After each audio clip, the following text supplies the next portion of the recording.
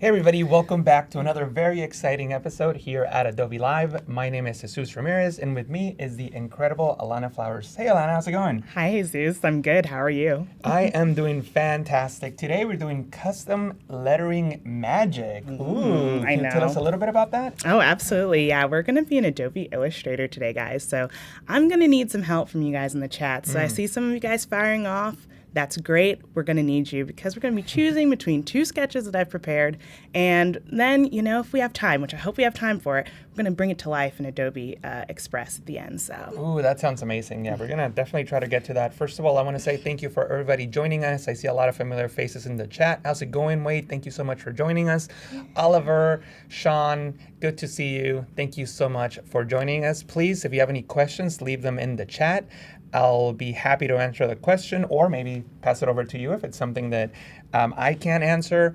And yeah, I'm super excited to get started. We want to get to Adobe Express, so I guess we can get started if you're ready. Yeah, definitely. So thank you so much for joining us. Thank you, Wade, who put my Behance link in the chat. If you guys don't know a little bit about me, I'm a lettering artist. I'm a designer. So all you'll see on my Behance, a bunch of lettering. Love them. Love typography. And I love even more that I get to do it by hand. So that's why I'm really excited to take you guys into Adobe Illustrator, and I'll show you how I vectorize lettering from scratch. So you can just sort of follow that process and feel free to ask questions along the way. So that's what we're going to be up to. So I'm not going to waste any time. Jesus, are you ready? I'm ready to roll. I'm ready to learn. Yeah, I think everyone's ready. And by the way, we have Yesenia from NOLA. So let us know where you're tuning in from. We're streaming from the beautiful San Francisco Bay Area in downtown San Francisco. Yeah. So let us know where you're watching from. Where are you from, Alanna? I'm from New York. Awesome. So super excited to be here in San Francisco. It's my first time out here. So. Ooh, I hope you like it. I grew up here, so this is like my favorite place in the world. Oh my gosh, it's beautiful. I love it so far. So, all right, guys. So I promised you some sketches. Okay, Yeah. so these are rough, guys. These are just straight up. Took it with my iPhone from my sketchbook. So Super cool. I'm going to just label these 1 and 2 so it's easier for the chat to get a little vote going if Wade can assist us. But basically, the idea of these sketches, to give you guys some context, is, it's important, I think, to celebrate ourselves, especially as we're wrapping up the year. We're thinking about, what did I do? What did I accomplish? You are an awesome artist, right? That's what I was thinking. It's like, what? I just want to pat myself on the back a little bit and give myself a little award. Yes, you definitely everyone needs that, I think. Yeah, right? And it's like a little boost, a little encouragement. So if anyone feels strongly, you can start voting in the chat if you want me to start vectorizing the first sketch, number 1, Ooh. or number 2. 1 or 2. So Let us know in the chat, 1 or 2. yeah. I'm not going to influence the chat, but I do like 1. I know, I'm just Better. like... I'm wondering which one you like, but let's not say I don't anything. wanna Let's say. give it a couple moments here. Let us know 1 is on the top, 2 is at the bottom. And they both have the same copy, the Awesome Artist Award. Ooh, that's Marcy. Marcy, yeah. That's very cool. Yeah. Atlanta, Georgia. Nice. Oh, nice. So many places I still need to go. Yeah, they should do like an Adobe Live tour, and they can hit every big city. Make it happen, Yeah, Jesus. make it happen. Oh, yeah. Or whoever. Yeah, whoever's listening that can make it happen. We want to travel the country touring with Adobe Live. Awesome. All right. Okay. So what do you think? Let me see if the YouTube chat has anything to say. We'd love to hear about from that. all of you. And yeah, if you're watching on Behance, you can comment there. If you're watching on YouTube, you can comment there. I'm checking both chats. And yeah. So I think we're tied on the YouTube chat with number 1. Okay. So I think it's gonna have to be up to us. Okay. And check out the poll there. I love that. Let's see. Well, I think from everything I'm seeing, Oh. option 1 seems to be the one that's winning All right. on everything I'm looking at. Yeah, it seems that way. So, you guys have spoken. Yep. I feel convinced. I trust you all, and this is why I love Adobe Live, because you guys help me out. It's collaborative. Definitely. All right, the chat has spoken. Let's go for it.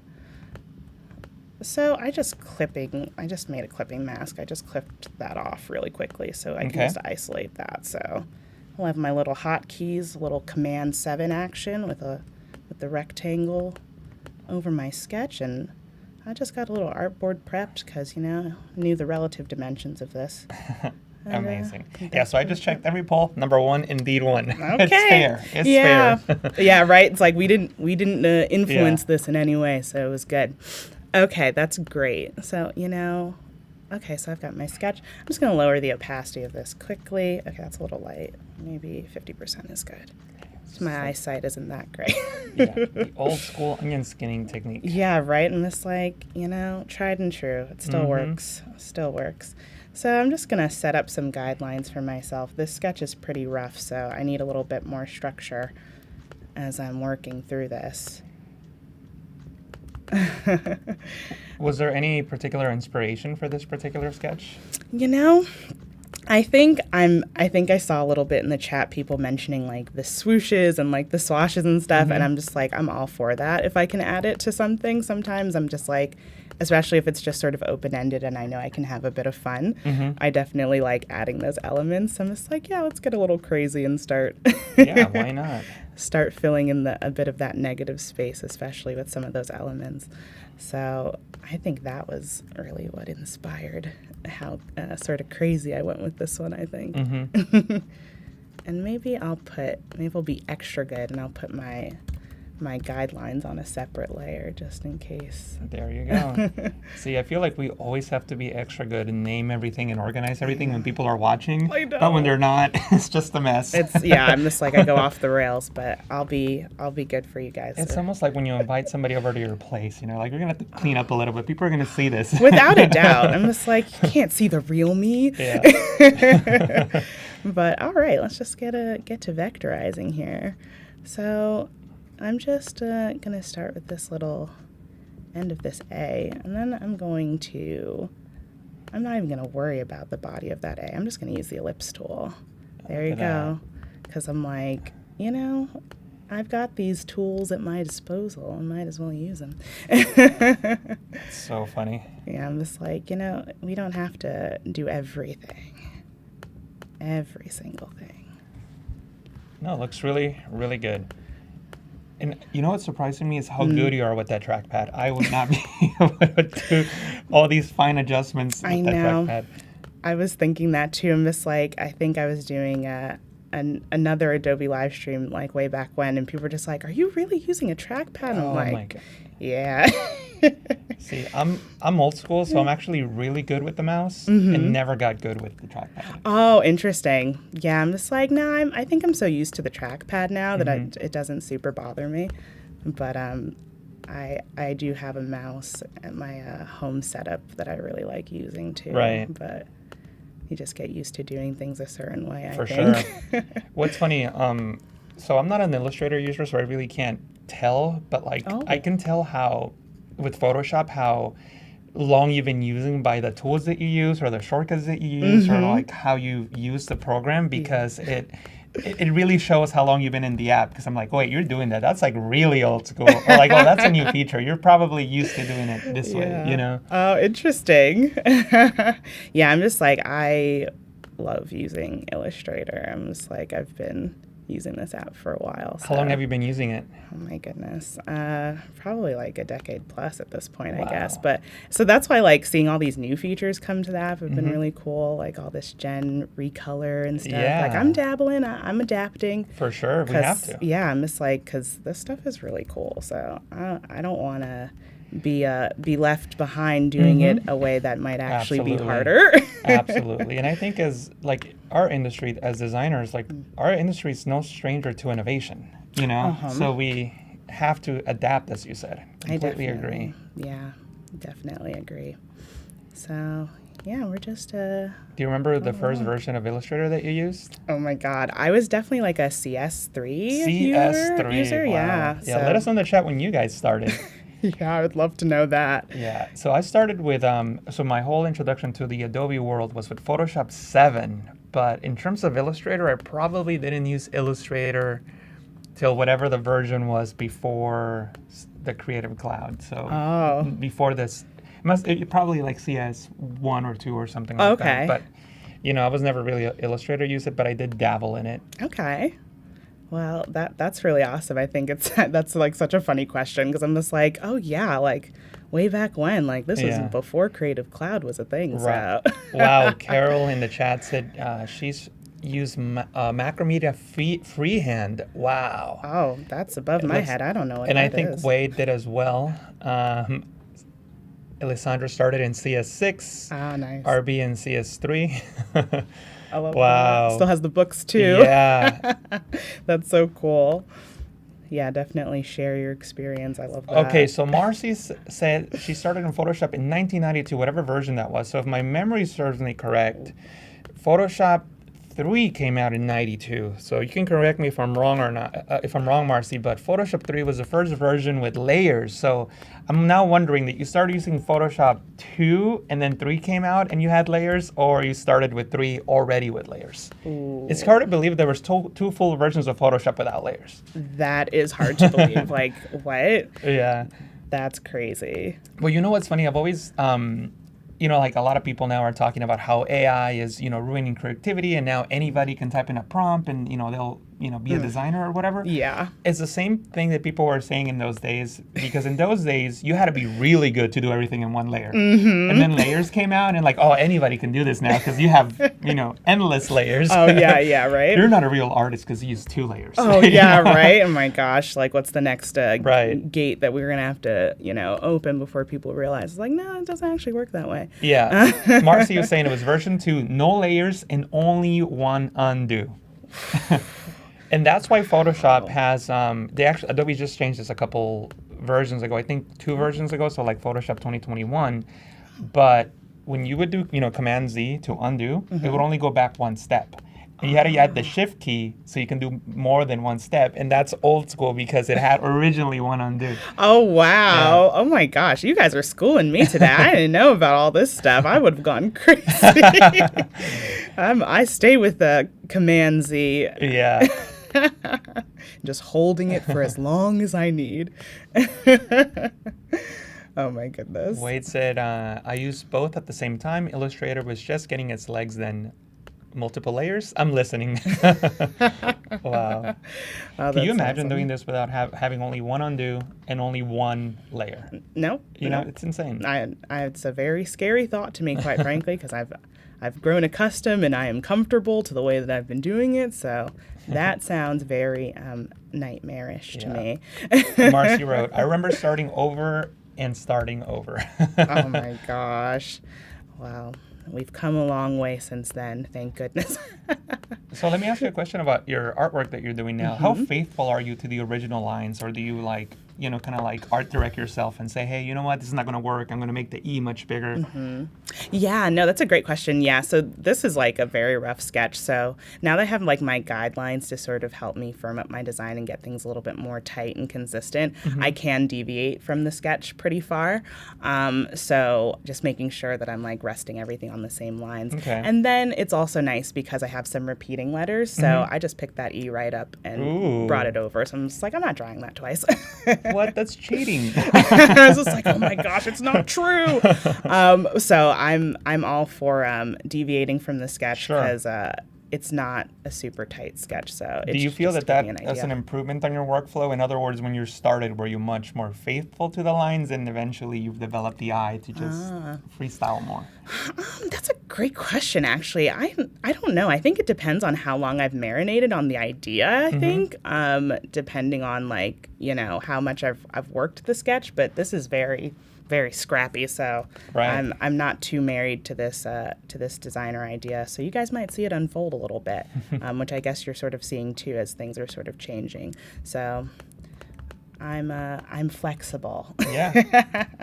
And we have to be as designers. Yeah, right? I'm just like, geez, what else do we have to do? Oh yeah, like see that A is like huge compared to this, so I might end up downscaling it a bit to sort of adjust for that. So I don't want it bumping into the other line too much.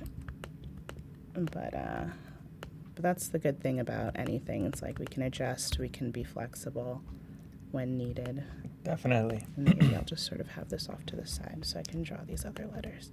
So we were talking about, when we started using our favorite Adobe apps, since you started using Illustrator, which I think you said was version CS3, if I'm not mistaken, what new features can't live without now that you're like, oh my God, I'm so glad Adobe added this? You know what? I feel like all of the gen features are pretty cool, like even the ones that are like still in beta technically, I guess. I'm just like, I'm really loving playing with those. But even if it's just like, utilizing libraries way more, which I'm going to be doing today, I'm just like loving where it's just like, if I have it here, it's everywhere. So I just like that it just streamlines everything so I don't have to go crazy looking for stuff. Right. So it's just like, it can be little stuff, but it does make a big difference. Definitely. I mean, the whole ecosystem, I think that's why Adobe's great, Yeah, definitely. You know what? I could never do what you do because I cannot write in cursive, believe it or not. Oh my gosh, Jesus, really? Yeah, and I'm, a dinosaur essentially, so I don't know why I never learned. It's definitely a dying thing. I don't think like my nieces and nephews know how to write in cursive. Or, like I'm just like, I don't think they teach it in schools really. Right. Well, see, I started to learn how to write in the early 80s, so they were definitely teaching it in school. I just refused to learn. Oh my gosh, well, we had to do it. They were like, get your notebook out and practice all your cursive. Exactly. Yeah, I was like, I refused to, and I was like, nope. Hey, I mean, but I'm just like, it's so pretty, and now it's like my favorite kind of lettering to do is script. So I'm just like, yes. Oh my God, Marcy brings up a really good point in the chat. She said, listening to how we are talking about layers, what will people be saying about Generative Fill 30 years from now? Oh my gosh. Like what? Designers didn't have AI? What? I know, right? That's hilarious to think, but it's true. Like this is really what happens when you push the mark forward. It's like, what was I doing without these features? Exactly. Or what were people doing? Like, wow, design was so primitive back then. Yesenia is saying, I still do, so I'm trying to reincorporate it back into my typography. I think she means the cursive writing. Oh, nice. Yeah, I'm like, I definitely agree. I'm just like, if I can use a script style, or especially if I'm the one like controlling the brief and, doing the creative direction, I will most likely choose script or like some combination of script and another style. So I'm all for mixing and matching. We have a comment in the YouTube chat. Fran VVM. I started out with a Commodore 64 computer at least 35 to 40 years ago. Wow. Darren really digs the 3D features in Illustrator. Wow. Yeah, those are really cool. That is really cool. I love that. Everyone from all different experiences can call back to when they first started with these kinds of programs. That's pretty cool. Sean is asking, what was the reaction to smart objects? I don't remember, actually. I don't remember if people liked them or not. Does anyone know in the chat what the general consensus was when smart objects came out? I love them. I just don't remember conversations about them. Yeah, I'm like, that one kind of flew by, I think. I think that's really interesting. Oh. And by the way, make sure that you stick around here on Adobe Live. Right now, we are with Alanna Flowers doing custom lettering, but right after us, we're going to have mastering client collaborations with Idara Ekpoh. I'll be hosting Idara, and then right after that, we have Curtis Ying, and you, Alanna, you'll be back. You'll be back on. Yeah, we're switching seats. You're going to be doing Adobe Firefly Unleashed. And at noon, and by the way, these are all Pacific times, so California time. Then at noon, we're going to have Idara back on with you. So you're going to be on back-to-back hosting with Idara, doing the schedule went away. So yeah, we'll be back throughout the rest of the day with Adobe Live, so make sure you stick around with us. Yeah, we've got a packed schedule today. It's a lot of fun stuff going on, so I'm excited. But just before we switch to the schedule, I thought it was interesting. Marcy mentioned how she's like Johnson & Johnson just changed their logo to be non-script. And like, you see that a lot now, I think. How do you feel about that? I don't know. I feel like it's just maybe a sign of the times, like, trends happen and whatever. I'm just like, I feel like, you're just so used to seeing something, especially like super old brands, looking a certain way. But, people change stuff and it's just like, That's I don't get interesting. too up in arms about stuff. It's like, oh Right. my God, I hate it or whatever. It's ugly. Right. I'm just like, I mean, they wanted to change it, they changed it. You know what? I feel like you, but there's one brand that if they switch their logo, I feel like I would be offended. Ooh, which one? Can you guess? Script language, very Script. popular. Or script, Uh-huh. type. I don't That it wouldn't look right if it became something else. I don't know. I'm kind of Coca-Cola. Ooh, You know, I agree. if that brand changed its logo, Yeah. I'd be like, no. That's true. That's true. It wouldn't feel right. You're Yeah, right. it just wouldn't feel right. Wouldn't feel right. Wouldn't look right. I totally agree with that. Well, it's funny how, like, I feel like I'm at an age now where everything that I liked as a kid in terms of fashion is coming back. Mm-hmm. I wonder if, like, cursive and script like this will be more popular, because now everything's it's gonna be regular type, and then people are gonna see this as like amazing, and it's gonna make us shift back. Maybe. I mean, I don't know. I'm just here to have fun. But I'll just sort of make my own determinations, I guess. But a lot of the times it's like maybe I can tell things are shifting when I get like certain briefs from like clients and stuff like that, the kinds of things that they request. I'm just like, oh, this is seeming to be very popular, or like, oh, this is kind of gaining more popularity. So I don't know, guys. I'm just riding the waves. Yep. Marcy said, I did not like bell bottoms the first time around or the second. I'm with you with that, Marcy. I love that, though. Alessandra's asking, didn't Pepsi change their logo? I'm not sure, did they? That one I am not sure about. Because I'm like, well, no, I don't know. But I do love watching those or seeing those. I think I see them like on Twitter or whatever. A lot of people like do the timeline of logos. It's like over the years how it's evolved and stuff like that. That's pretty interesting to me, because it's just like you'll see sometimes between some years and be like, oh, that tweak was so subtle, like why does that even matter? And it's like, Yeah. It's like something about the way it hits your eye or something. It must matter, I guess, or else maybe they wouldn't have changed it. Well, a lot of times it's just like a focus group, and whatever X number of people thought, all right, there we go, that's the better logo. Yeah, right. So it's like, oh yeah, that made me feel better or something. That's true, actually. I forget that it's like, yeah, they have to get input from somewhere to justify these sorts of changes, I guess. But Sean is waiting for hammer pants to come back. Yeah, me too. Oh my goodness. They're comfy. I'm just like, I mean, I guess they seemed comfortable, but maybe impractical. I don't know. Yeah. I'm a kid from the 90s, and like here in the Bay Area, kids were wearing, especially boys, like these big saggy pants. And I look at pictures of me when I was a kid in the 90s with these basically hammer pants. And now I wear like the tightest fitted jeans possible. I know. It's like things have changed so much. Yeah. That's so funny, though. Yeah, it's just like you cringe a little bit, you reminisce a little bit.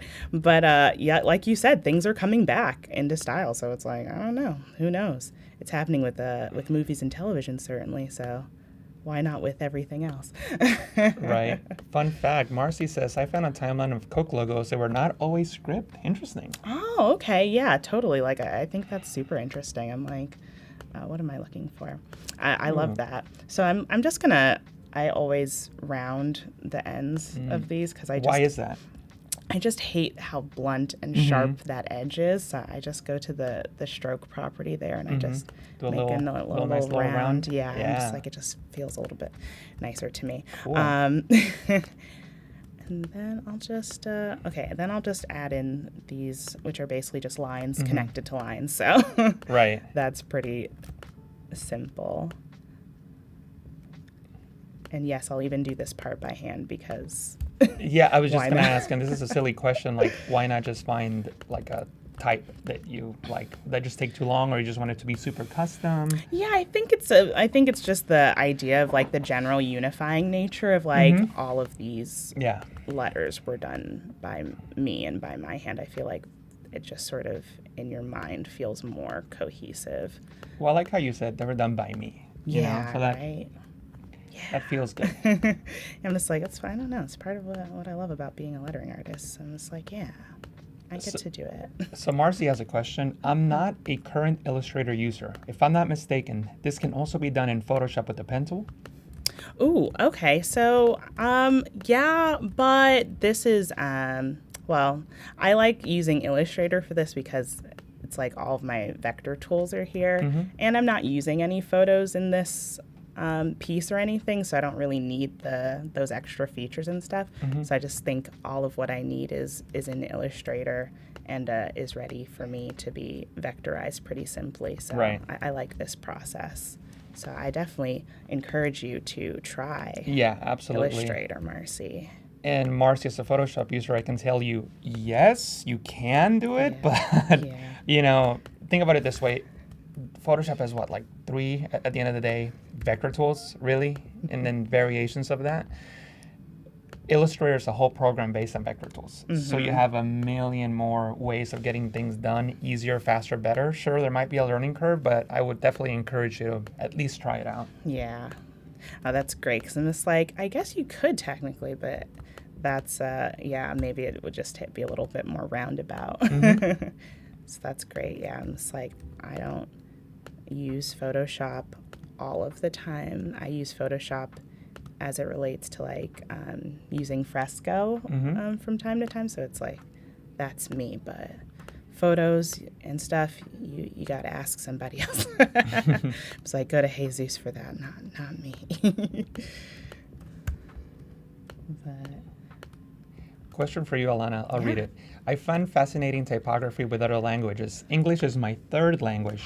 Alanna, have you done typography in any other languages other than English? oh wow, that's such a cool question. I think I've done some in Spanish.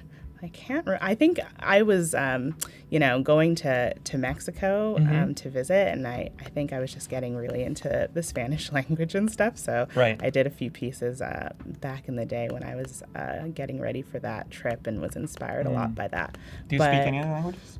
No, not really. I'm just whatever I picked up for that trip to Mexico. But no, Yeah. I think that's really impressive. 3 languages? What? That's really awesome. Jeff is saying, this is awesome. Love the careful vector work and the script. Oh, thank you so much. Yeah, I'm just like, I'm trying not to be overly precious with it because it's like we don't have forever, but, hopefully can take something away from this process. And it's great because you can just watch the replays. That's right. Which is like part of the joy of all of this. It's like you get to watch it back, pause it. As many times as you need. Yeah, go slower, go faster, whatever you need. Absolutely. So yeah, now I'm just like basically, let me turn off my sketch layer here, and maybe I'll turn off my guidelines layer here too. So this is what we're looking at right now. And basically now I'm just going to like tweak a little bit. Okay.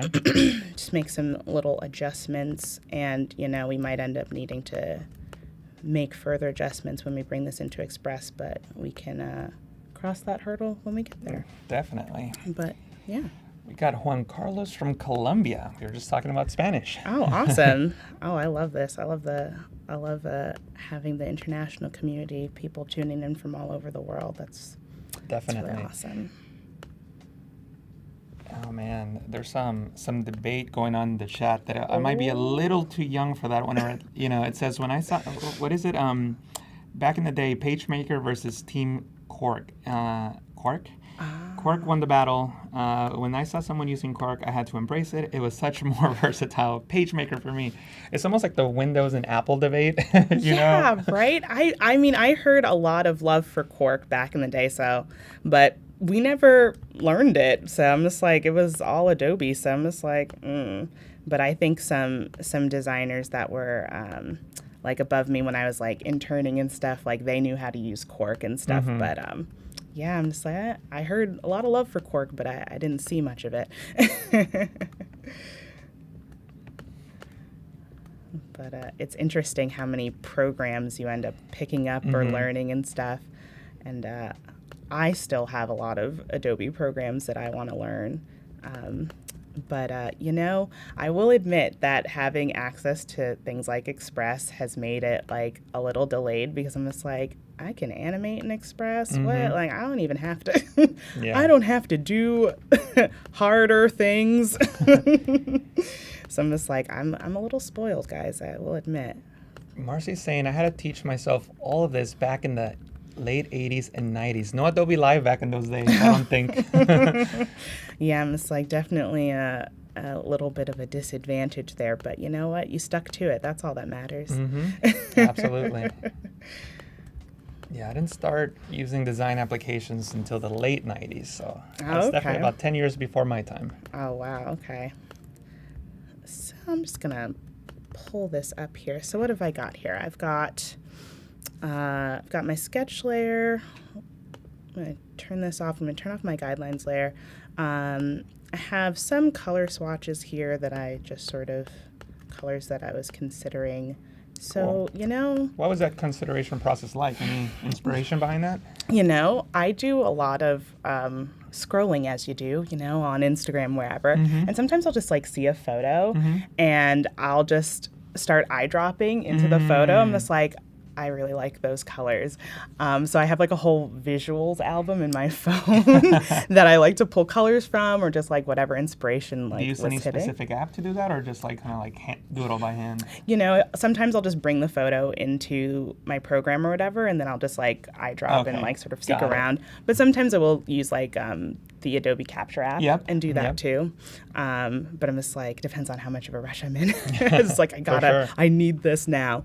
But okay, so I am satisfied enough with how this looks at the moment. So I'm going to go into my library now. So basically this, is it this one? Okay, this one should be empty. Okay, so this is basically where I'm gonna start building things related to this project. So I'm gonna start by, let me just drag in this color swatch here and start building things out, because this will help me when I go into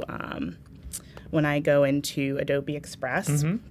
So that everything will just be ready for me. Even if I don't end up using these colors or what have you, I'll just be able to reference these without having to go back and forth between the programs like a million times. Yeah. So I like that. Got a couple nice comments on YouTube. Fran BVM. Alanna is so good at creating letters. I have trouble using the pen tool. Jason. This is beautiful lettering. Jason Flowers. That might be someone you know. Oh, hey, that might be my brother. Hi. Oh, thanks for tuning in. He's tuning in from New York. That's cool. Awesome. Well, hello, Jason. Thank you for tuning in. That's awesome. So what else do I have? So I have my colors here. So I'm going to group this so it doesn't go all willy-nilly. I can even actually like drop all of this in, I think, as just like a graphic. Let's see if it'll let me do it. Okay, cool swag. So why are you doing that? Why are you making that into a graphic? So I'm basically going to now go into Adobe Express, and I'm going to just start landmarking, like plotting where this could go into the template that I've started to like sort of mess with. So cool. Let's jump over to Express, guys, yeah, why not? And see what's waiting for us there. So let me see. We're doing good. We got about another 20 minutes. Oh, this is great. So, good time. Good timing, guys. Okay, we're doing it. So this is, as you can see, a rough blank template. We're all, I guess, technically spoiled by all of the templates that are available in Adobe Express. I'm just like, that's great. Let me remix that. So is this something that you found and then you remixed it? Cool. I think I just keyword searched like certificate. So I was just like, I need something that looks kind of like a certificate, and it was good because it helped me with like the little line where your name goes and like is hereby presented to. I'm like, what kind of words go on certificates? So it gave me a good basis to go off of. Right. So that's really awesome. So let me go down and scroll to my library. Is this my library? Okay, no, wrong library. Oh, my library is called certificate. Which that happens to me all the time. I'm just like, what did I name this library? What's the name of the library? So as you can see, like it's right there. All the stuff that we already designated for ourselves is right there. So let's see how our lettering fits in here. Look at that. and just drop her right in. Because I was just like, I need space, but I don't know how much space. So this actually fits pretty decently, actually, I'll say. That is super cool. Look at that. That's awesome. So actually, now that I think about it, I've got a couple other elements that I'd like to add to my library, now that I think about it. If I can travel to my certificate folder. So I've got my signatures ready. Is that really your signature? Yeah. Oh my God, that's really nice. So I did this in Fresco. That is so cool. So mine is terrible. Mine is a squiggly with a line. I think those are pretty interesting though, because it's like but people. I can read yours. I know what I your name know, is. but it's like people are consistent with their squiggles. So I'm just like, no, that looks incredible. Thank you. I'm just like, I credit Kyle and his good brushes. So yeah.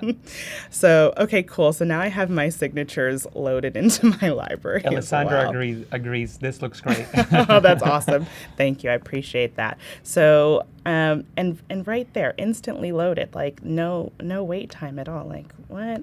There it goes. So then I can just drag that. Look at that. That looks incredible. And just drag that right onto my signature line. Really, really nice. And then what I also like is that, just like in, other Adobe programs, you've got your layers here. So sort of the order of stuff. And then you can lock things in place. So I'm going to do that now before things start shifting around. All right, guys, confession time. Oh, confession. So you have a beautiful signature, and I've always been jealous of people with beautiful signatures, and I thought, I got to get a great signature.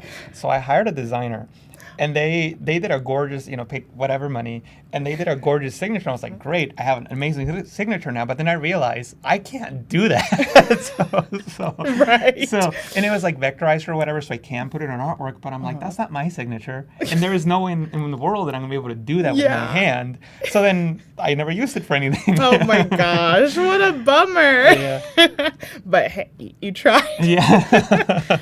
But I love looking at people's signatures because just I don't know. I think it's just kind of I feel like it somewhat tells you a little bit about the person. Like just like I don't know. I just think it's very insightful, and I like looking at them.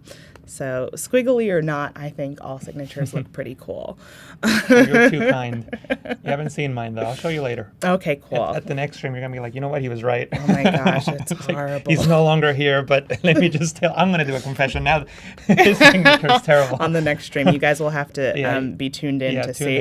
Yeah, she'll let you know. I won't be around, so then she can be honest. That's so funny. So yeah, I'm just like playing around. I was thinking that I would add like some elements to these corners that I've designated. So I was thinking about going into this elements tab actually and seeing what kind of things I could add that sort of represent artist and all of these things. So let's see. Maybe there's like a paintbrush or something. Yeah. What do you guys think represents artists? Like, give us some ideas. Yeah, like hit me with some keyword terms because like this program is pretty extensive. There's a lot going, so like I'll just start like dragging some things in and like we'll just sort of have them ready. But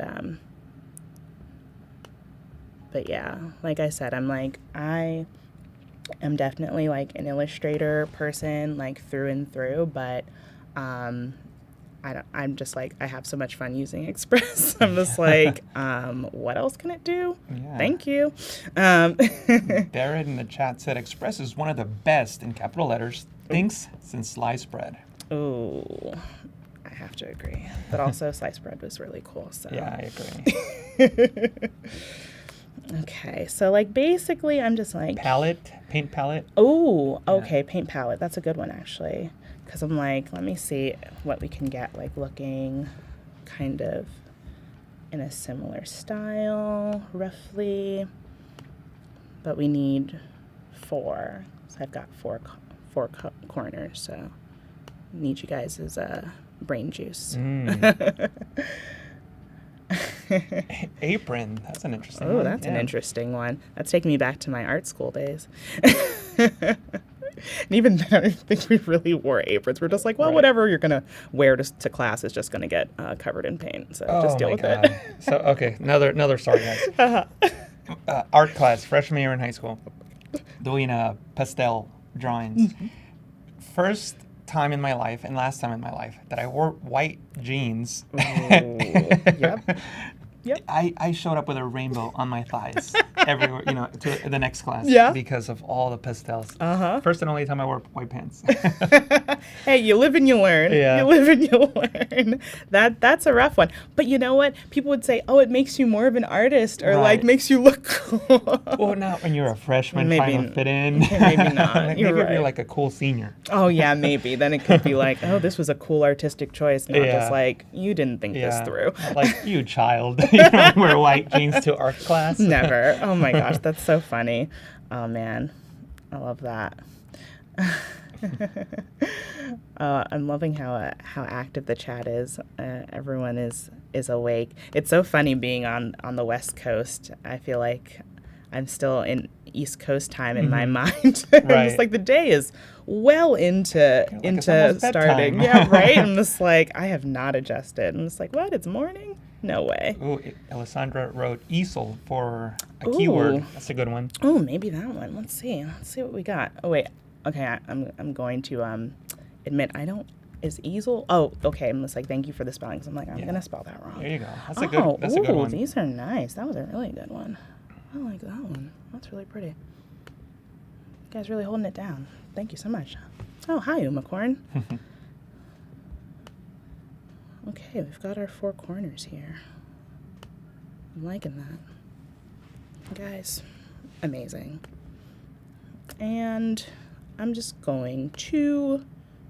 like shift clicking to hopefully select all of these elements. Let me make sure, yeah. And I'm just going to lock them because I think I'm going to work on just like adding a different color to these circles because I'm like, I don't know if I'm married to that pink back there. I don't know what I was thinking. Who knows? Let me see what I got. Oh, looks like this guy didn't lock. But that's okay. I'll float him for a little while. But yeah. Just And are you grouping these now, or what is it that you're doing? So I'm just like, let me just shift these over. I'm just going to shift click to select the circles, and then I'm going to play with a different fill color maybe. And it's cool because it'll just pull those colors from my library, so it's just like ready for me. So I had like a blue in there. Oh, I think I already like that blue a lot better than that pink. And then I had like a much lighter pink. Oh, that's actually kind of nice too. Yeah. I kind of like either of those directions, but I think I'll stick with blue for right now. I'll just throw these elements back in place. Yeah, and once you start adding elements, that kind of changes the whole dynamic, so you might decide to change the colors. That's true. I definitely agree. It's great because everything is just saving in the background. I don't have to think about it, like what, and I'm just gonna...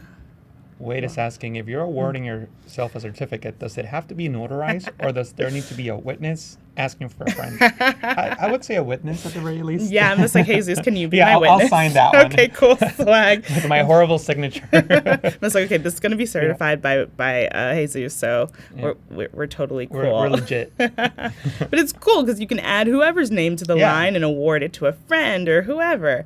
So it's like, I feel like we don't celebrate ourselves enough, Let's give ourselves a little boost, a little pep talk, a little, you're doing great. You're awesome. We don't need to wait for other people to give us awards and stuff. We can do it and give them to ourselves. What's the award that you've received that you've been the most proud of? And it doesn't have to be like some crazy fancy award. It could have just been like something made by a friend. Oh my gosh. I mean, like a nephew or something. I know, right? It's like, I think I'm a pretty decent aunt. But I think like back in college, I got like a... I worked on campus. I was like student employee of the month or something like that. I'm just cool. like, oh, that's cool. Like, yeah. I just think it's fun when you're like not expecting it or something. Did they put your picture up? Oh, they had like a little ceremony and I had a little certificate. Oh, that's cool. I'm just like, I think those like mean the most because it's like, yeah, we like, especially as design professionals, like, it's very common to, apply for stuff, to get recognition and stuff. But sometimes things just catch you off guard and you're just like, oh, yeah, you won this. I'm like, I didn't even know. Yeah, that's amazing. amazing. I know. I'm just like, oh, that's so nice. So I really like that. When I don't expect it and I Right. get something. Oh my gosh. So okay. So I said there was going to be some movement, some animation here. So let's see what we can do to sort of zhuzh this up. Because the cool thing is that things don't have to just be printed out. I could totally print this out and probably will when I get home and put it on my wall. But I can make this move and make it a visual thing that, does a little bit more. So we've got all these like cool animations that are just like ready to click and use, which is pretty nice. So I'm just like, and more are coming soon. I know, right? I'm just like, come on, what more could you ask for? I'm just like, you guys have already given us so much. Like, so I'm just like, I don't know. We could just start adding these in and see how they look. And then at the bottom, a little timeline appears. So then you can just like hit that playback. Look at that. But I don't know. I think now I need something that embodies the awesomeness of the awards. So I'm just like, does that say awesome? I don't know. Could go back and check a different one. Okay, that gives me a little bit of anxiety. Yeah, That's same. a little too much. But it's just like so much fun, just like sort of playing around with stuff. So I don't know. Okay, that's a lot. But it's true to the name. That is a pulse. Oh, that's kind of fun. That's a bit much. Okay, maybe the breathe was the best, because I'm just like, Yeah, okay, I like that one. it's sort of like an introduction. It And feels. then we have little options and settings we could apply, I right? know, that's so true. So let's go back, and so I can like change the speed. So that's true. Like if some of them are like giving too much, you can slow it down, or if you're just like, that's not intense enough for me. I want it to be like more. You can like make it faster. And super cool. change the personality. Ooh, look at this. Come on, drop down. What? Energetic. See, they thought of everything. I'm sorry, but I'm just like freaking out here because that's like what was in my head. And then if we want it to be like intensity, Like boom, you're awesome. I really like that, actually. Everything is awesome. Everything is awesome. I really do like that. Okay, so then we've got my name here. So let's see if there's like some sort of appearance or something that we could do for this. Maybe, ooh, interesting. Got a little fade. Ooh, maybe it comes on suddenly. Oh, that's kind of fun. And then you can like tweak it and like set the duration and be like really fancy and customize with it.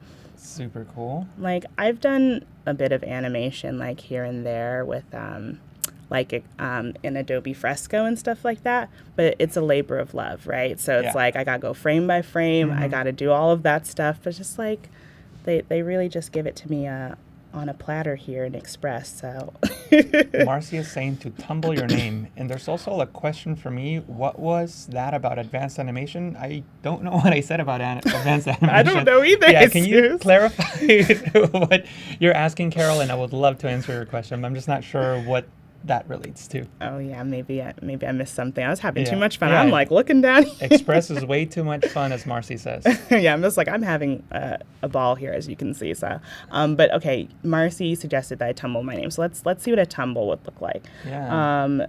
Is there Bottom right, I believe. Bottom right? Oh, look at that. That's Oh, kind I of can fun. write it. Now that's an introduction, right? And be Yeah. like, presented to, boom. You know what, Marcy? Let's do it. Yeah, because there's like a moment of like suspense. Like, I who know, is this right? for? And then boom. I love that idea, actually. That's really nice. That's really funny. Oh, Carol said there was a pop-up on the right side of your screen, and I did see it come up, but I didn't read it, so I'm not really sure what it said. Oh, okay. There was something about advanced animations coming soon or something like that. Oh, okay. Well, that just means you need to watch this space and keep up to date with the Adobe Express and the streams. Let me see if it pops up on mine when I... Oh, okay, yeah. We're going to investigate for you, Carol, because I want to know, too. Because I'm like, what else is there that this thing can do? Because that's already pretty cool. Right? I'm just like, here I am, thinking that I've accomplished everything. But no. But wait, there's more. There's more. But wait, there's more. I love that. Okay. Let's Well, see. sadly, I didn't get the same pop-ups. Oh, man. Yeah, I'm sorry, Carol. I saw something come up, but I didn't read it. But all this is being recorded, so you can go back to that part of the stream, pause it, and read it. Yeah. That's true, because like I'll probably do that because I'm just like, now I'm curious to know what it is. That's so funny though. Oh, thanks, Alessandra. Yeah, my name is Alanna Flowers. That's my real name, not a stage name. I think I just got lucky. So thanks, Yeah. Mom and Dad. So basically, what I just sort of tweaked on this timeline here. So like you can sort of adjust this with the little, you'll see these little bars so that you can drag, because I didn't want my name to pop up at the same time as the animation for the header. So I just sort of delayed that a little bit so it doesn't tumble in right away. So That's then super it's cool. got How a you little can bit. change where it begins and all that. Yeah, it's like you have a lot of control, which is nice. So it's like you have a lot of options, and then you can just like adjust the length overall if you just like want it to keep playing, which is also nice. So I'm just like, this is pretty cool. I'm like having a bit of a blast. So let me make sure all of our little illustration elements are unlocked, because maybe we could do a little something with those in the corners to sort of round things out. One of my favorite things is when you click on an element, the timeline switches to that particular element instead of having like 1,000 layers. That's You know so what I mean? true. Yeah. So like maybe I just caught want the that. little paintbrush to, start at a certain point, Yeah. and I don't have to scroll through, all the different layers to align it. I think that's so true. brilliant. That is brilliant. And I'm just like, I think that is part of like what makes the the program so user friendly too. Because I'm just like, I haven't been in Express like super long, and I felt very relatively comfortable right away. So I'm just like, y'all were thinking about the user. Because it's just like, even though it's just like, okay, I have a 10 plus years of Illustrator experience or all these other Adobe programs, but it's just like, make it easy for people.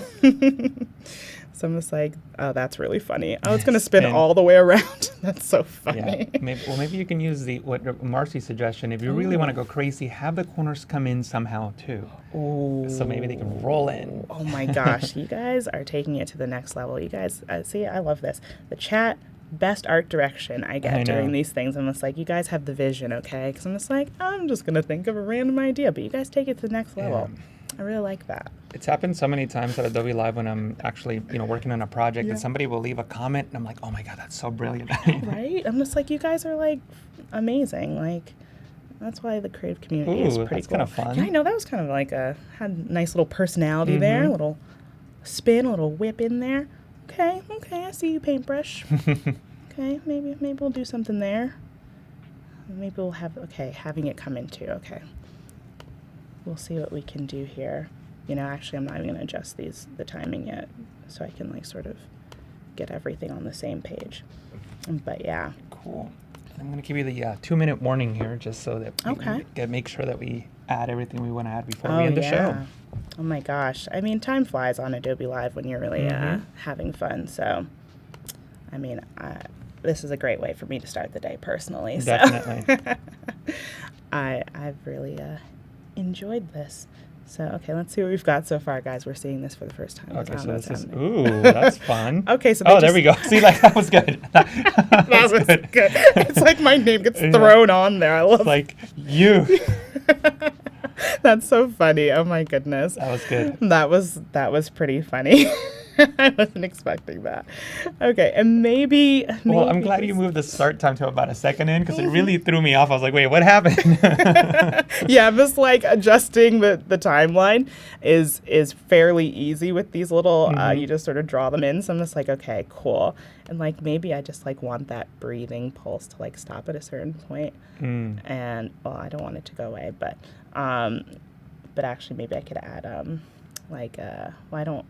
maybe like an out animation or something, or some other, maybe it could slide out. That'd be It can funny. slide out. It's like, end. whoops, skedaddle. As soon as the name comes in, Yeah, the and be like, award whoop. goes away. Yeah, right, Like, nope, just you're like- not getting this award. It's like it was all an illusion. Yeah. Oh, that's so cool, though. That's amazing. I love that. One more for fun. Come on. Yeah, I know. Okay, let's do that. Let's see how that looks. I added that slide. Breathe. Comes in. Breathe. breathing for a bit. This is a really important award, guys. There we go. And then it's gone. Amazing. That's so fun. Well, Alanna, thank you so much for showing us how to work in Illustrator, take that work into Express, and then animate it and do all these fun things. Anything else you want to say before we head out? Oh, no. I mean, this was just so much fun. Thank you so much, Jesus, for hosting me. And it was just great engaging with the chat. You guys are awesome. So stick around. Yeah, everybody, thank you so much for joining us. Amazing work there on the chat with the suggestions, the comments. We appreciate you. We love you. Thank you so much. We'll see you back again in like a couple minutes. We'll be back with Idara. Thank you so much, everybody. Thanks, see you soon. Guys. Bye.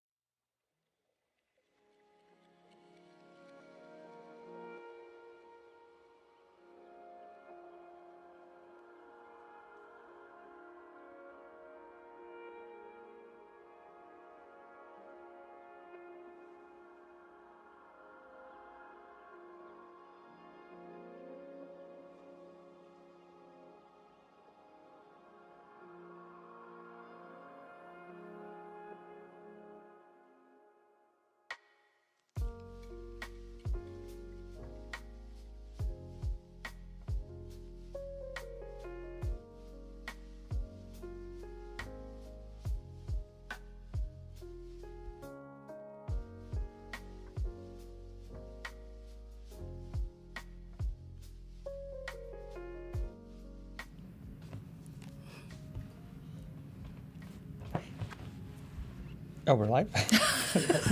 Sorry. Sorry, everybody. Oh, my God. Hey, everybody, thank you so much for joining us. I am your host, Jesus Ramirez. With me is the amazing Idara Ekpoh. How are you, Idara? I am doing great. I'm feeling good this morning. Excited to be here in San Francisco. Amazing. We're going to be talking about mastering client collaborations. What does that mean? So for me, I think having the shoot is important, but also you need to plan for your shoot, right? So before I go into any project, I like to create just a quick deck that covers maybe some mood boards, some images that I want to consider, my approach to the shoot, just so I have my ideas in my head organized.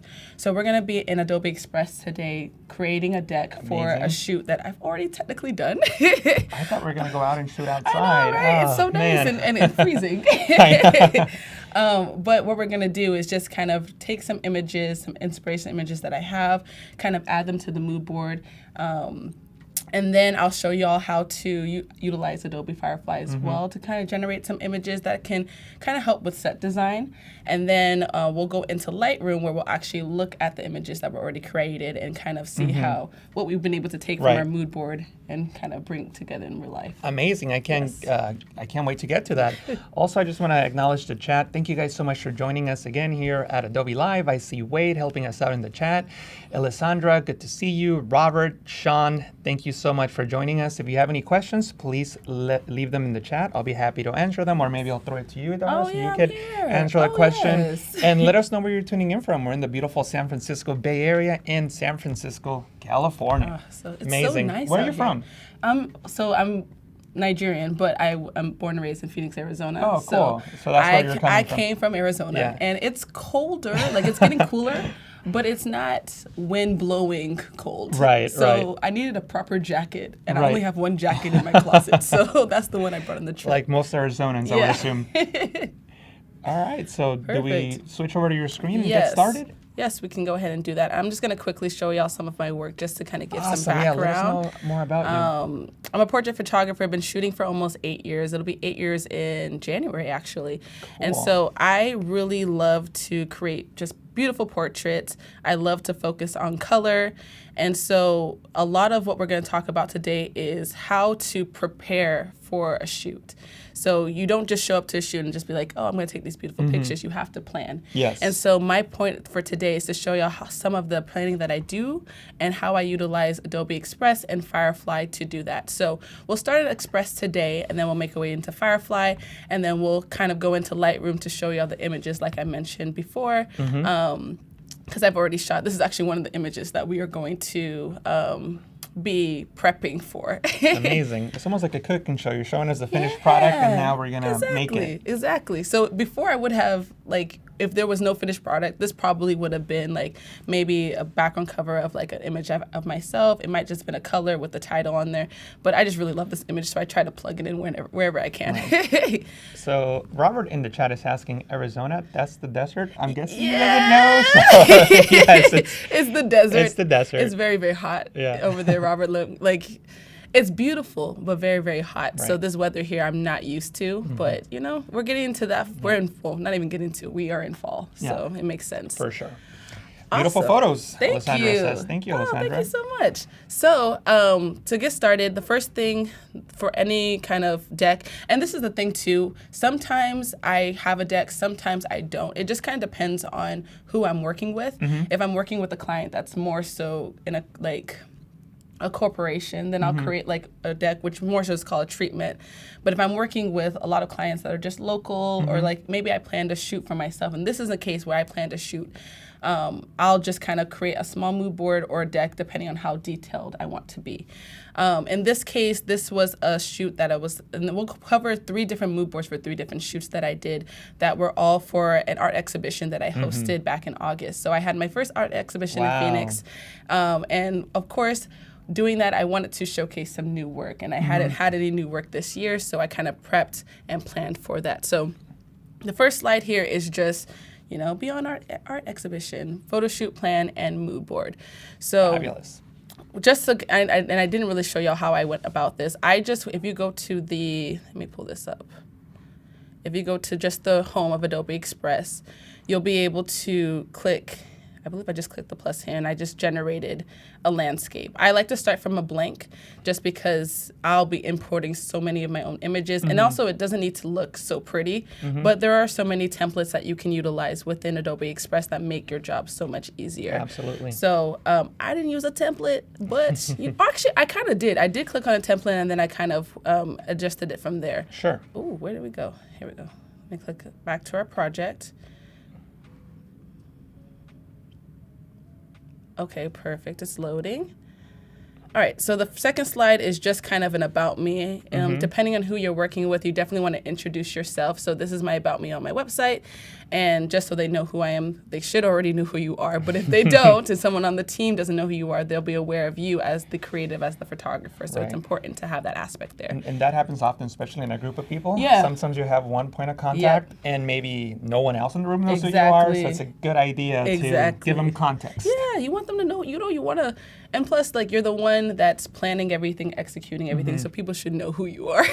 So, do you tailor your about you to the client you're speaking to? You know, it's actually interesting. I don't. The reason why is because I feel like, well, actually, yes. So this is just my general about me that's on my website. And I just feel like it kind of covers who I am and the purpose behind my work. So I really want them to know what my mission is as a photographer. Right. Now, if I have to go in and talk about and maybe pitch myself, then my about me will be tailored to why I am probably the best photographer for this project. Right.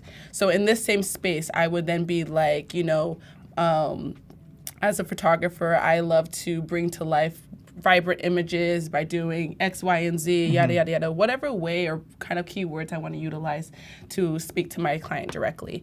And so that's where I would kind of make those kind of changes here. But in this case, because this was a shoot just for me and just again to tell you guys who I am, I included this about me page. And then Sean did ask the dimensions, which yes, correct, 19 by 10, 20, 10, 80. Okay, so the next thing is to figure out your approach. Now, this is just a good place to just take all of your ideas and dump them. So this slide for me really includes a description of the approach that I'm going to have for my shoot. So I know that I want to utilize color. So I'm just going to be typing out, I'm not going to kind of make it look pretty, but I'm just going to kind of write out some keywords that I'm thinking of. Right. So let's see. So I wrote the psychology of color. So this project for me is meant to incorporate a variety of different colors. The reason why, if you notice with my work, I love colors because, I don't know, I just feel like it's just so vibrant and beautiful. And colors also have meaning. So colors will mean different things. So like yellow is a color that symbolizes like happiness, right? Red is a color that symbolizes passion. Purple is one of royalty. So colors for me are a great way to kind of take maybe like a visual color and get an idea of what I might want to do for a shoot. So for this shoot, I know that there were three main colors I wanted to consider.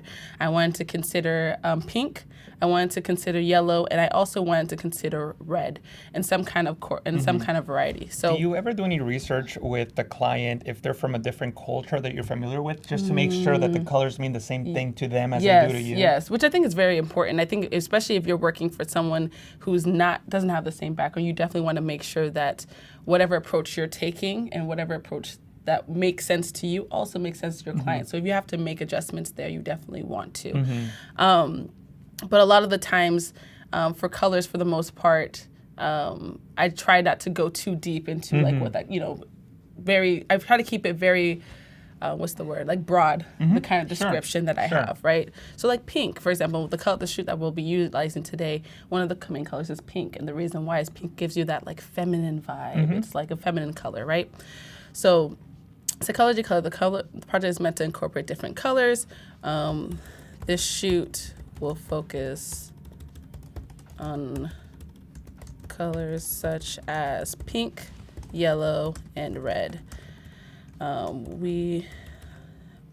Each project will be shot in a studio setting with artificial lighting.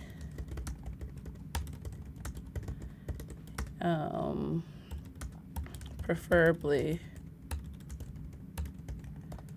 if I can even spell, probably on the same As day. I'm seeing you type, it reminds me so much of how I type, because I'll type in a word. Nope, I Nope. missed a letter. Go back, no, go back. Yeah.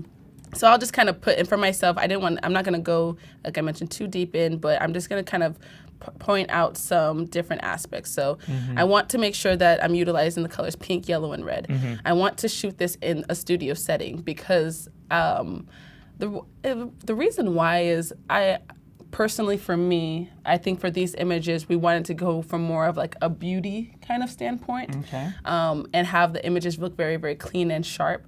When I shoot outside, which is usually my preferred, I like natural light, but also you're kind of restricted to a time of day to shoot. Right. And I think for this shoot specifically, I believe we were shooting in the evening. So Okay. studio setting, studio lights, that was the kind of setup that we had going on. And then some other aspects that we want to kind of put in here is, let's see, the first, each image, let's see, I have most of my train of thought, so, By the way, Alessandra in the chat is saying, I'm excited for this. I know nothing about photography since I'm an illustrator and art therapist. That sounds incredible. Art therapist. Art therapist. Yeah, Oh, let us know a beautiful. little more in the chat what that's all about, Alessandra. I'm curious to know. Then the next thing you want to include, after you kind of decide what your approach is, and so you want to include a timeline. Okay. This is just good to be able to say what we're doing and what we're going, like what our entire like plan is. Yeah. So this was a template that I did take. So if you go over here to templates, you can search for different templates in here. I think I might have just typed in timeline, presentation, or something of that sort to see what it might generate for me. And then there's so many different options in here that you can kind of pick and add into. So that way I didn't have to kind of create this structure for myself. So the first step that I have is source materials, right? So whatever I'm planning to shoot, you want to make sure that you are planning to go and source your materials. So I will say first step, or step one, source materials. For me, I love to source, actually, before you even source materials, let's actually take a step back. Before you source your materials, you want to source your inspiration, right? So I like to put in here, my computer's lagging. Okay, so step one, source inspiration. So kind of put some ideas of where I might want to source my inspiration. For me, I love to utilize Instagram, Pinterest. Newly, I've been utilizing Adobe Firefly, especially if I want to find ways to incorporate kind of ideas for set design. And so I'll put in here, let me just come here. Doesn't want me to click. Okay, cool. Okay, let's just type what we have. Okay, so we'll say Pinterest. Nope. Okay, there we go. Pinterest for images of inspiration for the models, hair, and makeup. Adobe Firefly for the set design of any of the images. So this is just for me to get an idea of where I'm going to source those. So the second thing that I want to do is, and I spelled source wrong, LOL. One day the AI will be smart enough to just change it. Just change it, Yeah. just kind of You know clean I'm it up trying for to me. type the word source. Come on, just change it for me. Step 2 is source inspiration. And this is also, source materials. This is also where I could put like whatever date that I would have. So if I was planning a project with a client, then I would say like the step 1, source inspiration, deadline by Friday, whatever the day of this upcoming Friday is, right? And then I would put a date for sourcing materials, a date for the shoot date, and then a date that we have to have all the images kind of edited and completed. So this is kind of like an idea of like just kind of getting all the dates that you have, deadlines that you have, just putting in one place so that way you know when you're going to be shooting, when you need to have certain things completed by, and that way also your client or whoever's working with can reference back and kind of say like, oh yeah, like I need to have X, Y, and Z done by this point as well.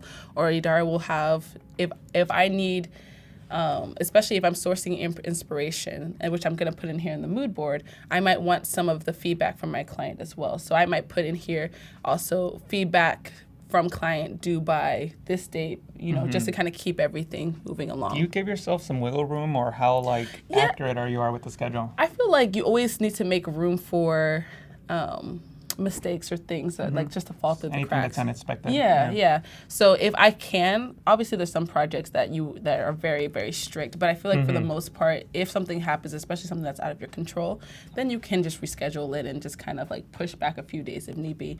But also keeping in mind that there is a goal in mind. So for me, this project, the art exhibition, was August 4th. I think I shot this project in June. Okay. And the reason why is because I needed to give myself enough time to shoot, obviously plan the shoot, do the actual shoot, edit the photos, and then because it was an art exhibition, I had to print everything. Yeah. So I had to give myself enough time to source the materials for the frames. A lot of moving parts. It was very stressful. But sourcing materials, so as far as sourcing materials for my shoots, I love to go to fabric stores. If I can. Sometimes I'll use the backdrops that are in the studio, but for this project specifically, I did utilize some fabrics. So fabric stores such as Joann's. That's my favorite. Joann's fabric store. That's my girl. I love Joann's. And then you want to be able to Amazon purchases of, and in this case, if any makeup or hair materials. And then we're just going to leave that as is, and we're going to keep moving forward to get to the actual mood board part, because this isn't necessarily much. We don't really need to dive into this. And then I'll put step 3 here, if it will let me. Do you have like a storage unit or something where you have old materials that you bring back from your projects?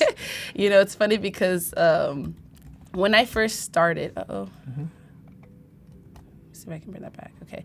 When I first started, I was doing all of this in my parents' house, and I didn't have much storage. I had my closet, so I would just kind of get like little buckets and put all the fabrics or all the materials that I had utilized for past shoots, and I would stuff it in there. And now I have like a proper place where I can organize it in my house and kind of keep it stored away, because sometimes you might be able to utilize things again.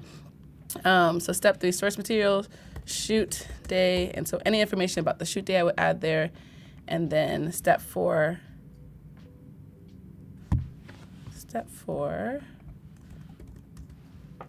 let me type. Step 4, post-production. So those are kind of like the 4 steps that I kind of keep in mind. So in here, I would have detailed like where I'm sourcing my inspiration, any deadlines for that, any deadlines for sourcing materials, any deadlines for the actual shoot, and then post-production. Now we get to a place where after that is done, we're now moving into our mood board.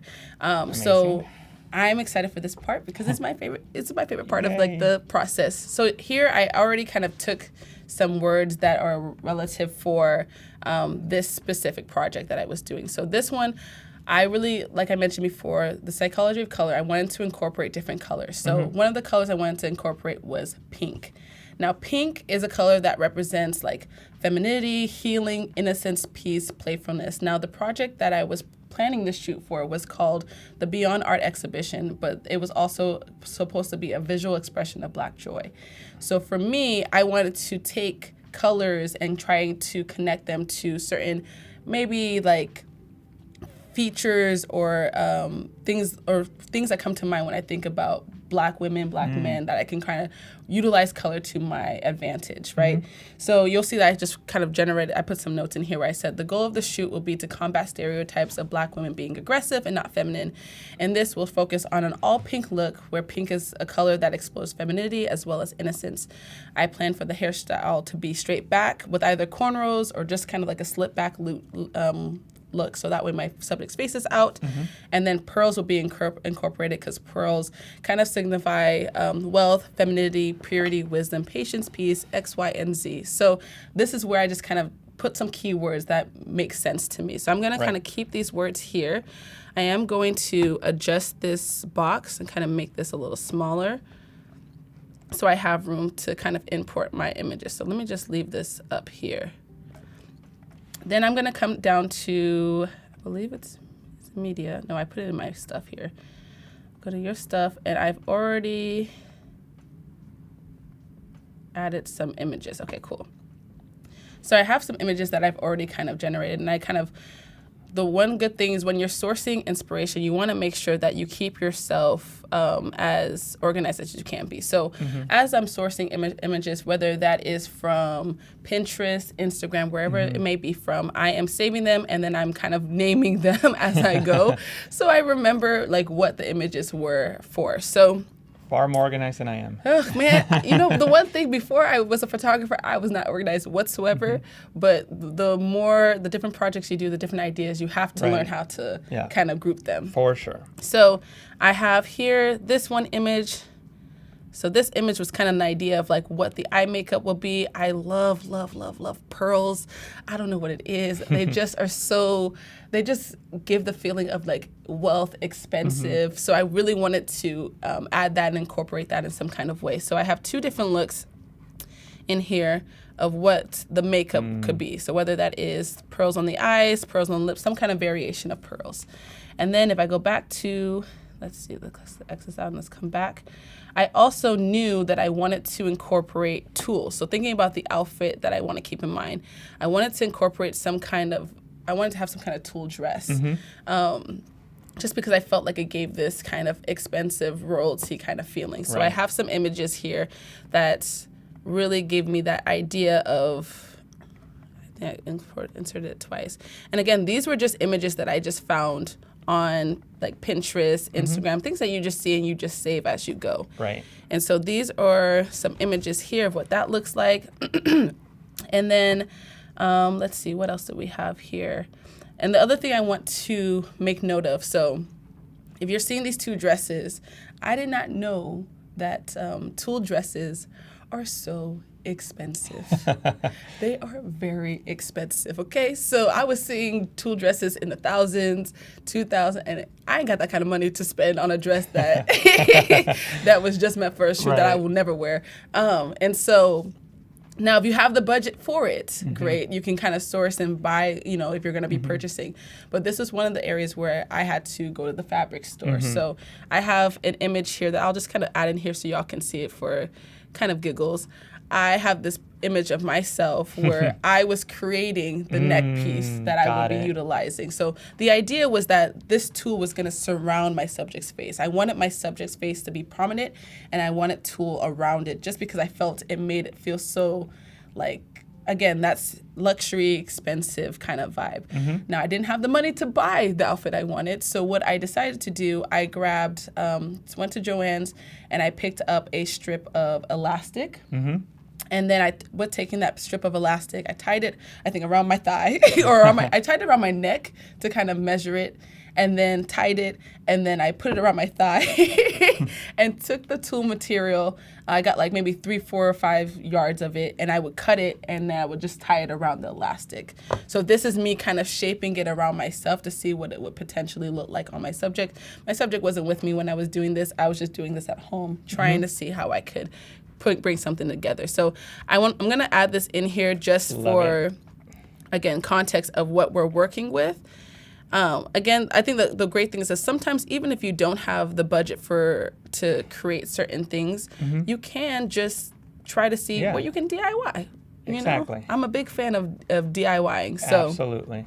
So and also, I don't know anything about fashion. Yes. But if you told me you pay $500 for that, I believe you. Yeah, exactly. Come on now. You'll believe it. You believe it. So I'm just going to click my images and move them down here. Make them a little bit bigger. Okay. Now, again, because this was just for me, I just like to keep things straightforward. Like just throw the images, throw the keywords, move on. If I was creating it for a client, I probably would have arranged this in a specific way, change the fonts, make it look really nice. But I just want to kind of, the point of this is this is really a space, and this is why I love Adobe Express. It's just a space to take all of your ideas and just dump it somewhere and keep it organized in one space. And then you can kind of refer back to it while you're shooting. And still connected to the rest of the Creative Cloud, which is incredible. Which is really, really great. Because then if I wanted to, everything just works so well together, which I really, really do love. So these are kind of the images that I have. So I love the eye makeup. It's kind of, again, it has that. And keeping in mind, the reason why I like writing out keywords is because if I'm thinking about words that when I have my final image, I want someone to look at it and think of words that hopefully I already had in mind, right? So when we're saying like romance and playfulness, I really love some kind of pearls around the eyes, because I feel like the eyes provide like, they're really romantic. When you look at someone's eyes, it's very, very romantic. And then also it's kind of playful, because why are you putting pearls on your face? So it's kind of playful in that sense. And then bring in the color pink as far as like in that femininity, healing, and innocence kind of idea. And this is also around the time that the Barbie movie came out. So pink was that color for me. It was hot. It was very, very hot. So there's that. So I'm going to kind of leave this as B for right now. And then we're going to go ahead and go into Adobe Firefly in a moment, because I'll kind of take you all through another image. I think for right now, let me go. And also, let me just show you what I clicked on. If you click on this little View All Pages button, you'll be able to see what your entire deck looks like so far. So that way, if you need to move anything around, you can. I'm going to move this slide up. And I'm going to change the color of it, because I think I'll use it. Actually, no, this should be fine. Yeah, okay. So in this next, for one of the other shoots I was going to have, I really wanted to shoot one with the male. And I wanted to have like this kind of spotlight, man of the hour type of feeling. So when you go into Adobe Firefly, I really love it because, again, your possibilities are endless. When I tell you, you can really create so much, and it's just really nice to kind of take those words and ideas that you have and, again, dump them in one space. Talk about DIY. You can just do the dress on Generative AI. Exactly. And if I wanted to, and even I think, let me even just type it. If I typed in pink tool around neck of, let me see, pink tool, let's see, surrounding, how do I want to say this? I'm trying to think the idea I already have of the pink tool. I know what it looks like and kind of see what Firefly will create for me there. So pink tool around the neck of a female subject. Let's start there. Sure. Let's see what it'll create for me. Oh, can't load. Okay, we can't work with that. No problem. Pink tool. What, a round woman? As a dress. Say that again? A round woman? Oh, on a woman. Let's see what that says. Female subject maybe seemed too. Was very. Like, what is a female subject? So we're gonna kind of see what Firefly will create for me. Okay, not so bad. We're starting here. Yeah. So these are dresses. I don't really want like a full on dress, but I do like how this tool is kind of coming up. So if I wanted to like kind of save this, and then click to edit, and then show similar, then Firefly will then show me similar images of other kind of pink tool as a dress on a round woman or around a woman. And so this is kind of something that you could generate if you want, if I was going to be doing it for it.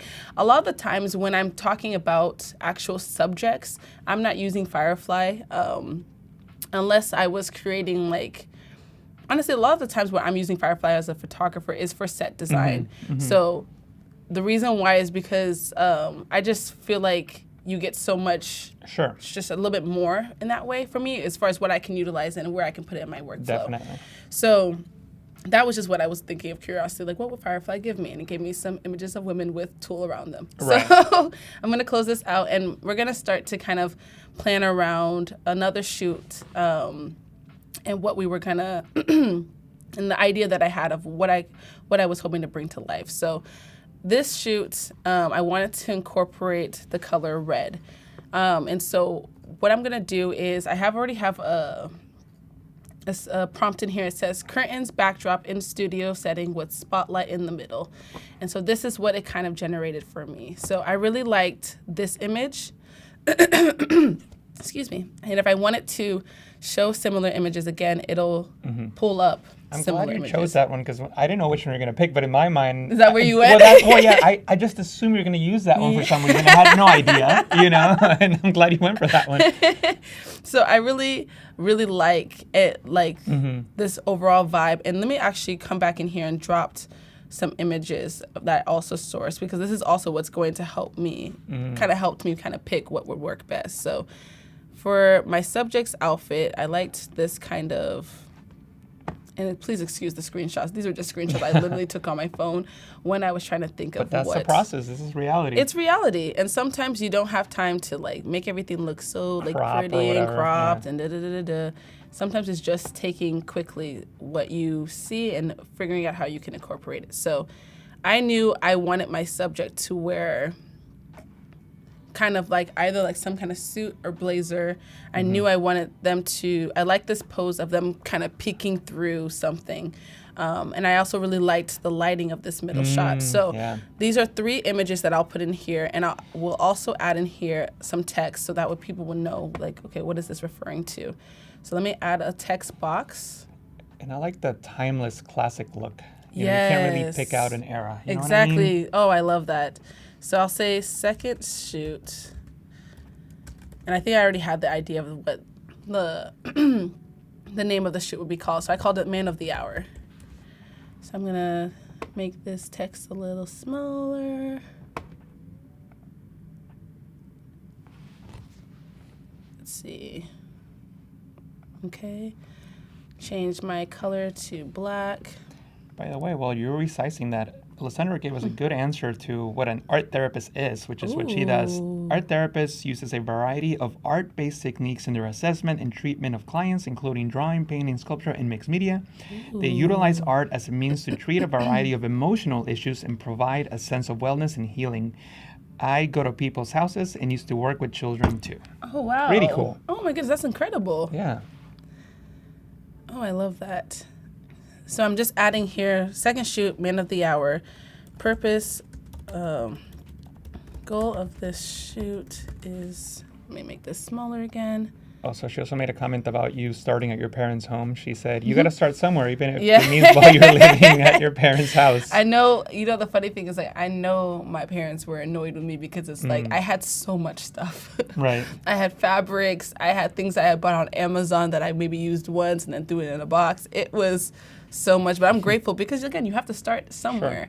Sure. And you kind of see what you're just do as much as you can. I was saving so much money as well while living in my parents. So there was money that I was able to put into my actual projects too. So I'm definitely grateful for that. Did you have siblings living with you at the time? Yes. Were they also starting projects? So everybody had a mountain of stuff? Yes. So actually, this is a plug for my sister. She does like press-on nails. Okay, cool. So it's called So Precious, but she creates her own press-on nails. So while I was in my room doing photo shoots, she's in her room like literally drawing and designing different nail designs. Did she ever come up to you and say, hey, can you take some photos for marketing material? Yes, she did, which is kind of the nice thing about having a sibling that's a photographer. So I have one sister, 2 brothers. As the girls, we were very, very creative. My brothers are not as much, but they're more like the sports area. But it was really nice to see like my sister in one room, me in one room, and then like now we have our own spaces, kind of doing our work now.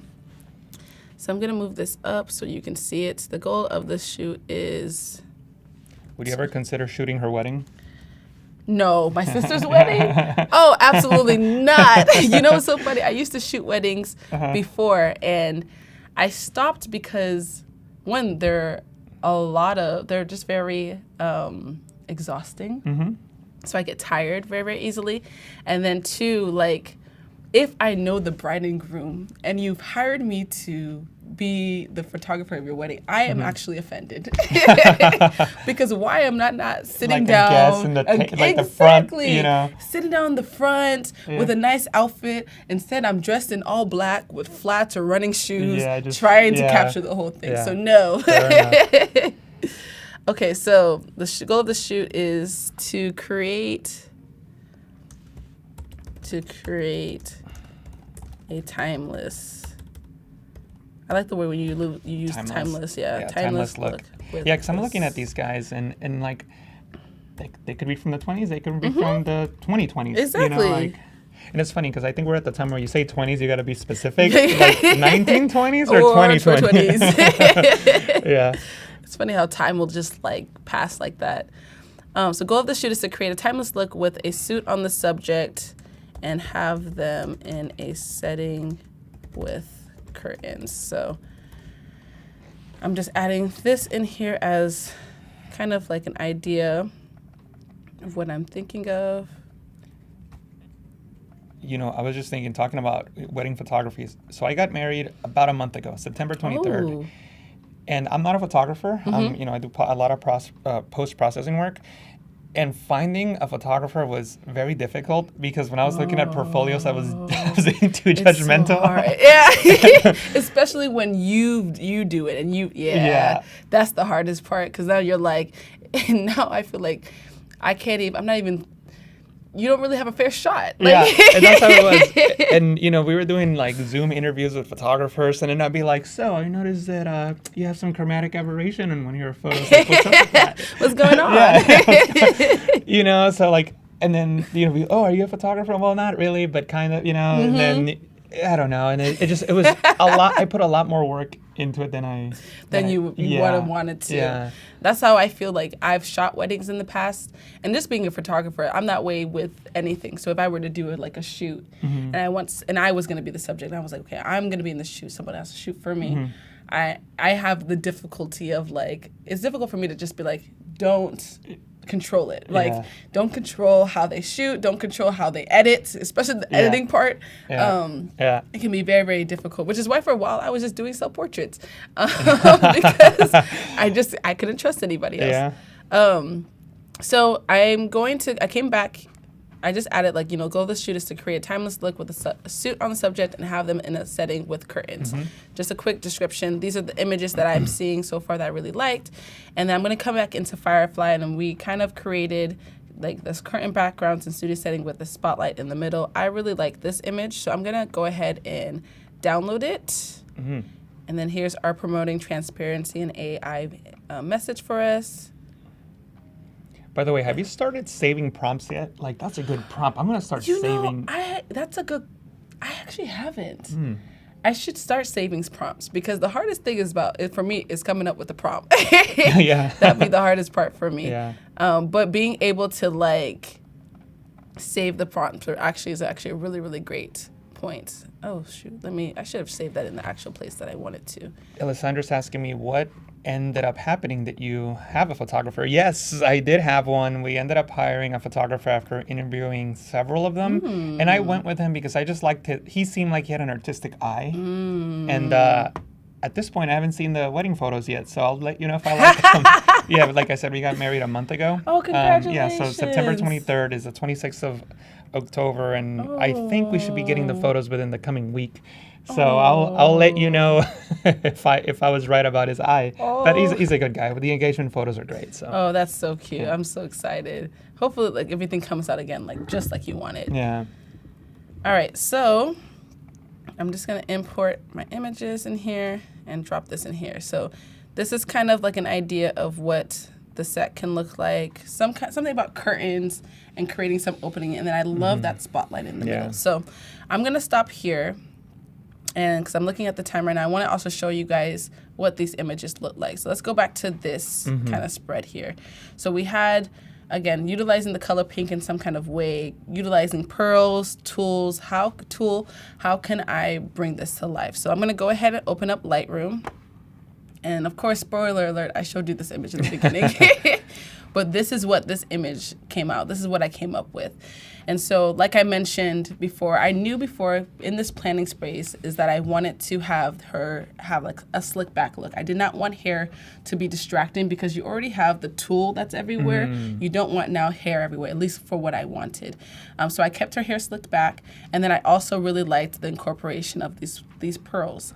So the one thing that I also like to mention is if you look at, if we go back and you looked at the image that I had here, this was not, we didn't create this exactly. And so the one thing that I always like to mention as a photographer, sometimes these images are just used for inspiration.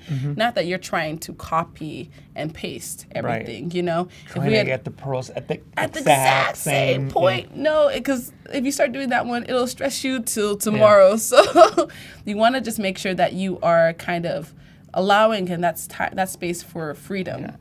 So as I am giving this, let's say, especially if there's a makeup artist who's involved, and she's seeing this look, how can she take the idea and copy it? Yeah. And the other thing I wanted to mention about about Express that I really, really love when you're creating these like general decks about, what you have going on, and maybe there's a team that you're working with, you can share this with other people, and other people can add to it as well, which is really, really great. So if I wanted to add somebody else or invite someone, there's an invite button here, and I can type in the email or the name of whoever I would like and share them, give them access to edit as well. If I wanted to just copy a link and give people access, I could. There is a share button here, so I could share, publish to the web, invite collaborators, etc. So that is really great to make this a space very, very collaborative. So if I wanted to invite other people who are on the space or in the space or on the team and a part of this project, whether that be like a stylist, there was no stylist, I was the stylist. That's why you see me there creating the neck, please.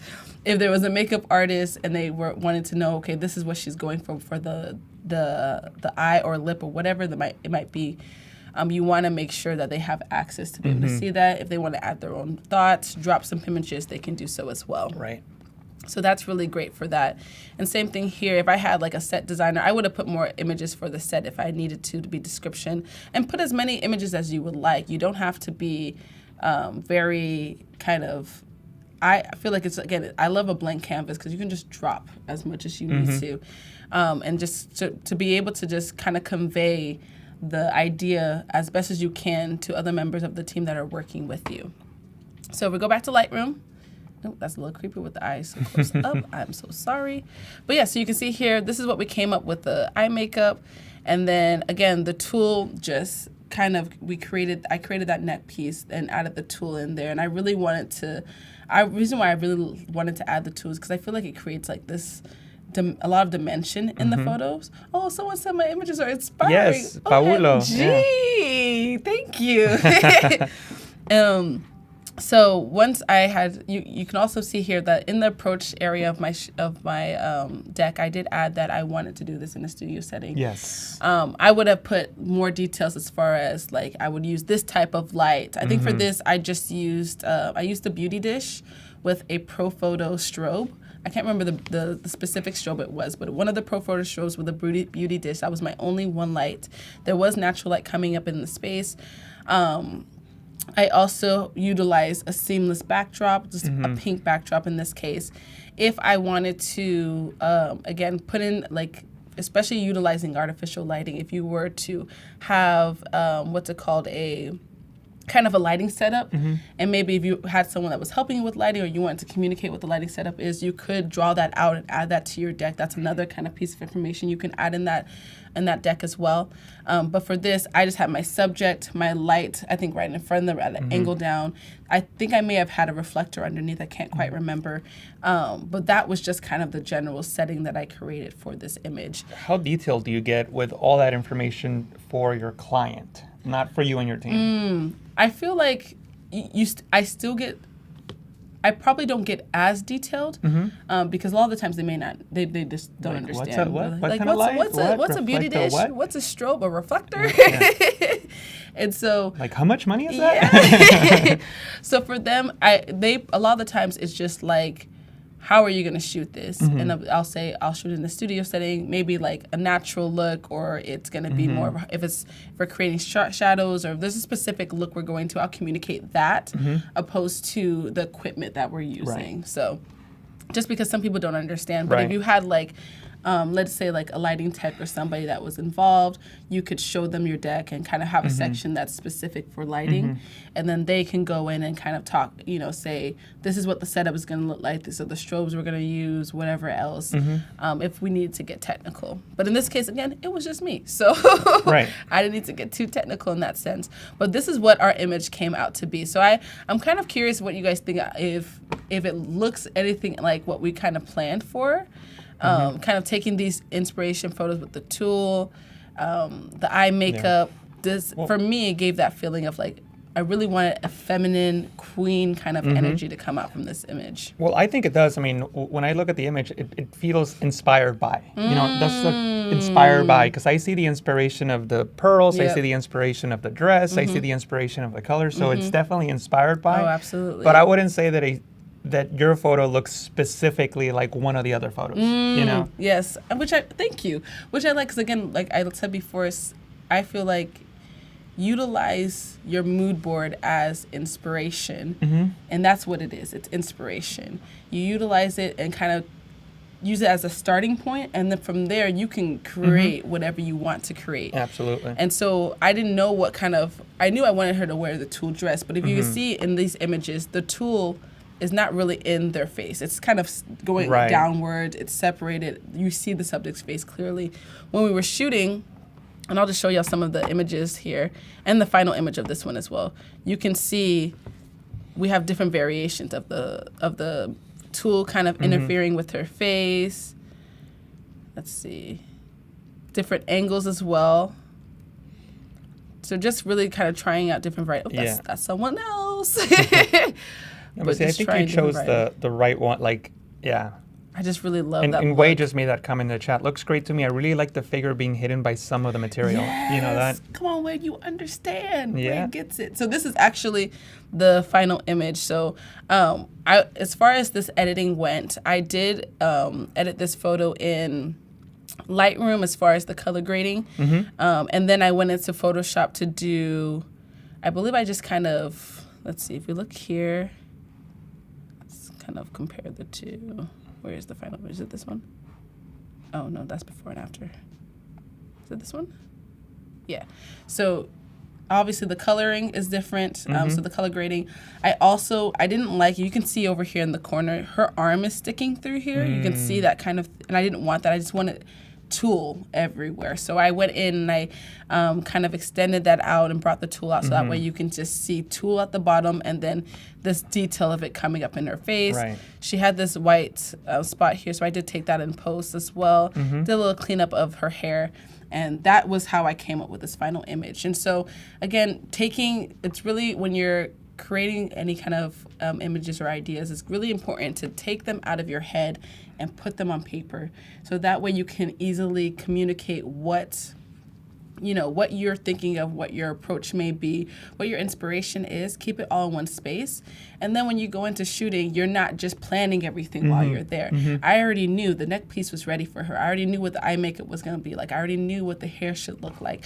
I had an idea of what color the backdrop should be, or what lighting setup I was going to have. So all of that helped me prep in advance. Is this the same neck piece that you Yes, took a selfie it with? is. Yeah, It is. wow. It is. See, again, you could have told me I was $1,000 dress. I would have believed it. Listen, this it's the same piece right here. Wow. This was the starting, and this is actually like a screenshot from a video I was sending to the model, like, hey, so I'm working on this right now. Wow. The idea was to make it like a full dress so I could take like, or at least to like maybe around here. That way I could take some further out shots, but it's almost like a Zoom call. This is all they're going to see. Yep, exactly. And that's what I did. Listen, sometimes you don't got to do too much because it was going to cost a lot of, like, tulle is not, one thing about Joanne, she's not cheap, okay? So the tulle was expensive, and you probably could purchase tulle anywhere in this cheaper options. If there's local fabric stores you have, utilize those as well. I went to Joann's just because that was the quickest and easiest.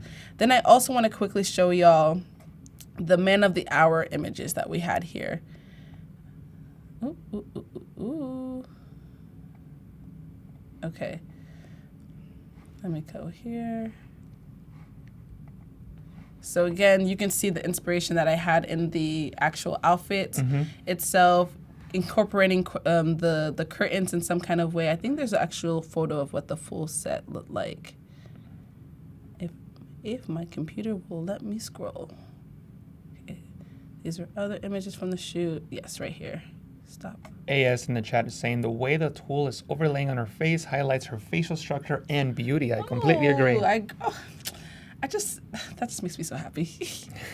I have to locate these files. See, but even in this photo here, you got the timeless look. Again, exactly. You could be from the 1920s or the 2020s. Exactly. You never, and just, I love that you said timeless. Timeless is really the word. Okay, I think I have to locate. I moved some files over, and now I have to locate it. While you're locating, I'm going to give you the 2-minute warning. Oh, we got beautiful. 2 more minutes, so we're going to locate these images so we can take a look at them. 3839, 3839. There we go. Select. So that way it can be. Okay, so you can see There we here go. that this is Spotlight. what the spotlight, just kind of like testing out the lighting. So we had these curtains that, again, when you balling on a budget, it wasn't going to be a full-on setup, but I Balling on a knew budget. I wanted those. I knew I wanted curtains and then my subject in the middle. And I think I have some options here of what's the final shot that I actually ended up going with. You know what? I think if you just get the curtains, the rest of it could be AI. You know what? Yes, actually, the rest of it really could be. So this was the final image. Let's see, was this it? No. Was this it? I feel like he just walked into like Jimmy Kimmel or something, you know? That's the kind of energy or kind of vibe that, okay, here's the photo. Uh-oh. If it'll let me click on it for right here.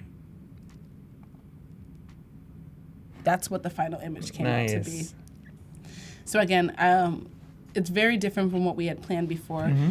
I tried different variations. I tried him in between the curtains. I tried him off to certain angles. And the center was where I really liked it with that spotlight. Mm-hmm. And then kind of bringing it, you can see that this is like one of the raw images and what it looked like. So you can still see the detail of the curtains. Right. I didn't want to see any of that, so I kind of blocked it all out. But I just really loved how it kind of focused in on him. So that's just, again, some examples of how you can take your ideas, put them onto one space with Adobe Express, and then bring them to light. I said light. Bring them to life. Still, in into life, Yes. into Lightroom, out of Lightroom, whatever. Yes, exactly.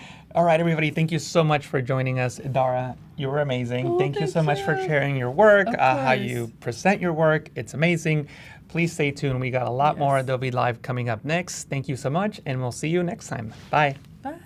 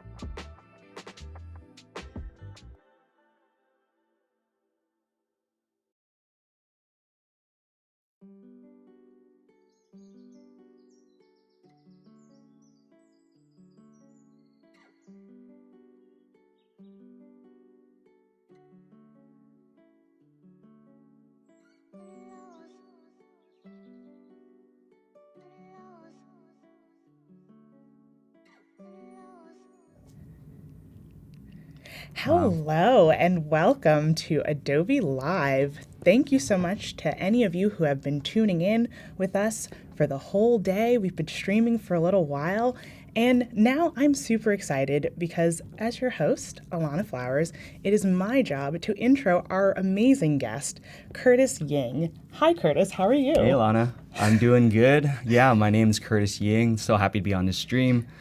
First Adobe Live, so I'm a little nervous, but I'm super excited to do this. That's amazing. Everyone in the chat, make sure you're giving Curtis a lot of love, a lot of encouragement. We are super excited to see him work today.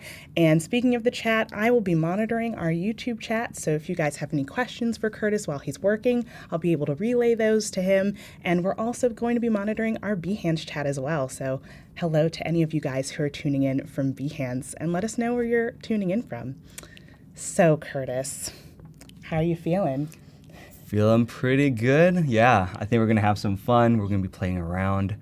Yeah, I can start off with just, I guess, a little intro. Yeah, we'd love to know more about you. Let us know a little bit more about what you do. Cool. Yeah, so I'm a multidisciplinary creative professional. I have done UX design, graphic design, photography, videography. I started my own clothing business back in college and still operate it to this day. So huge passion of mine. Thank you. That's pretty awesome. Wait, do you have anything that we could see a sneak peek of on your website? For sure. Okay, Yeah. because I'm extremely intrigued. Oh, thank you. Alessandra. You got this. Yeah. I mean, come on. Giving all the love to Curtis. It. Monica, Alessandra, you got this, Curtis. Hi, Curtis. Hello to everyone in the chat. Yeah, what's up, guys? And hi, Umacorn as well. Is there anything that you want to show us from your portfolio before we jump into the project today? Yeah, I'm super excited because I got permission to actually talk about my clothing business. So we'll actually be working with real life examples and creating some social media posts using Adobe Express. So a little quick snippet. This is my portfolio, curtisying.com. Nice. You can see that it's a designer and community leader in the Bay Area. So I am residing in San Jose, California. Oh, that's awesome. And I love fostering creative communities. So I host a monthly creative meetups in the Bay Area, usually in San Jose. Oh, wow. And we just get together, we relate, encourage, and grow with each other. So there's something about community over competition that I really want to push as a message. And so I love connecting with creatives and encouraging them, because it can be a lonely and scary and insecure journey, and for me especially too. So I think we can all relate to that, and right. I think that's part of what makes Adobe Live so great, because we're all about community here. So I think that fits perfectly with everything that we're about. Awesome. Yeah, so if we go into my portfolio, I think this will be an easy way to kind of explain who I am with visuals. This shows the strong visual and UX background right here. The creative meetups, so this was one kind of photograph nice. with some of my friends. Yeah. Down here, running my fashion brand Xhilo, that's going to be something we'll dive into a little bit. Okay, nice. And I take photos. This is my friend George right here, but wow. That was in the Sonic Runaway in San Jose for whoever might be familiar. Oh, okay. Well, that is extremely cool. Kind of and shout out to your friend George. Yeah, my man George. Yeah, I think. Oh. And I'm already super excited, and I know that we're already super hyped. Before we jump in, I just want to reference that we're running on a continuous stream today. So we've already seen myself, we saw Idara, we've got Curtis, but coming up, we've got Idara again, and I will be hosting. And you'll also see Curtis and Idara a bit later at 1, and these are all in Pacific time. So just keep watching. Our stream will be continuous, and we'll be right here for you guys. So we're really excited. So Curtis, yeah. I would love to see what you got planned for us today. Yeah, let's take a look. Okay, so we're going to talk about the Adobe ecosystem, and I think it's amazing because a lot of us designers can use, Adobe products. 100%. So going into Express, what is so interesting about Adobe Express? I would say one of the biggest things and the first things I want to cover is, the ecosystem. How can they integrate really well together? Adobe Express, what's exciting is I'm going to show you guys just such an easy way to import Photoshop or Illustrator files onto Express. Ooh. I'm going to talk a little bit about the workflow within, how I use Express, and Generative Fill, some of the AI features like the text effects, which are pretty exciting. Wow. We're talking about linked objects as well. Linked that's objects great. as well. So that's going to be really cool to just throw in things and like see it kind of change in real time. Then we're gonna actually create some social media posts that relates to my clothing brand. So we're gonna see all that together. Oh my gosh, it's jam-packed. Take us with you, Curtis. We're ready. Sweet. We've got people in the chat saying, hey, Curtis, awesome. Love the creative meetups. Great photos, too. So Oh, yeah. we're already vibing with you, I Curtis. see Kenny in there. Thanks, Kenny. Take us with you. Oh, is Kenny one of your friends? Yeah, he is. Oh, yeah. that's cool. Look at that. So yeah, we go into Adobe Express. So I wanted to show you guys in the Creative Cloud, if you guys have that app downloaded, you can actually enter Adobe Express through the browser, or you can go into the application and then just click under Featured Adobe Express, and it'll open up the browser for you. So that's perfect. two different ways to do it. Nice. And from here, yeah, we can just create. But first, actually, let me just show you guys when we go into, let's see, an Illustrator file, for example.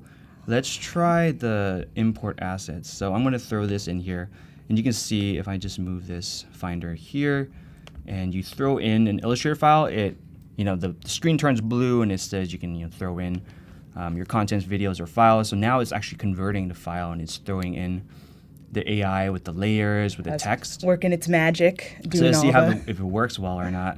We're going to open it. That's great. And so I have some of this part of my style guide. There's some typography, like the fonts that I love, and there's some of the icons that I love as well. And this is the logo for Xhilo. So if you that's look awesome. here, yeah, right. Like let's click on this, and it's actually live text, and it's recognized that I'm using the font, obviously. Oh, that's literally the name of the Yeah, the obviously, font. I love obviously. that. That's Yeah, great. chat. What is your guys' favorite font? I want to hear from you guys. Yeah, please let us know, because I know that everyone, I feel like, has Yeah. a favorite font. Besides Comic Sans and Papyrus. Oh yeah, totally. The top ranked fonts in the world. Love those. Besides Helvetica, maybe too. Yeah, but we all right. love Helvetica. Yeah, right, I know. for It the always most has a part. soft spot for us. Yeah. So this is like you said, your style guide. Like this is like the elements that you use for your clothing brand. Yeah, I've shifted a lot, and I think some of the struggle with like having your own brand is like sometimes you just want to change everything. Yeah. You're never able to settle with one thing. So obviously wasn't the font that I chose before. I think I used Acumen Pro before, Oh, and then okay. jumping into something. This is kind of fun because this font right here, it's pretty. There's some characteristic to it, right? It's kind of rounded. It's not very tall of a font. I like that font a lot. Yeah? It does have a lot of personality. I love that you did a little zoom in so people can really appreciate those fine details. Because I feel like that's really what distinguishes, fonts from others. Just like it's the little things, Yeah, it is. love I'm starting that. to learn a little bit more about like what I appreciate in fonts. Because sometimes when I first started as a graphic designer, I was just thinking like everything kind of looked the same, even though I was a graphic designer. So I think that's like kind of the thing that I need to learn to grow into better. But do you have Oh. a favorite font yourself, Alanna? I'm such an Avenir chick. Like I love Avenir Next is like my brand Oh, fonts. I'm Avenir. like, I think I'm just going to lean towards whatever I use for my own brand. But in the chat here, we've got Hannah saying that Georgia is her favorite font. Georgia. Someone else is saying that Tomaric, and might be mispronouncing that, is their favorite font, and Montserrat as well. That's also a favorite of mine. So classic. I mean, come That's a on. classic one. Man, yeah, I love talking about fonts. I know, right? I could talk about this all day. Roboto. Yeah. So again, you imported this from an Illustrator file right into Right. Adobe Express. That's, Yeah. I mean, and everything is live and editable Yeah, and so, like, intact. Yeah, we got like the semi-bold right here for like headers. Mm-hmm. We got the wide medium. So everything imported very nicely and neatly. Yeah. And then we got the icons. So if you hover over these and click them, Oh, a little bit tricky to click, but yeah, here we are. Nice. We can actually move them around. So that's really unique and fun, yeah. because then I can just copy this, start a new artboard possibly and throw it in here. So I'm creating different social media posts. I can continue to use my brand icons, the text that I wanted to use in the first place, Yeah. be able to create, quick posts for my social media. Oh, that's awesome. I think having that versatility is definitely a major player in what makes programs fun to use or like not so fun to use. I know, right? It's like, give me some flexibility. Yeah, so I showed you guys AI or Illustrator, and let's just throw in like a Photoshop file too. Oh, So I think I have this file here, PSD file. I'm gonna throw it in, so it's gonna do the same thing. oh, nice. Evaluate the photo, like the file, and we'll see if it is able to track the layers in this file. Yeah, I mean, it did the Illustrator file very well. So if it's not too messy. We let No. it work its magic, but it's okay. We accept the messiness and all in all of our files here at Adobe Anton. Live. Yeah. Yeah, I know. Monica Anton's- in the chat is putting some more fonts. Anton and Yeah. Decoy Regular. I gotta check I those like out. it, Monica. Yeah, I'm liking these favorites. I'm bookmarking these for myself. So. Yeah, if I remember, I think Anton was like a taller, thicker font. Oh, I okay. think, yeah. I mean, Correct me if I'm wrong, Monica. yeah. Let us know. I can remember. I'm just really interested to know like how you even wanted to start your own clothing brand. You said you started in college. Yeah. I mean, that's pretty interesting. You're creating all these elements for it, like to Yeah. this day. Like that's pretty awesome. Ooh, looks like it imported. But that's a great question. I'd love to answer that question. Yeah. Looks that's like, beautiful. yeah, looks like the layers have translated pretty neatly. We got the logo. Oh, we got our images. Yeah, we got the birds. Yeah, so this was something I created. Actually, excitedly, we released a song on Spotify. So the first ever Exhilo song. Oh wow. It was a vibe. It's like, it's super like chill and relaxed and ambient. It's got echoey, noises and sounds. Okay. So this was the artwork that I created. It was hard to decide like what I wanted to portray, but I loved bird noises, and I was like, I have to have bird noises in this song. So Oh, that's what inspired Yeah. this visual. Okay, I was about to say, I'm Yeah. like, how did we get to these like beautiful, like layered montage of these birds? So how did you know which birds you were gonna pick No, for the I visuals? actually- Or did you go off of like, oh, this bird has good colors, or like, yeah, that kind of thing? exactly. So if you look, like, I don't even know what these birds are called. I have a feeling it's like a hummingbird and maybe a blue jay. It's like, is anyone a bird expert in the chat? Let us know. Gosh, yeah, I know, right? Like, But so I that- call it a green bird and I a mean, blue it's bird. not wrong. You're not wrong. Oh, it's hilarious. Yeah, That's I so didn't want to be cool. wrong. Those, I mean, they layer so well. So you just like isolated these from their backgrounds Yeah. in Photoshop? Just Photoshop, you could use the pen tool and really get into the details of like the feathers and the wings. Because I usually do like, selecting subjects, and it does a pretty good job getting like the corners, but usually it's a little jagged and rough. So if you really put it against a white or red background, you can see some of that. It's not a perfect cut. So Right. if you go into the pen tool, it's going to take another like 10 extra minutes or 20 extra minutes. but Right. It is worth it. No, that's a good tip. I mean, using that select subject, background removals, like any of those kinds of things that can make it go faster is always good by me. yeah. It's like it's really paying it forward if you're using the pen tool. But I think I like the composition, like the photo of like the mockingbird, I think, and the green bird, the blue bird. Like it just somehow created a symmetry, and it wasn't something I could plan. I just kind of threw them together, and I saw that this one was like in flight and it was going to the other side, like the right side. So yeah, they kind of just meshed together kind of well. So I thought that was kind of cool. So yeah. this was created as art for the song, like to promote the song. So was this like cover art that you did or Yeah, something? exactly. Okay. Yeah, this That's is the really cover art. awesome. I always wanted to create like a Spotify cover art, I 'cause know. You I see feel so like many of those. that's like a dream project, just like doing something for music or something like that. I think is always a Right. cool idea. That's really awesome. Yeah, so we got the files. We even got like what is this? The halo, the gradient kind of a circular halo effect. I see that. There is a bit of a gradient glow back there. That's really nice, really subtle. Yeah. That's really pretty. Cool. Yeah, so we showed like the Photoshop and the Illustrator importing. Pretty Yeah. seamless, if you guys can tell.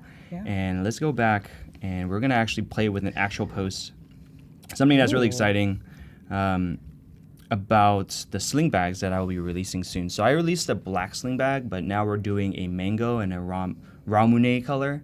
So we on Instagram I actually had a poll, like a question of like what should we name these colors. I showed them the orange colored bag and the teal colored bag, and I wanted them to come up with names for these bags. So Oh, that's awesome. what stuck for me was the mango and the ramune. Are you familiar with ramune? No, I'm not. Okay, School me. It's like a Japanese drink. I think if I were to just like Google this up really quickly, like these are. Oh, I've had that Yeah, drink right? before. It's delicious. Okay, I just never knew the name. That's great. So this was the inspiration for the bag, For the color. for the color of the bag. Okay, Yeah, that's yeah. cool.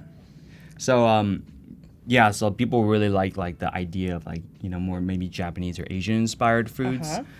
So we did the ramune because it was a teal colored bag.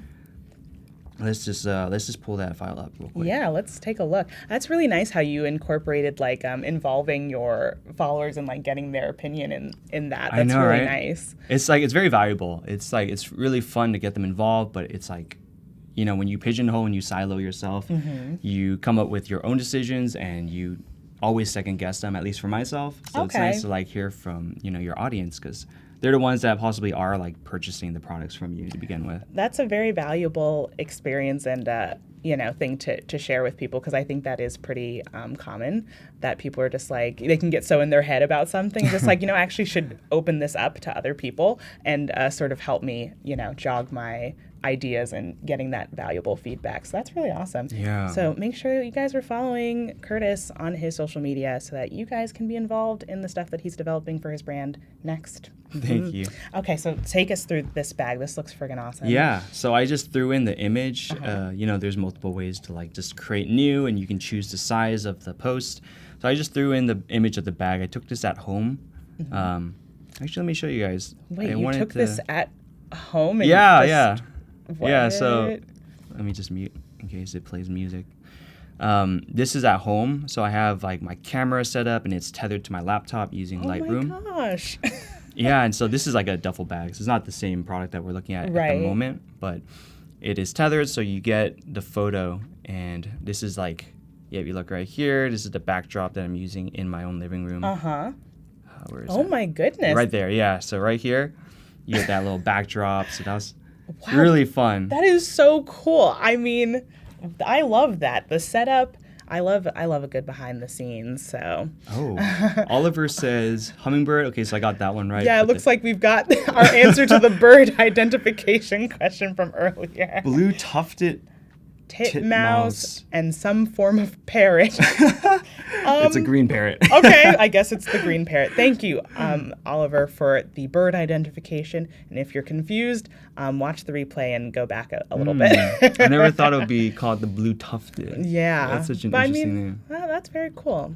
I appreciate that. We all Yeah. appreciate that. That's awesome. Appreciate that for sure. All right, so yeah, we got this bag right, and you can resize it. That would be an extra click, an extra drag, but Okay. you can also just click here to set as a page background. Oh, so just yeah, one just click a one and you're click. done. And that's if you want it to be a background, right? If you want this to be an element that pops up, or you want to have a different background, then you wouldn't use this button. Obviously, you can detach very simply Okay. just by clicking detach right here. So we can also resize. So the cool thing about Adobe Express is because if you have a Creative Cloud subscription, then you already have the premium features. Oh, nice. One premium feature is the resizing. So if you go here, I like to keep my Instagram posts as large as possible. So since this isn't a reel, the 1350 height, 1350 pixel, I memorized it. That's the size you want. Okay. I mean, Instead you're of an 1080. expert at creating these kinds of graphics for social media. So like, it does not surprise me at all that you just like have the pixel dimensions like already locked into your memories. It's like, yep, I got that.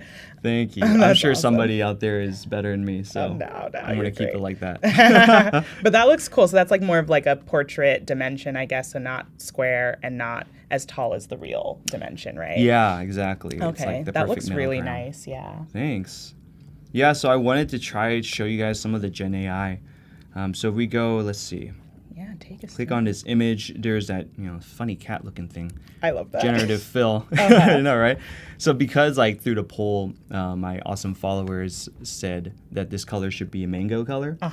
I'm gonna actually try to paint some mangoes in here. Oh my gosh. So let's see. In terms of the composition, I am a photographer, so I'm gonna do my best to figure out where to put the mangoes. I think like putting a mango here would be really fun.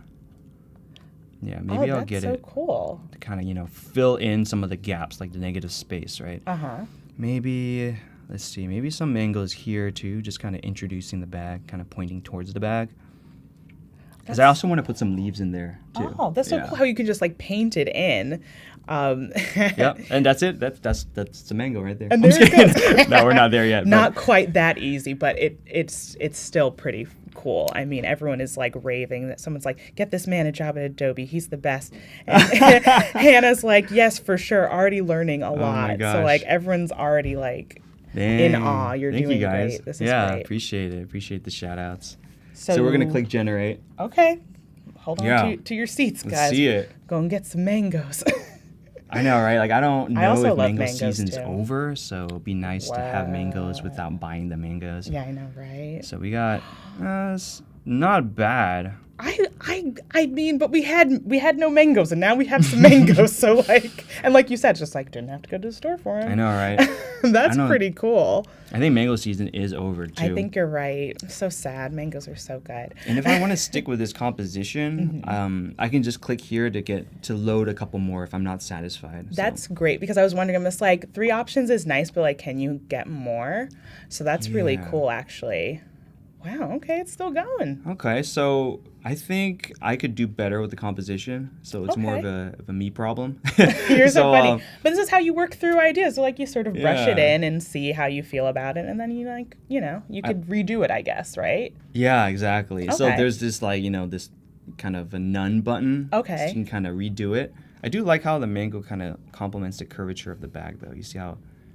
Oh yeah. That's kind of nice, but That's very interesting that you're like mentioning like the curve of things. Walter in the YouTube chat asked, can the mangoes be modified or rotated, Hmm. for example, or are they selectable in some way? they aren't. Yeah. Okay, so you just have to redo and like just get a Yeah. different result, I guess. Exactly. Okay. So we're gonna try again actually. Okay, let's go for it. I mean, this is a part of it. This is literally the creative process. So It is. this is a part of the beauty of Adobe Live. We get to watch the process unfold. So. Yeah. Hopefully you guys are entertained for the most part. No, I mean everyone is super engaged and super enjoying the stream so far, and keep asking questions, and we'll be here to answer them. So Yeah. So we can change the brush size here. Yeah. oh, okay, with a nice little slider, so that's really easy. Yeah. If you guys are familiar with Photoshop, I'm used to using the brackets, but Oh, I little don't think there's that hotkey. shortcut. Yeah. Yeah. So let's see. I think I'm just gonna throw a fat pile of mangoes here possibly. Okay.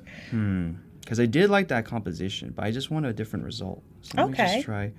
Even like here. Okay, maybe possibly. some at the top now. Mangoes. Let's try it. Let's try it. Give me some mangoes. Mangoes. I mean, Alessandra in the chat, she said, "Oh, I love mango color. I think it's a great color too." So the bag really does pop. Okay. Wow, I mean, those are really commanding the piece for sure. Yeah, that's we a wanted fat mangoes mango. and we got mangoes.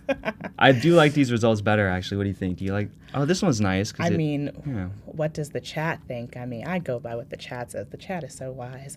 But I really do like this result here. Like, and I like that you added some on the top this time. But this is your piece. This is for your social media. But I do like this result a bit better. I will Yeah, I say. like this one because there's a shadow.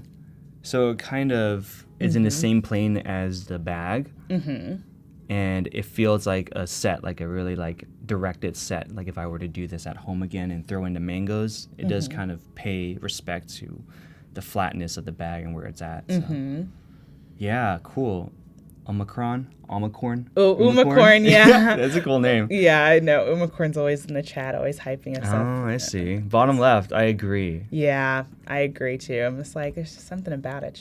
It just feels right. Yeah, I think, did we want to talk about AS's question, AS Turnbull? Yeah, I'm just like, so they're asking about, are the mangoes generated to be in space dimensionally? Is there a way to specify where in the composition you want the objects to be? For example, foreground, middle, background.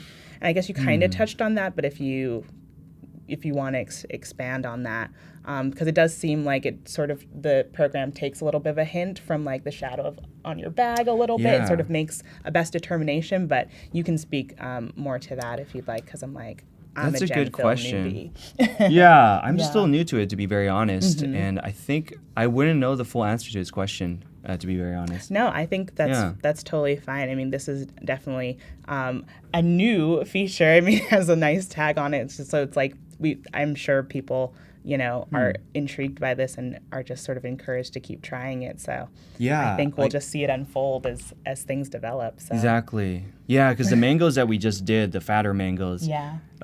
it was more like popping, like it was 3D, like it wasn't on the same plane as the bag. So Definitely. I think it's a mixed bag. Like just the bottom left one had the shadow, so I think it became part of like the foreground, versus like one of the ones that we generated was like in front of the bag. So I don't think that you could specify.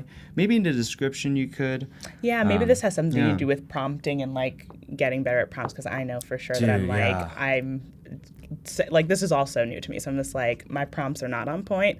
I'm just like, I just write it the way it's in my head, and I'm just like, does it understand? Who knows? Right. Like But I'm still learning how to write prompts. yeah, Yeah. I know, but it's so cool to see you incorporating this like kind of new technology and stuff, and just like letting it help you with your social media posts. Like, who thinks of that? It's just like, yeah, mango colored bag. Let me add some mangoes. Like, that's so cool. It's so studio ready, you know. I Yeah, love I that. know, right? It's just like, and then you generate these things, and then it's basically ready to post right away. So I'm just like, that's really cool. I mean, Yeah.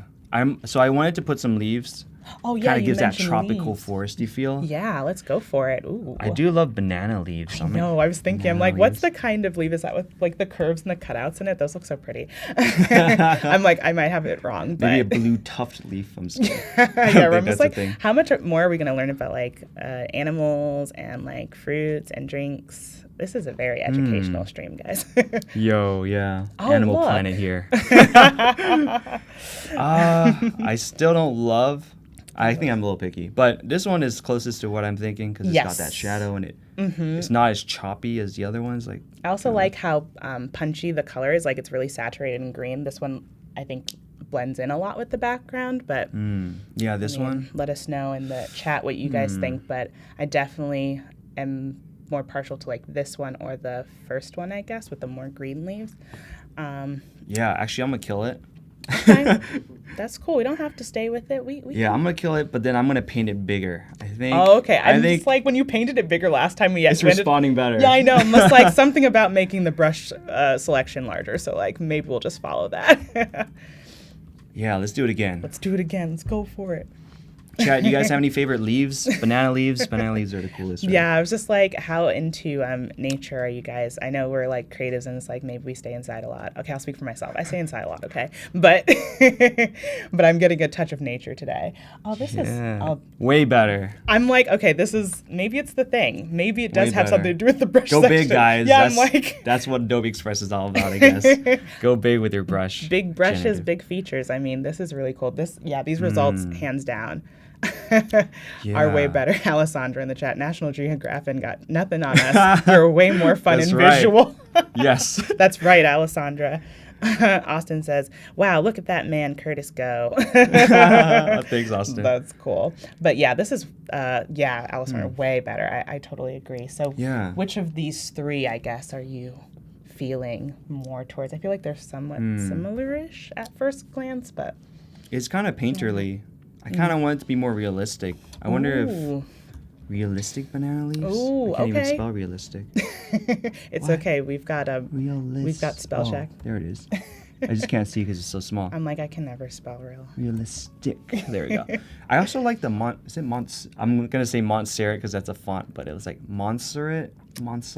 Curtis, I am You guys not- know what I'm talking I about, am right? not the one, but maybe the chat knows. I'm just like, I don't know the names of leaves. I always get don't those know mixed the up. names of plants. Banana leaves and Mons. Oh no, this is a Okay. banana. Okay, so it really latched on to Oh. the banana part of that. Yeah.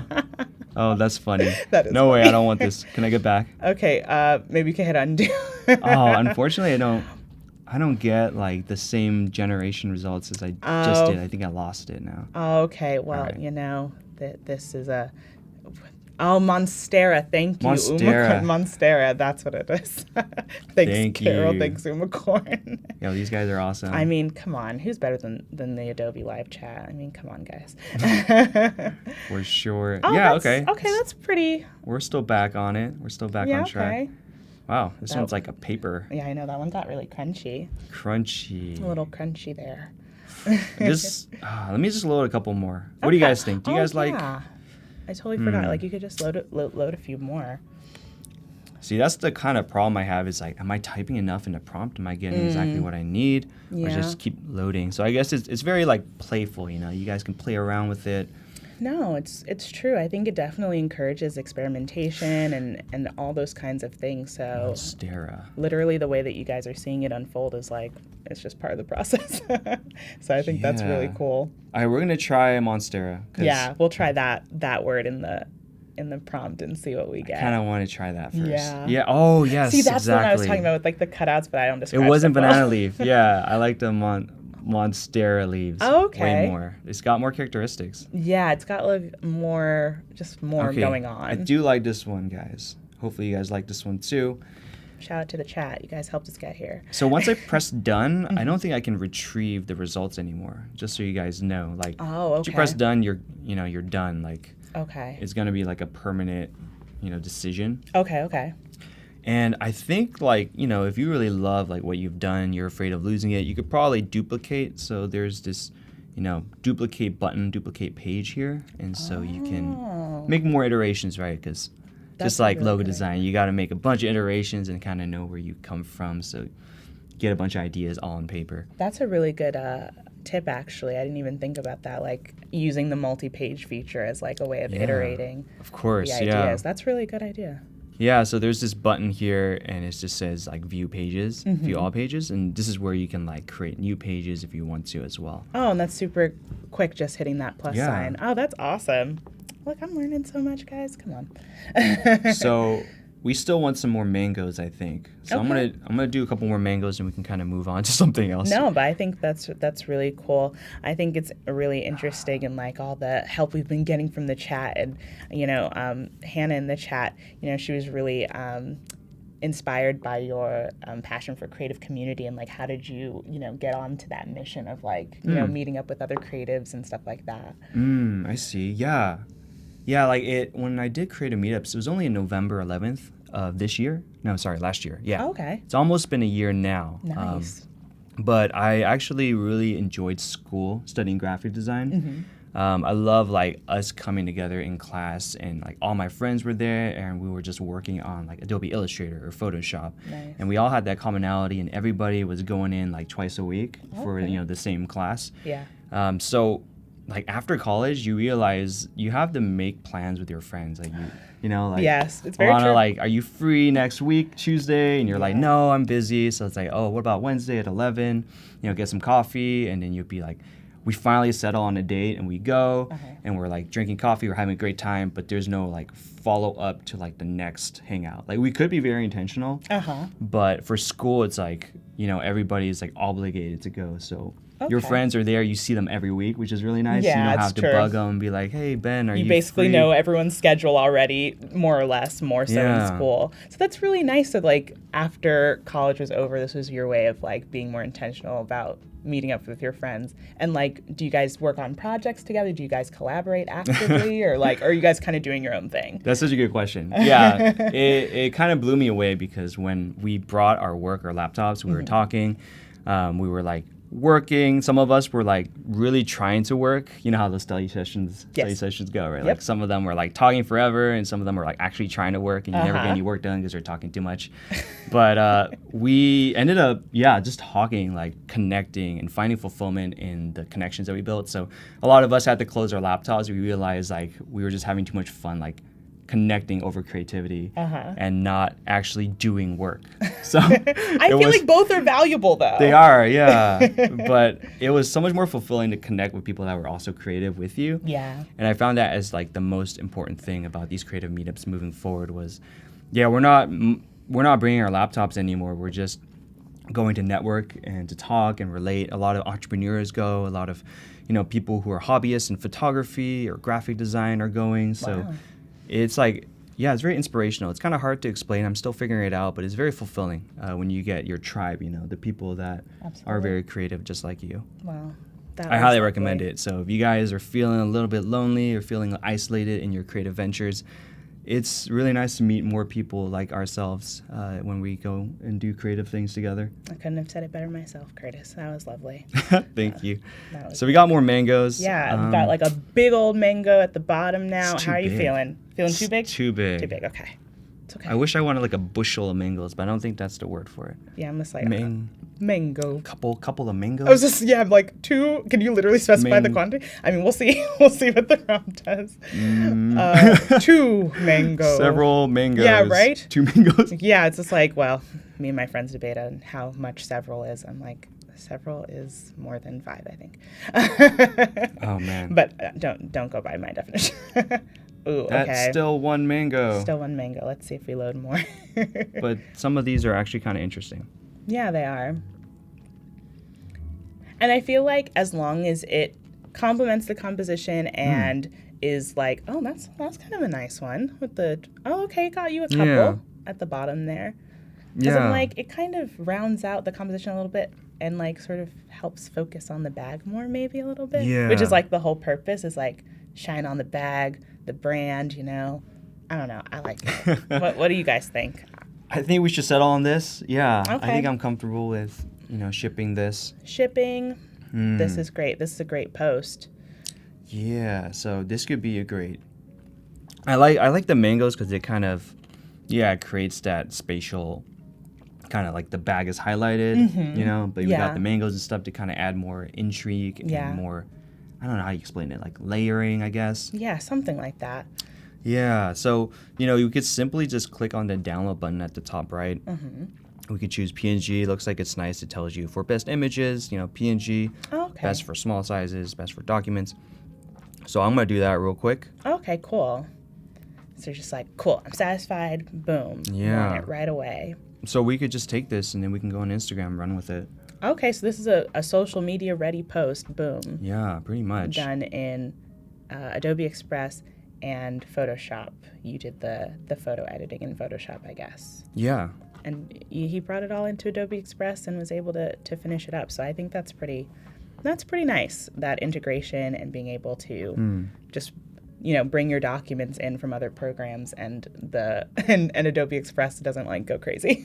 Yeah. I also wanted to show you guys. Let's try some text effects. Ooh. So I don't know if this post probably is great on its own. You can talk put in a description on your social media and explain how these mangoes or mango color of this sling bag is going to be released soon. I think I'll still play with some text just to show you guys. I think that's a great idea. Yeah, so what's nice is, you get all these templates here. Right. Swipe up, or, you got some logos, some seasonal ones, headlines. Oh. Let me just look around and see what, this one kind of stands out to me a little bit. Let's try this. I do love, the shapes that they already create, right? Like, wow, kind of already complements. Yeah, somehow that just fits so well. That's pretty cool. All right, we're good. Yeah, you're right. See you guys later. This is now a post about vegan gelato. Oh, man, yeah. Very relevant. But that's so cool. Like, that was just ready-made for you and Express. I mean, there are just so many tools and things ready to use, so you just got to edit that text, I guess. Yeah, what's cool is, on the right, you guys are familiar with, layers, possibly, Oh, I see. So it sort of breaks down. Yeah. Because I guess that's grouped together It's all now? grouped. Okay. Yeah, exactly. Nice. So we can, if we double click on the group, we can probably select things that are specific in the group. Oh, okay, right? so similar to using Illustrator or something Yeah, like that. exactly. Yeah, so it's really nice. reminiscent of it. There's the same kind of principle. You Okay. can also ungroup it. Oh, that's nice. Okay. Yeah, it depends on what you want. I want to keep it grouped because it'll be easy to drag around, right? True. So I think I would do mango sling bag, right? So everyone loves sling bags nowadays. I know. I mean, you're really you're tapped in with your clothing brand, Curtis. Because I mean, I could see this out right now. I mean, people would love this. Yeah, so we can play with the line spacing, and that's nice. This okay. icon here, because you can see how earlier it was mashed up, like the G and the B. Okay, yeah, maybe creating a little bit of legibility issues. Give it some space. Okay. Let it breathe a little bit. Let it breathe. Yeah, so we are getting kind of crunched because the mangoes are kind of big. They're kind of invading the space a little Oh, bit. it looks like this line got caught. Let's see. I'm Oh, gonna I guess select there is a it little and then just element there. use the arrow keys to kind of throw it down a little bit. Oh, nice. Okay, Yeah, perfect. that's easy because it's really hard to select things sometimes. This is, but if you use arrow keys, it could be a little easier. It's a good So tip. we're still gonna run with it. If we can create enough contrast from the mango, with the text, then it won't matter if it's clashing on top. Okay. Blue, what do you think? What do you guys think? Should we do like an orange color, try to match the bag? Yeah, I don't know. What do you guys think, chat? Because we want it to pop, but the bag is the star here. But yeah, so we could change the fill color. What's nice is there's a color picker too, so if you want something on theme with your image already placed. Let me see. Let's click on this real quick. Yeah, there's not enough contrast here. Maybe we can click on the red of this mango. That's a little better, but it's not very fun. It's not very vibrant. Yeah, maybe go somewhere here. Okay, still don't love it, but we can go custom. Oh yeah, maybe drag around, right? We can have fun with that.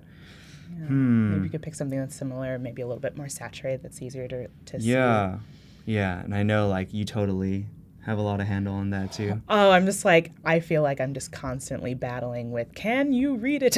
Right? It's it's a constant struggle, right? Because we want it to be it's we're accessible supposed to, and it's supposed to communicate at the end of the day in some regards. So it's okay. You guys relate to those signs when you put the text, you know what I'm saying? There's there's words that are you're supposed to read it from left to right. Oh yeah. But then it's the spacing and the whatever is so off, you read it completely different than what it's intended to do. It's true. And we notice obviously because we're creative, so it's daggers to our heart. Just it looks off. So what are you thinking will go there? New or limited edition or coming soon or something? I don't know. I'm just limited edition. Because I'm I don't know. Tell us more about the idea of this bag. Is it going to be a limited run thing? Is that something that you usually do with your clothing brand? Or yeah, I don't tell everybody how much I purchased of the shirts or the bags, but sometimes I do, and this time I will. But I only purchased 50 of these orange-colored mango bags. So. That's very limited then. Yeah. So I like that you mentioned limited edition. Very much is. Yeah. And I feel this circle is a little tight. I wonder if. If we can make it kind of give some breathing room to a limited edition, but... Oh, okay. Yeah, let's see what we can do with that. There we go. We can go in and we can click on the shape size. So now, perfect. Instead of being super tight on a limited edition, I love this because, there's so much customization, I didn't know if this was a feature actually, but looking into it, it was very clear that you could do that. Yeah, that's really intuitive. That's really nice because I'm just I don't know. I guess we'll just click and find out. Yeah. That's pretty cool. Yeah, so I like this. This is a great template of text. But yeah, you can change the shape. The text fill. Blue looks pretty good, actually. I know. I like it there more than I liked it for the main body text. Maybe it's because it's smaller. Yeah. So it's more accenty. And exactly. The accenty. Maybe that's why. But even the green looks kind of good too. Yeah, I know. Even though I'm kind of... saying that the blue is good, but the green's also pretty good too. No, but I like the idea that you're using the eyedropper to take colors that are already in the composition to sort of work through. Because I feel color is always such a difficult thing, at least for me. I'll speak for myself. I'm just what color should it be? I do not know. It's very hard to, Yeah. I think sometimes they suggest colors, which is great too. Oh. Yeah, recommended. Oh gosh, that's super I guess. Cool. Oh my gosh. See, it's super smart. It's I can sort of make an idea because of what's already here. Yeah, I love Express for that. Yeah, that's really nice. It just makes things easier. Whether you are new to graphic design or you are seasoned in graphic design, it's there's something for everybody. I agree. Different paths of creativity. So I like that I have all this customization because I think I would want that because I know kind of more of what I want. But if you didn't know what you wanted, you can just browse through all these options that you have. You can view all, and I probably would find something I'd like even more possibly, but I know because I feel it's too many options. I know the options are seemingly infinite, and because you had mentioned in the beginning, I think you're if you have Creative Cloud, you have access to these premium features and stuff, so it's you really have even more options to scroll through. So that's really awesome. I know, right? Don't you feel so privileged because you're already purchasing the Adobe Creative Cloud, so you just go into Express, you don't have to pay for another subscription. Oh, yeah, it's a nice little cherry on top. Yeah, I feel so privileged. I got the resize. I got these stock images that they have here. If you go to media, you got a bunch of cool photos already. I know, right? I'm just for those of us like myself who are not photographers or like good at photography at all, I rely heavily on, stock images or whatever else someone can give me. I'm just like, not gonna not gonna be able to snap my own photos and just sort Yeah. of make it work the way that you can. So It's nice. It's nice. so we've got about 10 minutes left in our stream. Make sure man. if you're Been having fun. watching, I know it's been so much fun already, but if you're watching and you have like any itching questions that you need to have Curtis answer before we skedaddle, then make sure you get those in. We're watching the chat on Behance and on YouTube. And also make sure that you're following Curtis on his social media. Make sure that you're following his work on Behance because he's just doing amazing work. And we want to see more of what he's doing after this stream is over. So. Thanks for the plug. Yeah, kind of on the same topic of like the recommendations. Like I wanted to mention that there's recommendations up here for even just fonts. So fonts is like, one of my weak points. And like, I don't know what fonts to choose. I like that this template had this kind of a fun font. And I think it kind of goes well with the, what's the image here. But you can even look at more of their suggestions and like find fonts that you don't even know, existed. Yeah. And also, I mean, it might be small to some people, but for me, like the way that you were able to expand that and make it larger, because I'm just like, I can't see that great. I know, so that's really small, I'm right? just like, so you can see the options really clearly, and it zooms into like that section that you're trying to edit, which is really nice. So I mean, look, I don't know what that bottom one was. Yeah, this I one? just love like I was chunky feeling it too. fonts. I'm like, I don't know what it is, but I really love that. And I mentioned we only have a little bit of time left. I'm just like, no, I don't want it to end. This is fun. Aw, that's I know, nice. it's a lot of fun. But you can always watch the replay and the playback, anything that you miss. So there's always that. But yeah, we don't want it to end. Yeah, let's try to do some quick stuff before it's over. Yeah, let's see. What else can you that's a show us, cool- Curtis? This is awesome, though. This is a great post. Oh, so. thank you. All right, this text is too small. We're going to throw that away. Okay. This is like, I think it communicates enough. Yeah. If I had more time, maybe I would like drag this up and like fill it, generative fill maybe with Photoshop. Nice. Because I want the composition to be more centered. This is perfectly centered, but then the text is kind of getting to the very bottom here. Oh, I see. But let's have some fun with some illustrations, actually. So Oh, fun. on Illustrator, I'm going to throw in some of the awesome artwork that I commissioned some of my artist friends to do. Oh, don't you love having creative friends? I know, right? That's like the cheat code of life. Just like, I'm a creative, but what other things can my other creative friends do that I can't? Yeah, it's a humbling process because like when I was studying, I was like, oh, I'll do it all myself. Everything I see on Instagram, for instance, I'm like, if I had the time, I would do this. But like when I became more realistic with myself, like I can't draw that. Like This is This is crazy. phenomenal.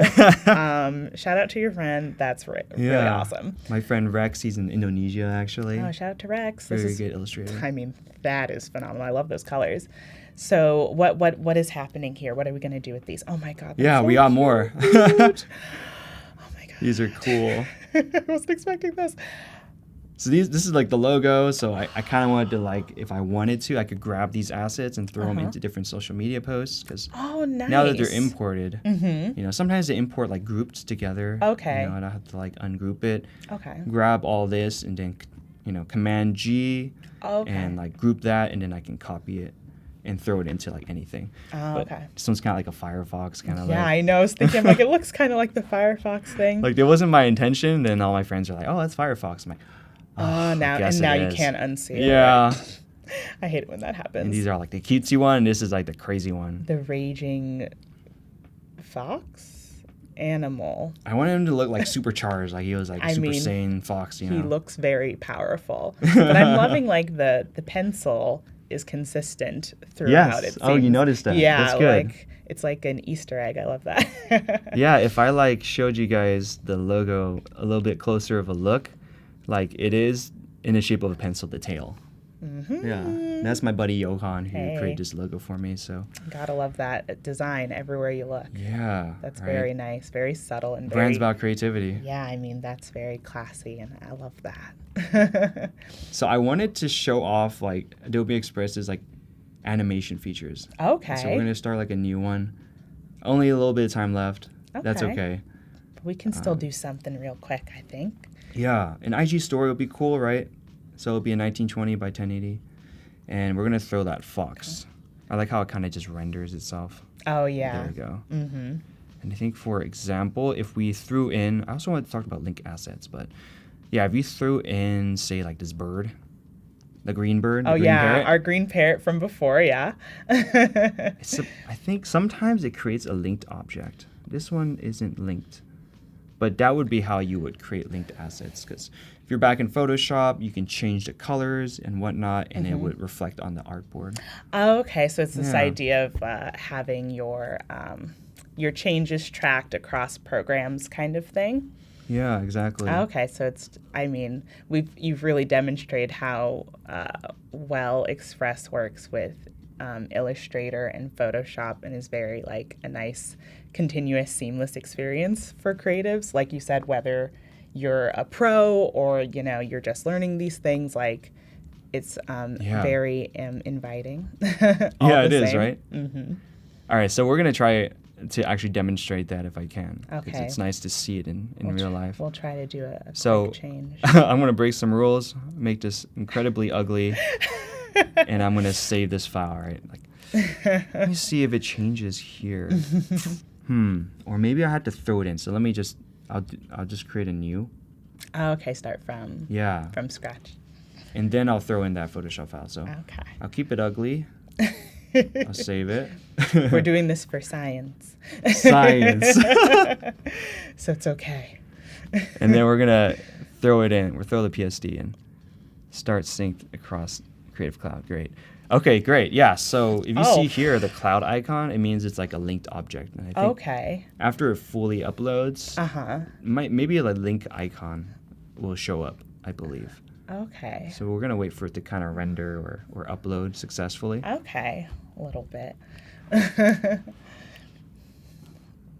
Yeah. Oh my goodness. Might be kind of a fat file. We'll see.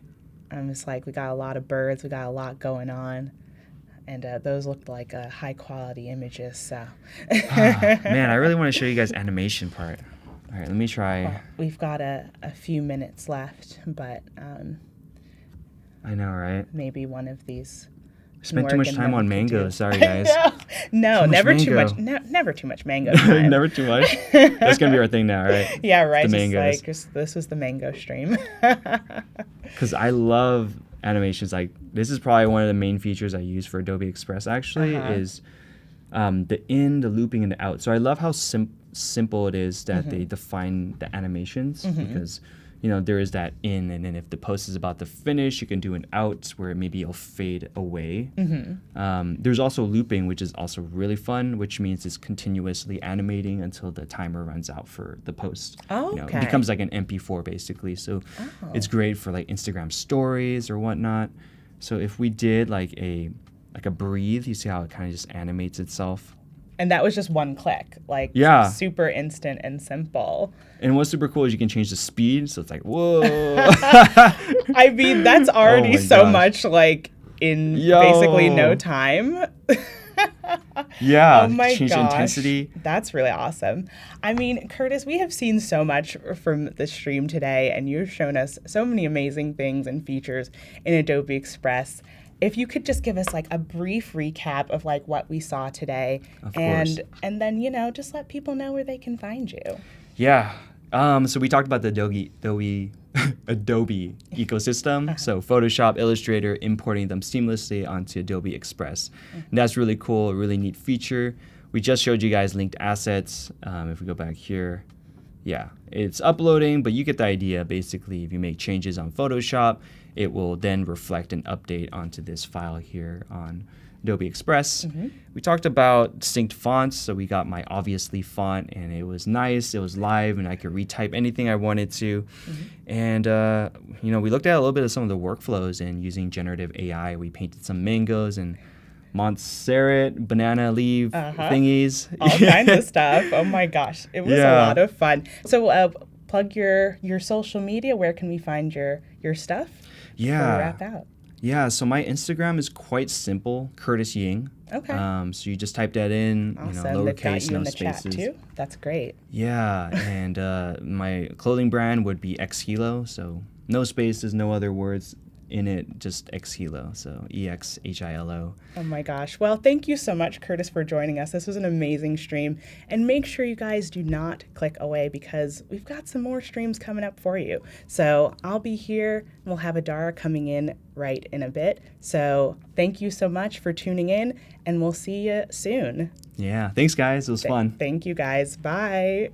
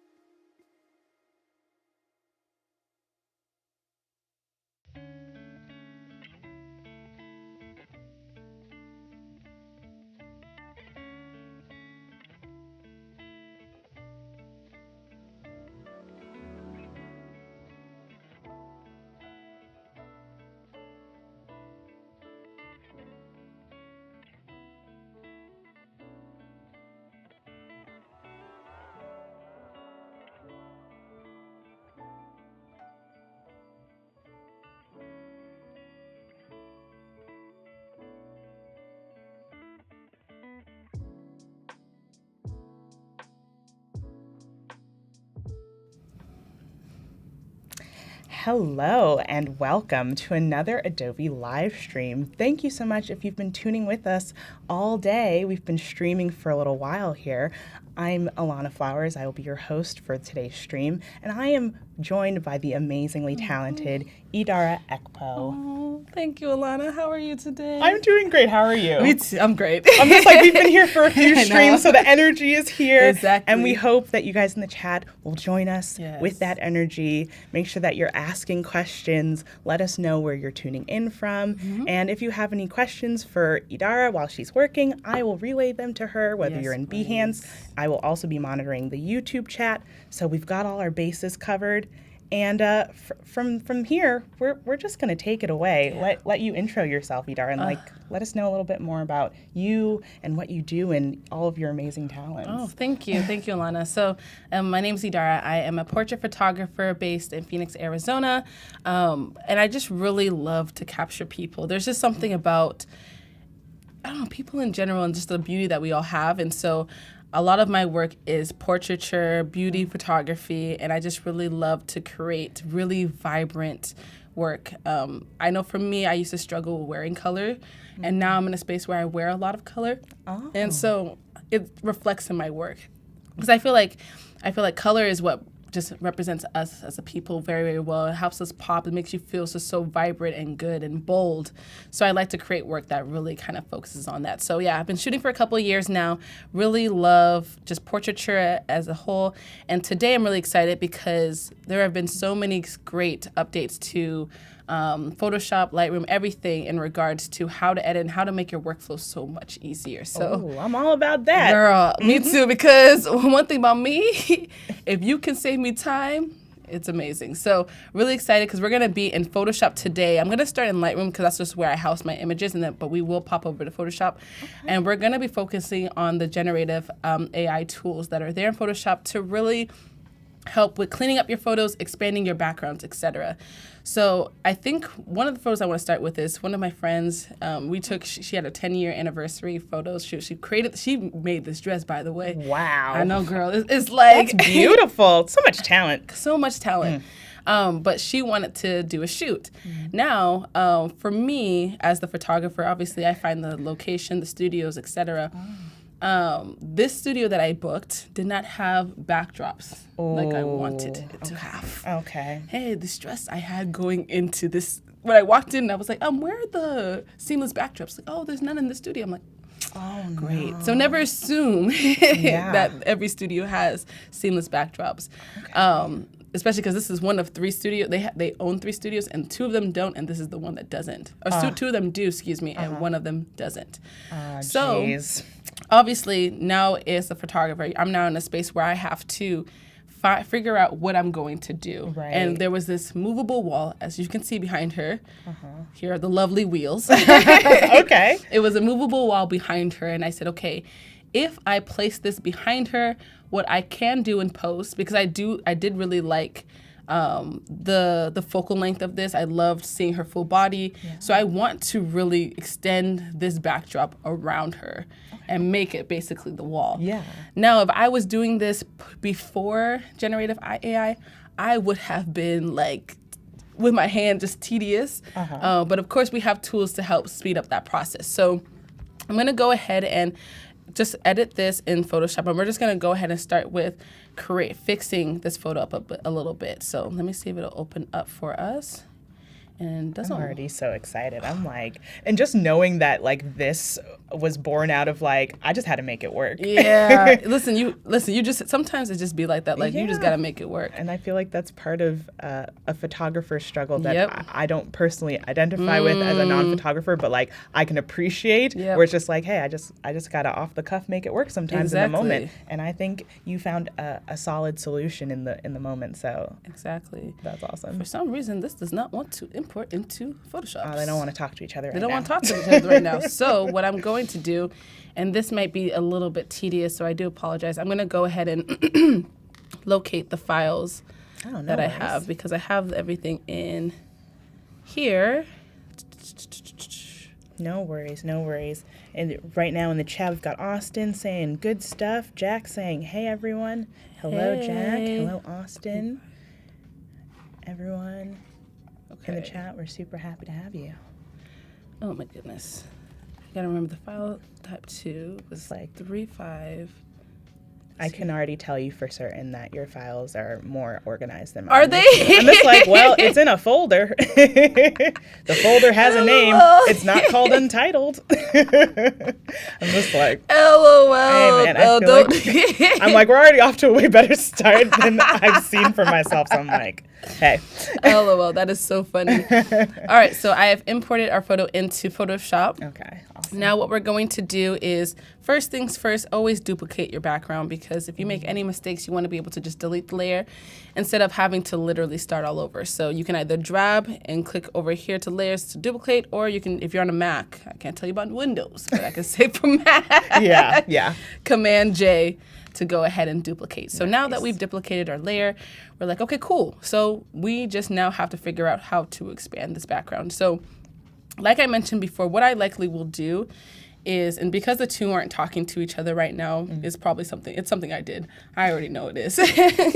I will edit this photo or expand the background here and then export the TIFF file, import the TIFF file into Lightroom, where I will like do the proper cropping I want, maybe do a quick edit so you guys can see what that looks like. Oh, okay, nice. So we'll give you a lot throughout this stream. Yeah, we're jam packing it. You guys are gonna learn a lot. So Perfect. So I'm going to start with going over here to our crop tool.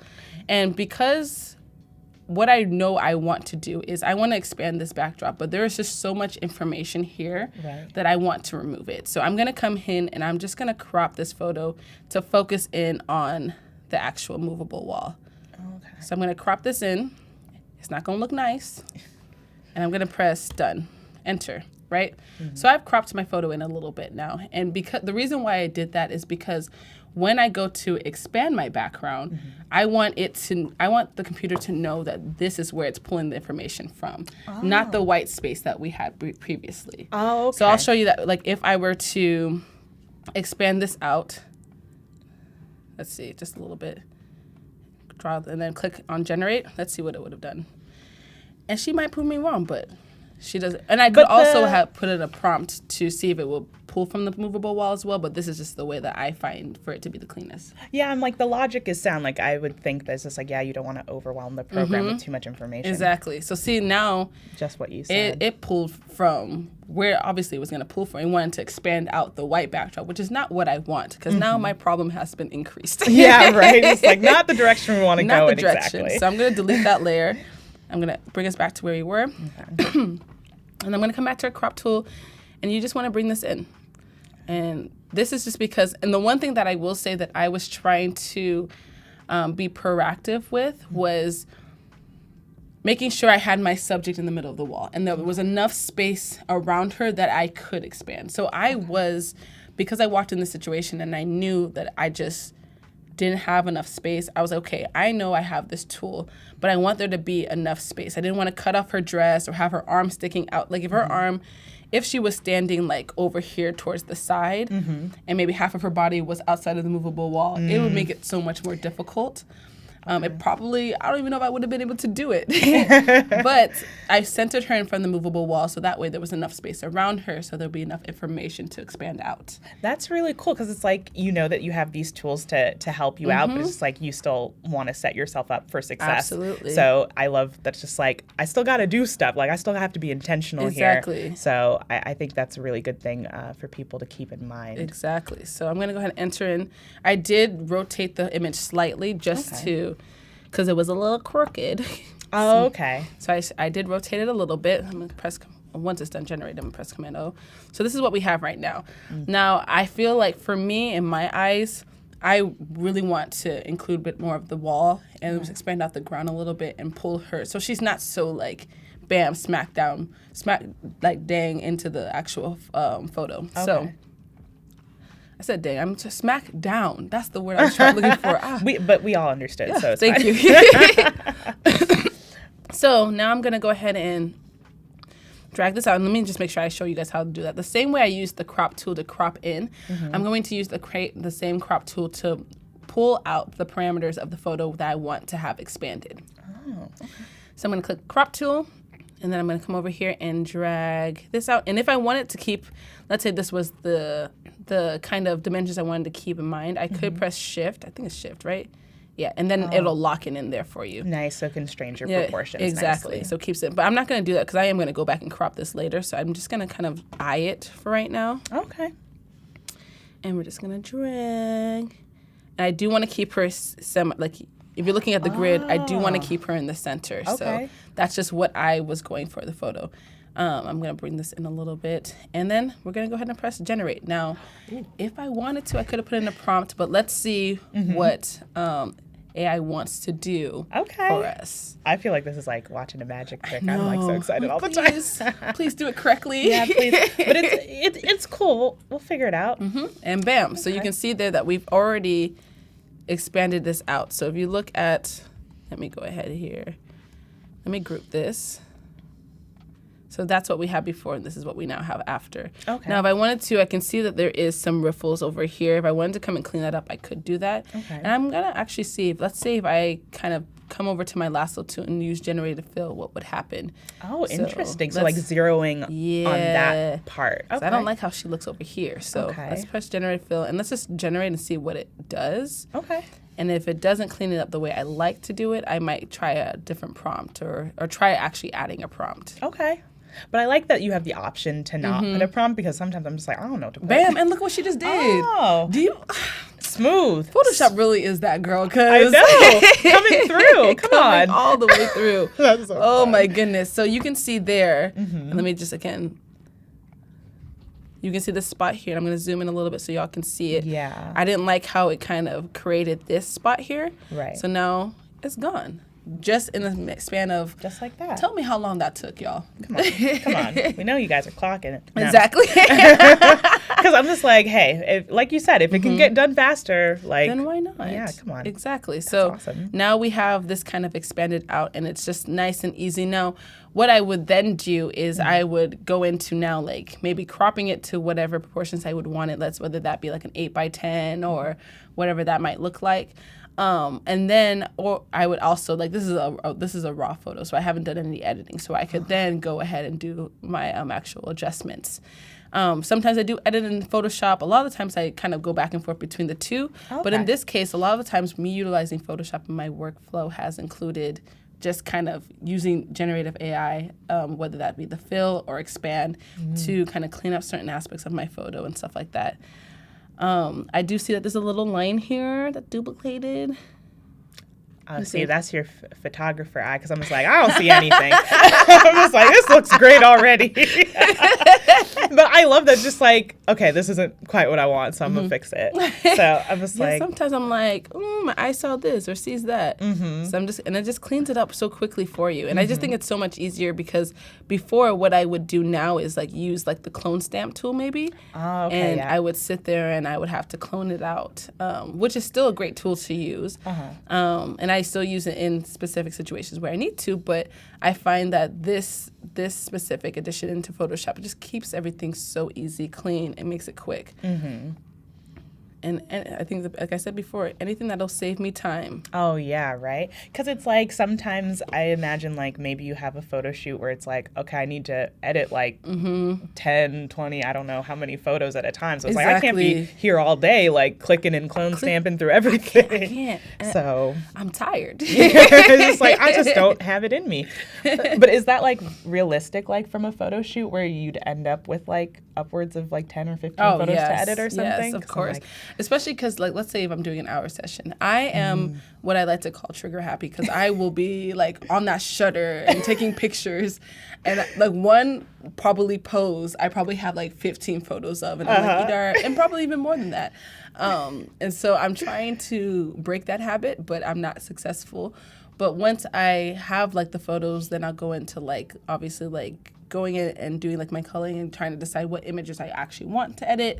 But I would definitely say for any shoot, for sure, at least a minimum like 15 photos that I'm editing, especially if it was like multiple outfits, maybe like 2-3 hours, etc. True. Okay. So you have multiple photos that you're editing, and so anything that can save you time is, ideally what you want to keep in mind. Absolutely. So I'm going to go ahead and export this, and we're going to export it as a TIFF. Oh, wait, hold on. What am I thinking of? Hold on. Oh, I see one of our mods, Jack, put Idara's website in Ooh, the thank chat. you, Jack. Make sure you're following her on social media. And hello to Marcus, who joined us in the chat. And we've got Nate watching us on YouTube. Yes, we Nate. appreciate all of you All right, tuning I'm in. going to see if this photo will now go over and speak to Photoshop. She don't want to do it. Man, they're beefing today. They're beefing today. I'm not understanding. Okay, so let me go ahead and I need to find this file too. This is 3205. Okay. Okay, we got a file name. But it's interesting because I'm never in Lightroom. I'm just like, Lightroom, what? I'm just like, that's how you know I don't know anything about photos. But I'm just like, I do to some degree understand the power of Lightroom. I just can't harness that power. I hear it. I don't have that gift, so it's very nice seeing a photographer and a professional at work in that way. Oh, I love very it. cool. It's my Lightroom has become my like bread and butter essentially. Oh, that's what's up. All right, perfect. So this is the image that we're nice. looking for. All right, cool. So I'm gonna go ahead and just open it. And so this is another example of an image that I have something particular in mind in it or for it, but I'm gonna need to utilize the generative AI tools to be able to do that. So for this photo specifically, we were in a studio setting where there was like a cyclone wall, and we were actually taking photos. Like it's my friend's athletic brand called RX Gains, and so we were shooting for that, and we were just taking some pictures for fun. I really liked how he was like he's kind of hanging in the air. Yeah, that's a cool pose. But what I don't like, of course, is that one, he's not centered, and there's not enough space above him. And then obviously like you have the light that's coming through and all these different things. So I want to kind of clean all of that out. Okay. And the idea is that I want him to be in the very center. I kind of want to make a lot of negative empty space around him. I think it'd be a cool photo at the end of the day. So what I'm going to do is I'm going to start off with doing the same thing I did before. I'm just going to crop in and focus on what it is I want. Just because I have all of this space that I don't need. Right. So I'm just going to crop in to start first. Okay. Then I'm going to come in. Let's see what we can do to get rid of this light here. Yeah. Generative Fill. I'm going to click Generate. And let's say, go ahead and see if it's going to pull the information to cover this light for us. Let's see if she'll go away. Yeah. But, I mean, it's just cool. Oh, look at that. Bam. Bam. Light she's gone. what? Light what? Light what? What light? Yep, exactly. You saw light. I didn't see it. I mean, but come on, that's like so seamless. Like what? Exactly. And then now, if you guys, I'm going to go zoom in a little bit. Ooh. You can see clearly the cyclone wall here and how clean that is, but then the ceiling. Yeah. And there's a lot of kind of detail here that I do not want. I kind of want it to be seamless. So like the way it looks down here, I want it to look in the entire photo. So I'm going to try and see if I can use my same tool. I'm just going to come around his head like this. And let's see if it'll understand what I want it to do. Okay, we're taking this adventure together, I know. everyone. So, Generate. yeah, let's see. I didn't see nothing. That's right, Alessandra. Listen, See? ain't nothing there for you to see. Exactly. Bam! Ooh, look at that. Okay. Now there is a little bit of a ring around him, Okay, which so I a don't little bit of like. Halo, yeah. Little halo. Okay, let me try again and see if I can get a little bit cleaner. Okay. Not me singing Halo I know, on I'm the just like, street. oh, snap. So I'm gonna come in a little bit tighter. See how tight I can come in. Oh, yeah, so to See if I can eliminate move. maybe that other result from Exactly. before, yeah. Or what I probably can do is I can select subject, which will be my next Oh, okay. option. Okay. If it wants to still give me a little bit of a halo. Okay. So let's see how that does. All right. It's like a little like do do do do do do. Bam. Okay, that's better. That's clean. Wow. That's really great. So like now that we had there, that ceiling is now gone. Beautiful. Do you see how much cleaner and better I feel like the image? Yeah. Oh, someone said the ceiling can't I hold was us. like, thank you, Mike. That's like a solid reference. That was so good. Thank you. That is so good. I love that. LOL. So now I'm gonna zoom out a little bit so you guys can see this full picture. And like I said before, I kind of seen this image with him in the center and all of this space around him. Like there's already a lot of negative space around him, but I kind of want to drag it out a little bit and just see what I can get.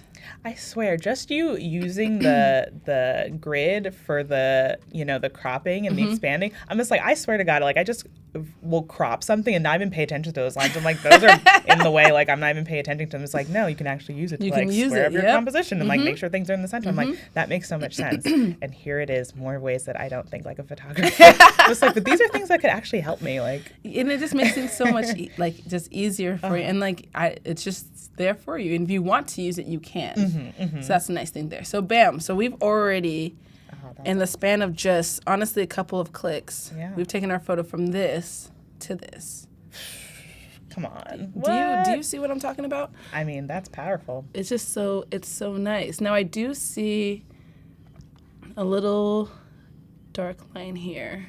I don't know if you guys see that, but okay. I guess it's like trying to establish the difference between like the wall and the ceiling, and so I want to see if I can clean that up.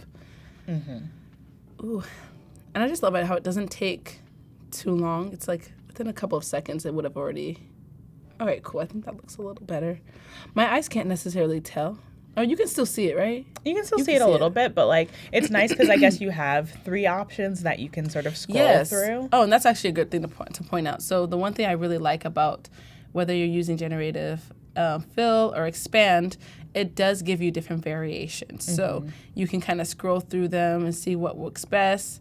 This still isn't doing what I want it to do 100%. So I'm going to try again, and I'm going to try to put a little prompt in here. Ooh, okay. Let's try a prompt.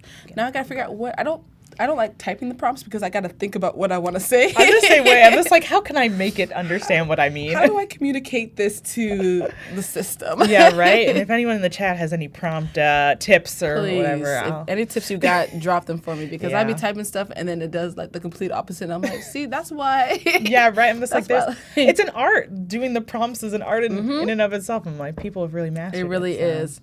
Let me see. Clean up dark shadow on background. There we go. Boom. Let's see if it understands. Hey, but I feel like it'll add something, and I don't want it to add anything. Well, we'll see, and then we'll learn from what we do. Yes. See? Oh my God. Okay, so definitely not what we wanted. Not what we wanted. So now we know to not put that in. I feel like this tool, like sometimes like it understands me completely. And then it doesn't. So let's see. No, we don't want that. So I'm going to delete that. Okay, so. Oh, what did I do? Okay, there we go. Oh, okay, so you could just get rid of it. Yes, Okay. I just deleted it, which is, again, the power. It's every time you use this tool, it's going to create a new layer for you. So if you don't like what was created, you can just delete it. Or like we mentioned before, there are going to be variations over here in this right-hand corner for you. If you feel like those variations aren't still speaking, you can either just have edited the prompt and kind of kept going. I just didn't want to look at that little circle thing anymore, so I deleted it. So let's see. Let's just try. Let's just say clean up. And if I don't want to do what I want to do, then I will we'll work from there. And also, I think too, when I actually have to keep in mind that this is the raw photo. So once I do go in and start to like, yeah, okay. So we're just gonna leave that alone. Y'all forget that part happened, okay? But this is the joy of trying new features and technologies and stuff. We're learning along our way and incorporating it. So what I'm gonna do now is I'm gonna take this to my desktop and save this. So I'll just say photo 1. Okay. I'm going to save it as a TIFF file. This is what I was trying to do earlier. Oh, okay. Yeah, that format wasn't in the drop down before. Exactly. Okay. I was trying to export it when essentially I should have been saving it. Photo 2. I'm going to save this as well to my desktop. Okay. And bring those into Lightroom so we can just quickly edit. So that way you guys can get an idea of what this final image could look like as well. So I'm going to go to import photos and then... there's so many things. This is cool because we get to see would you say this is like your workflow essentially? Oh yeah. So that's This is really what cool. my workflow looks like. And when the two applications are speaking to each other, which again, I will blame on me. I don't know what I did, but I know I did something. What I would have just done is like saved it, and then it would have automatically saved into Lightroom, and then I could just continue with my editing from there. Okay. So like these are the 2 photos that we've now done. If I go back here to all photos, you can see the before and after. So that's what I wanted to be able to show you guys. Oh, nice. So this is, okay, let me drop this here and drop this here.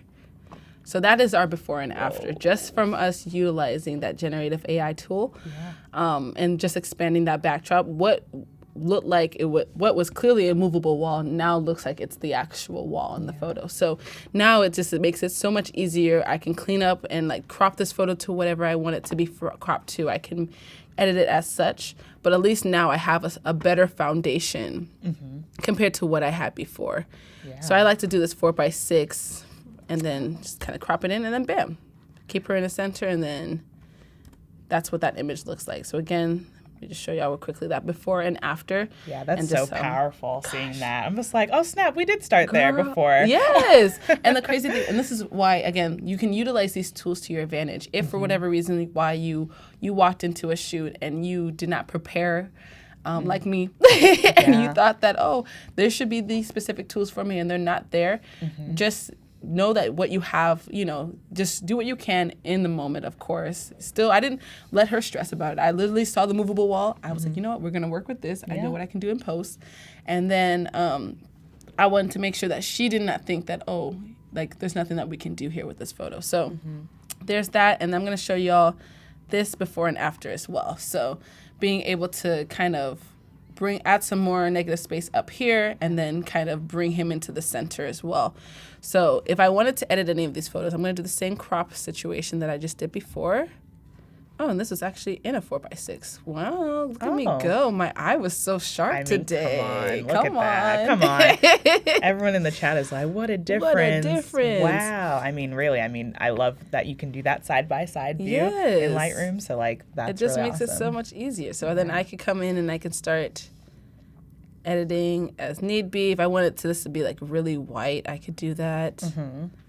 So do you have, like, a specific, like, vision at this point? Like, are you going off of, like, maybe something that you mood boarded from earlier, or are you just, like, doing something that's just, like, I just want it to look cleaner, or, something like that? I think it's a number of different things. So sometimes I get in here and I'm just winging it. And I'm like, this was not a planned photo. I just like the photo, so I'm like, oh, what could I do editing-wise? Right. And then other times I will plan, and I kind of know, like, all right, maybe the background color wasn't what I wanted. So, like, it was more of, like, if I go in here and remove this, it was this kind of, like, grayish color, and I'm just kind of playing around to see what it looks like. So if I didn't want that, I knew I could change the background. And, again, using the same kind of, like, using AI again, I can come in and create a mask, select my background, and it automatically selected my background for me to edit. So it just makes things so much easier, because what I used to do back in the day is take a brush and literally brush everything that I wanted to kind of edit. Yeah. Which makes things very, very, very, very difficult. Yeah.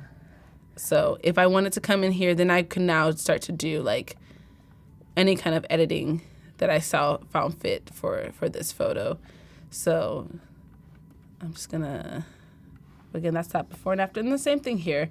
If I kind of already really liked it, what I would do is, like, her face is a little oily, so I would have gone in and softened that a bit, and done a couple of different things there. So there's that photo, those 2 photos. And then now I'm gonna take another photo where we're gonna focus on, again, this time we'll just focus on Generative Fill. And in this photo is beautiful. It's actually on my website, so let me actually pull it up for y'all. Yeah, I'm like, this is amazing. Like, where'd you even find this venue? Like, what is this? I obviously living in Arizona, go to the University of, I went to the University of Arizona. Okay. But Arizona State University has a museum that has this structure outside of it. And the one thing that I always envied about ASU is that they have their buildings are very beautiful. And as a photographer, sometimes I'm looking for beautiful spaces to incorporate, especially if I'm shooting outside. And so you can see here, clearly, this is what the photo looks like after I edit it. This is what it looked like originally. wow. So there's a number of different things I want to point out. So we have these openings here that I do not like. We have this railing. It's not centered the way I want it. And then obviously I did change the sky. So I will show y'all how I use the generative AI tools to do that. And then we'll do like also incorporate some other great tools like sky replacement so you can see how that can also impact your photo.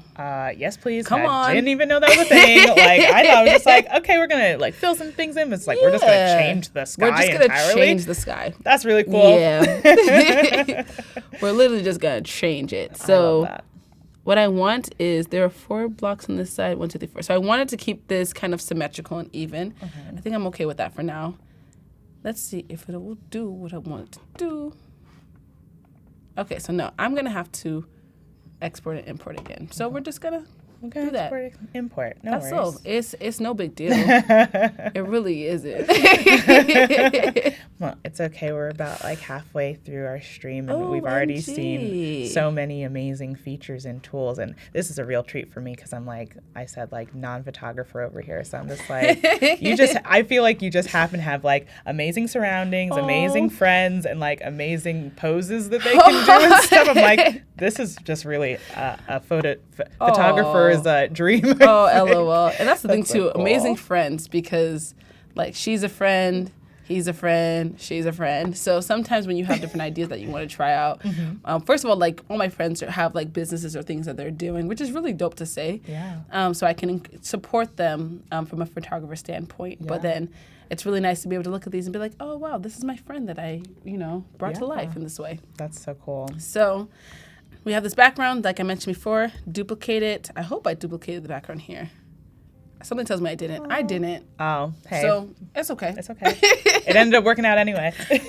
Do what I say. Don't do what I do. Yeah, sometimes. Sometimes. Yeah. Thank you.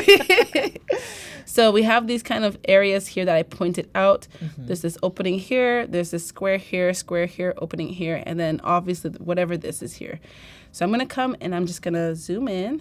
And we're just going to let the tool do its work. Oh, So I'm going to come in here and just generate. And just wait. And just give it a moment. Yeah. That's really interesting, though, that you're just like, I know this is how it was, but it's not the way it has to be. So Yeah. like, I just want to get rid of this because I want to. So. Exactly. And sometimes you just see that what was there is no longer there. Yeah.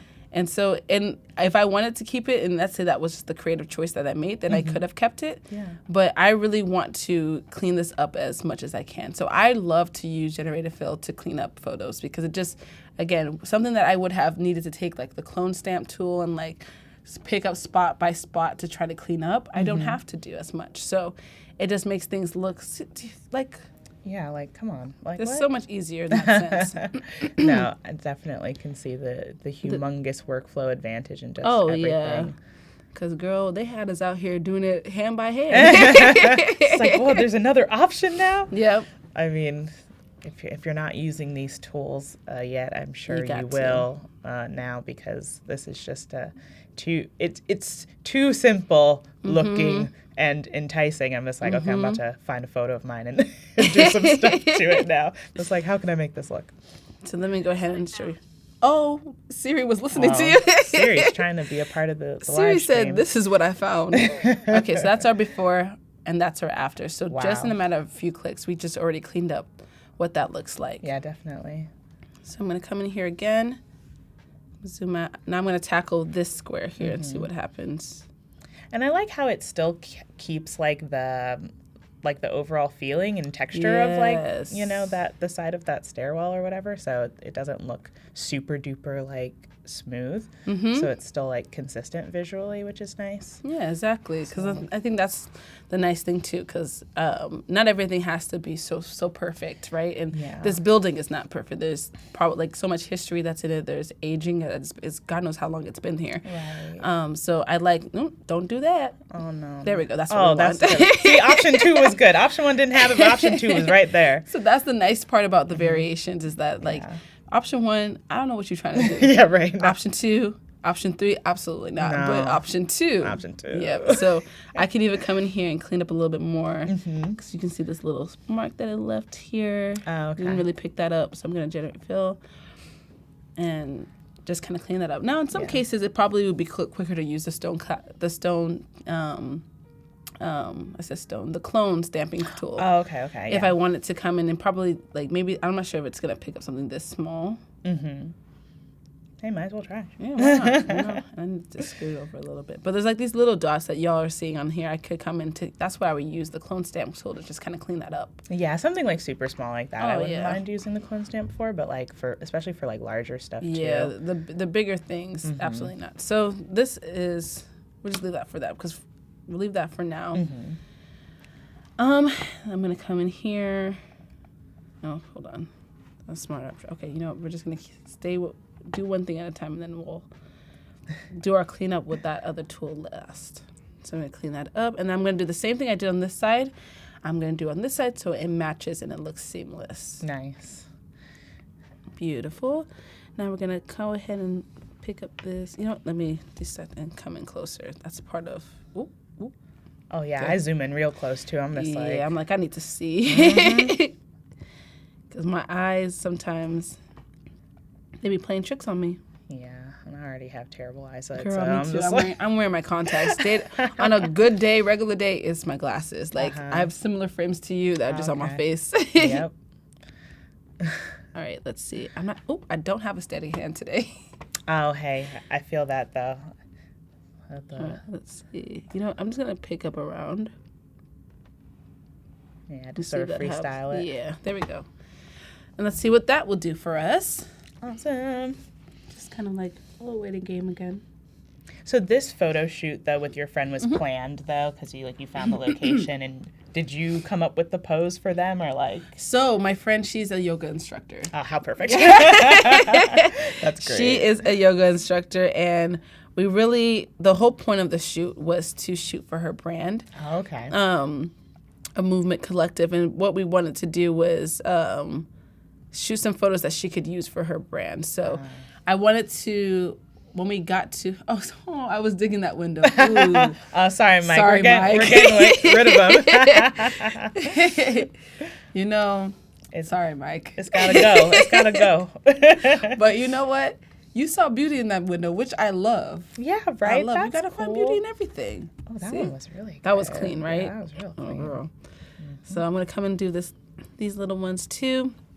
But yeah, she's a yoga instructor. So posing was very easy because we wanted the poses to be like yoga poses. So that was probably the easiest part. And then just as far as the location, I just wanted I wanted to bring in like some kind of building or space into the photo as well. So I knew for sure I wanted to shoot at these stairs. I just really loved, I think the final image of this specific shot I called Renewed because it was also in the art exhibition that I did over the summer. Oh, wow. And because yoga does that for me. It renews my body, my mind, body, soul, all of those things. So I called it Renewed, and I love like having the sky there and just how symmetric the photo ended up being and everything because it just felt really peaceful. So I knew I wanted to shoot on the stairs, and then I knew that I also wanted like some kind of like yoga pose that was kind of utilizing her entire body. So I like, the distance between her legs, that you can see like the definition in her legs, her arms stretching up, kind of pointing towards that sky again. So I just really liked how that looked. That's really nice. So it kind of made things very easy in that sense. And it was one of my favorite photos from this shoot that I shot. That's awesome. And you said it was in an exhibition? Mm-hmm. Oh, that's so cool. I did my first art exhibition in August. Me and a friend, we wanted to create a space for artists to be like seen, and we find like in Arizona specifically, I'll say in Phoenix, from my experience, there's not a lot of places that are like for artists to showcase their work. Okay. So we wanted to create a space for that to happen. So we had myself as a photographer. She's an abstract artist. Her medium is painting. Wow. And then we had other photographers and artists, painters that were part of the exhibition. So this was one of the photos that after doing it for my friend's shoot, I had asked her, I was like, hey, do you mind if I use this photo for my art exhibition? And of course, friends that are always supportive, because you're supportive of them, they're always supportive of you. Absolutely. So she was like, absolutely. I'm like, oh, beautiful, because because I really like this I photo. really like the photo. I mean, that's so awesome. Oh my goodness. Wow, I can't even believe. Come on, look at that. I Come know. on. So now I'm going to go ahead and just merge everything because I kind of am happy with what that looks like. Okay. And I'll show you that before and after. Yeah. Before and after. So I just feel like, again, it kind of removes distractions because I feel like I want my eye to focus like on her. Right. And my eye is going to like the empty boxes, the window, excuse me. Yeah. And so now that I've removed it, I kind of am enjoying the whole photo as a whole instead of like looking at all these different distractions that are in the shot. I agree. So the other thing I mentioned was that in this shot, you obviously also saw that the sky was different, right? So sky replacement is one of my favorite things to utilize. I don't care if y'all don't think, some people be like, it doesn't look realistic. Wow. Listen, I love it, especially when you're creating work that's like, what I want to do more of is introduce more fantasy into my photography. Oh, that's really cool. You know, so it's just not everything has to be so realistic. Sometimes adding a little bit of fantasy adds to the story that you want to tell. So I love the sky replacement tool for that. And sometimes the sky in Arizona, I mean, the sky this day was nice, but sometimes the sky be boring. So Hey, it's nice to have options. So this is very cool. it's nice to have options for sure. That's dope. So I didn't really tell y'all what I did. So I went here to edit, and if you come down, you'll see where it says sky replacement, and it's gonna automatically kind of pull out the sky, and it's gonna pick a sky that it already had selected. I think the sky I picked for this photo was this one. This is just a thing that's just been sitting in Photoshop this whole time. Oh my goodness. It was, I think it was an update from earlier in the year. Girl. Sometimes I'm just like, like you said, I'm just like, the sky ruins it. Sometimes it's like, well, it looks dumb outside or the weather isn't cooperating or whatever. This is amazing. This is beautiful. Immediately changed it for me, and I didn't have to do anything. Yeah. I just pressed, I went one button.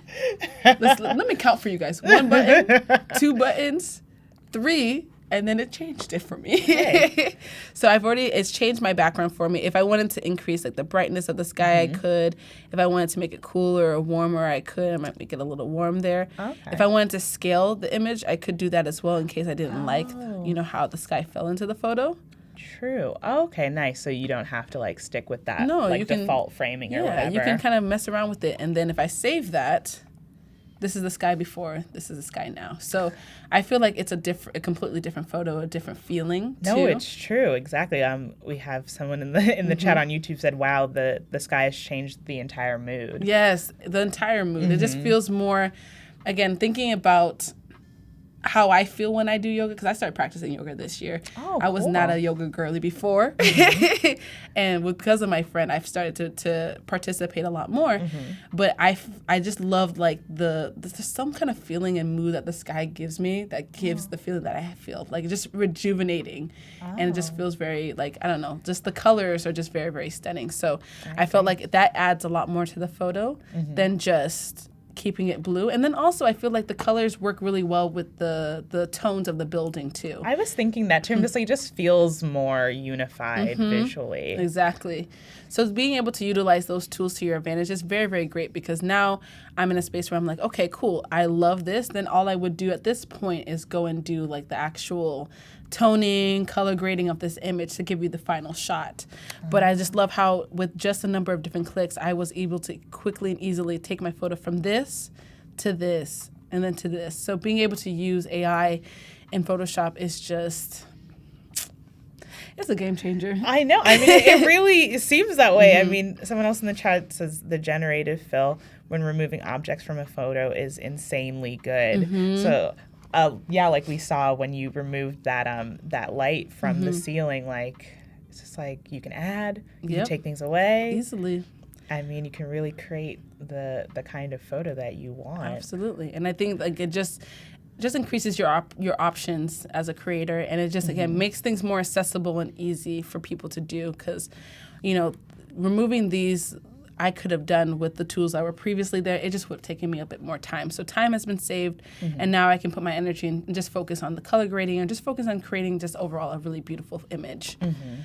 That's awesome. So let's see what else we have here, y'all. We can maybe do one more image. Yeah, we've got about 10 minutes left here with you guys, so before our next stream comes up. So if you have any questions for Idara, like, let us know. Yes, and please. we'll get those answered. But just a lot of heart emojis coming up and over here on YouTube, and people just loving everything that you're working on. So, gee, thank you guys. yeah, I'm just like, I'm loving it too. So. All right, so I have this photo here I did of a shoot back in, I just did this shoot like 2 weeks ago, actually. Oh, wow. And this was just like, again, a fun, creative project. If y'all were on the stream earlier, you'll know now. I have something with pearls. Me and pearls just, I love the way it looks. That's so cool. And just how you can just being in a space where you can just create a bit more. So this is one of the images that I have here.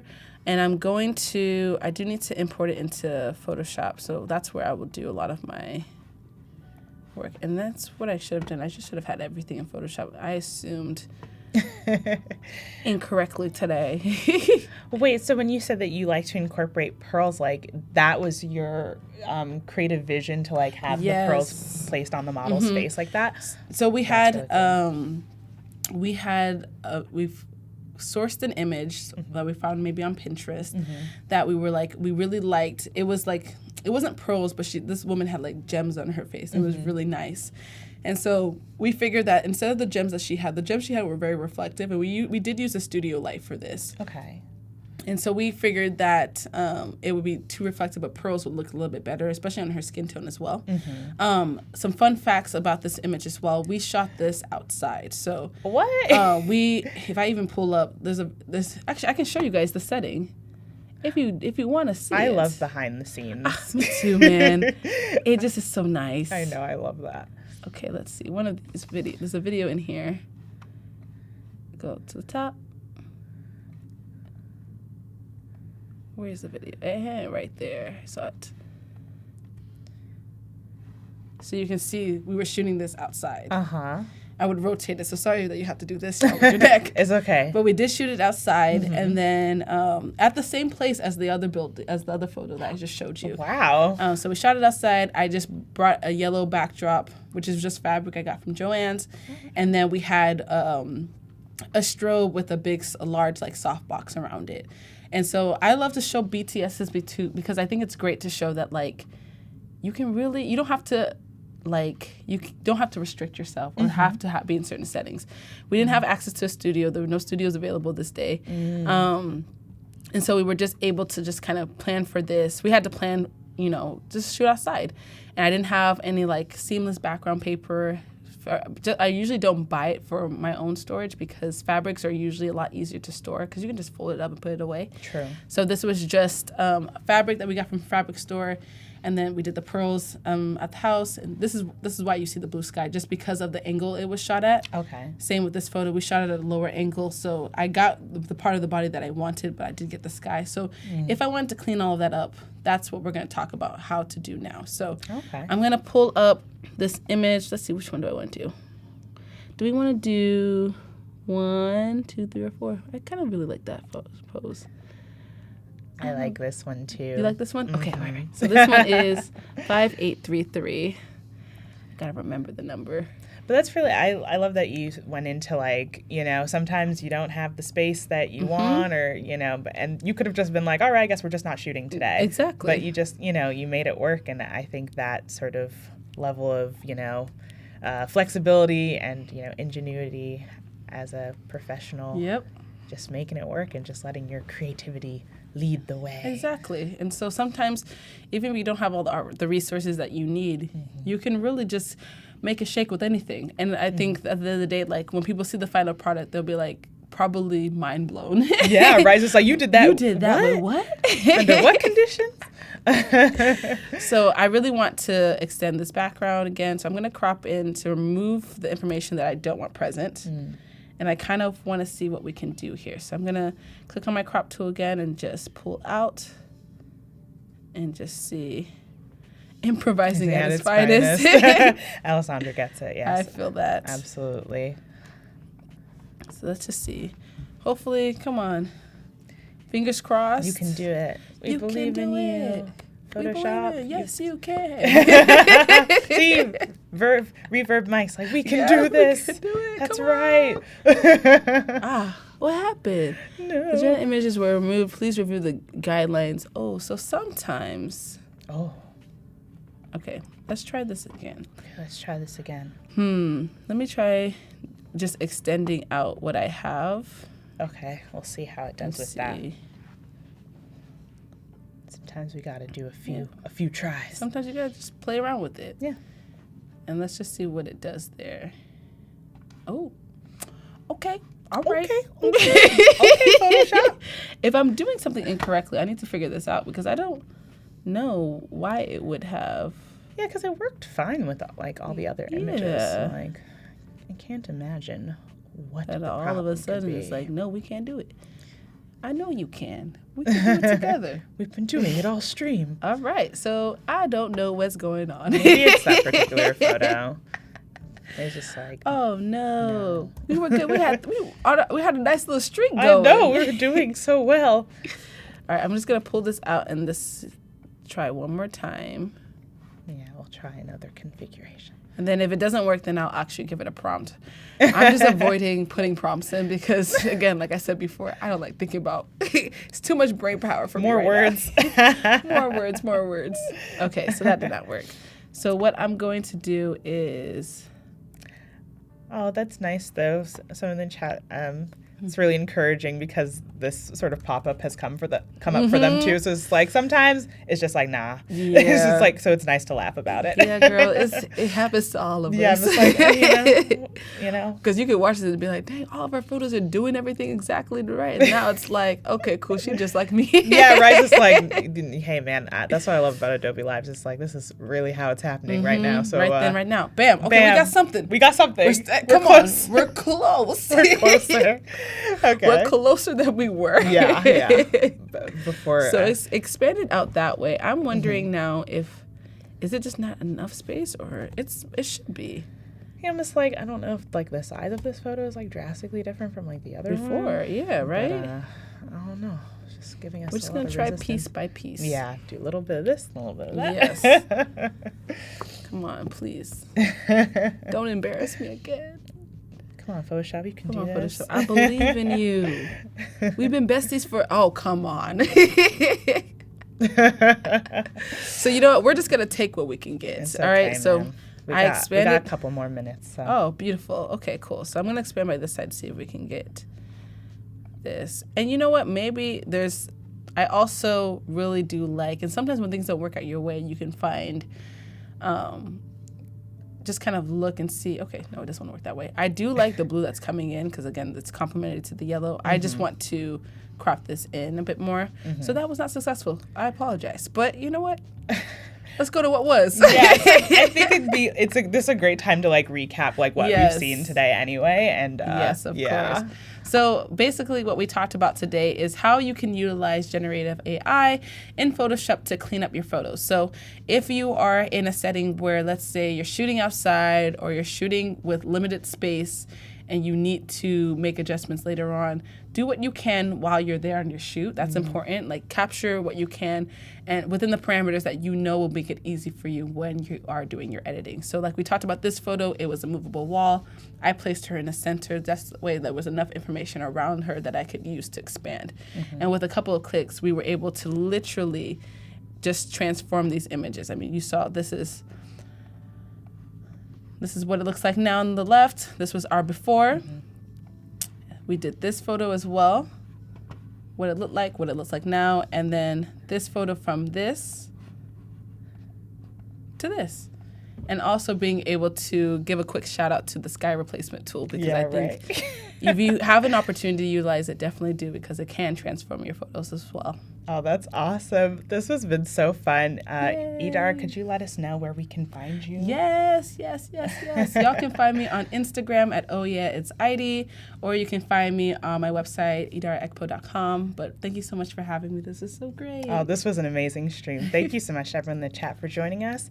And we will see you for one more stream. We've got Idara switching seats with me. She's going to be hosting. We got Curtis coming coming back, so we're really excited for that. So stay tuned. Yay, Bye. bye.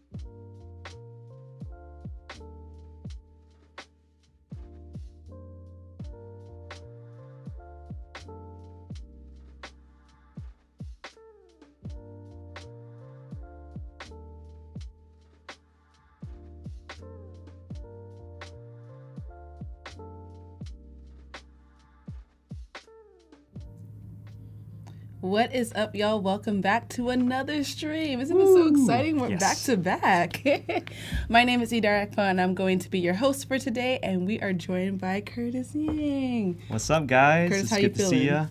Feeling pretty good, yeah. This is my second session of today now, so I'm a Yes. little bit looser. Come on, loosen it. Come on, shake it out. A bit better now today. So excited. So today, I believe that you are showing us how to craft wearable art. Yes, that's right. Yeah, okay, I'm so excited. I know for me, as a photographer, I don't do this. So for me, I'm really excited to see what I can learn. But make sure y'all go ahead and drop where you are joining from in the chat. I am flying in from Phoenix, Arizona. Curtis, where are you joining from? Nice. San Jose, California. Ooh, So, okay, close by. Not Yeah. too far, right? Is it? I don't know my direction. yeah. So we're in San Francisco right now, and so it's an hour and 10 minutes. Oh, okay, not too with bad. a little bit of traffic. Not too bad, not too Yeah. bad. Okay, perfect. Yeah, so definitely drop in the chat where y'all are joining us from. If you have any questions, comments, anything you want Curtis to answer, any kind of feedback, if you want to just kind of sing his praises, drop it in the chat, and I'll make sure that I relay all of those messages to him. And we're just going to continue the conversation, keep it very interactive. And I'm going to go ahead and turn it over to you, Curtis, to introduce yourself again to everybody, especially for anybody new that's joining, and then talk a little bit about what we will be doing today. For sure. Cool. Jack is from Ohio. I've Ooh. never been there yet. So I know, That's same. I've exciting. never been to. I haven't been to a lot of places. I need to expand. I know, me too. Me too. This year's been good though. Oh, that's good. That's good. Yeah, so guys, I'm Curtis Ying. It's so exciting to be here. I'm so privileged and honored. And I am a multidisciplinary designer. So I do graphic design, UX design, photography, videography. And actually, what's exciting today is I'll be able to talk about my clothing brand that I started back in college. It's been 7 years, actually. Oh my gosh. Oh, Yeah. so excited. So excited. Make sure y'all go ahead and follow Curtis. Website, Instagram. Make sure you go ahead and give him a quick follow so that way you can stay in the know. I'm really excited. So what are we going to be doing today? What are we going to be designing, I guess? That's right. Yeah, so just like you said, wearable art. So that's kind of a fancy way to say it, but clothing design, shirt designs, and I think everyone has that potential. Everyone could do it. It's actually quite simple. And it's so much just kind of getting the logistics correctly. Okay. So at the end of the day, we're going to try to finish off with a tech pack, which is basically a way for designers to communicate the manufacturer's details about the garment, about the design, the dimensions, or anything like that, basically. Okay, cool. So my hope is that once we finish this stream, in the next upcoming months, I'll have a T-shirt that I can make for myself. Yeah, easily. Well, that's me simplifying it now. So I'm really excited. Awesome, That would be cool. cool. So let's go ahead and I guess get started. Yeah, I think I'm going to actually use Adobe Fresco and just Okay. kind of show like how easy it is to import into Illustrator. So we're going to Perfect. do more Adobe Illustrator today. Okay, perfect. And I just give a little bit more introduction to myself. I am a designer and community leader in the Bay Area. So in terms of community leading, I started a group called Exilo Creative Meetups. So we meet once a month. Oh, wow. And the reason why I started it was because of how much I loved the school environment of not so much the homework, more so the design projects, Yeah, but yeah. the fact that we meet on a regular cadence. Oh, I love that. We met like twice a week, and these were like my friends that I got to make. So when you get out of college, you know, like if I wanted to hang out with you, I would have to like ask you for a specific day at a specific Yeah. time. You might not even be free for most of the next week, so maybe it's next week. But after that's done, we don't have another hangout to follow up with that. But for school, it was always like twice a week. And we have that Yeah. obligation. So even though we're stressing about maybe certain classes, Of course. we're like we get to see each other regularly throughout the week. Oh So yeah, the community aspect is It is. unbeatable in college and school. Yeah. It just makes it so easy to connect and meet people. When you're outside of that space, you have to be so intentional. Really, about yeah, that. exactly. That's a Oh, good word, intentional. Yes, intentional. Yeah. So that's why creative meetups is like so fun because it gives Yes. us like these friends are also creatively inclined. Like anyone is like welcome to join if you're creative. We do this in the Bay Area, but basically it's just a fun way to get people who have similar interests, but just being able to hang out with your good friends Oh, too. I love it. Oh, so exciting. Yeah, so this is the creative meetups. That's me talking to some of my friends. And, you know, with the UX background that I showed up here, and then if we go down here, running my fashion brand Exilo, which is the topic for today. And, you know, this is the shirt I'm wearing actually is the same shirt I'm holding in that photo. Kind of side more towards minimalism, so it's, you know, Yeah. some text embroidery. But we are also we're going to look into like some more graphic stuff. Got so, it. Okay, cool. Yeah. So excited. Yep. And I love photography, so I was you gonna are say, a photographer. Yeah, I'm a photographer, so that's nice to find similarities in it. So Real quickly, like, what took you from, which one did you start first? That's a good question. What did I do? You know, I thought I was such a bad photographer because I was using the kit lens. If you guys, you guys ever used the kit lens, tell me in the chat. Yeah. But I got a Canon Rebel T3i. I feel like the Rebel series is where a lot of us started. It's such a good place to start, though. It is. Yeah. And I was using the kit lens, so everything was like sharp and in focus, and there was no nice blur with the subject popping. Yep. So I stopped like photography for like a little bit because I was like, I think I suck at this. So it was really like eye-opening to slap on like a 50 millimeter 1.8, get a nice blurry and sharp subject popping, course. and that's when I realized like, oh, I could do photography. I love photography. Oh, I love it. I love it. Oh, so excited. I love finding the similarities and hearing people's journeys and stories. And so, Yeah. Oh, great. It's so, like, how about you? Like, when did you start? 2016. I started in college, and it was just me taking pictures of friends. Oh, that's so you know? cool. And so I had my camera with my kit lens, same kind of setup, and I just wanted to take pictures of people because I just really love meeting new people, hearing people's stories and backgrounds. It's really cheesy, I feel like, when I say it, but people are like, why do you love photography? People. I love people. That's so good, though. But yeah, that's how I started. And so I kind of started, and I've been staying in that space for I mean, now almost 8 years. Wow. But yeah, it's just, Yeah. it's great. That's crazy. Yes, I started Exilo, my clothing brand, in 2016. So that's kind of cool. Come we have on. that. Yeah, we have the same starting for our creative Same ventures. starting point. Yeah. Okay. Perfect.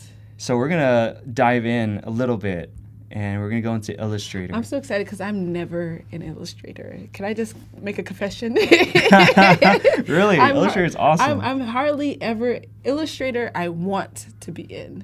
I'm afraid of Illustrator. You shouldn't. The way that Alanna was like, I don't go into Photoshop. I'm like, girl, I don't go into Illustrator. But you do Photoshop, right? I do There's Photoshop. huge Photoshop on parallels. Live. Yeah. And so that's why I'm trying to find that. So I'm really excited to see what I can learn Nice. today. Today's the day. You're gonna love Illustrator, just like everyone else. Yay.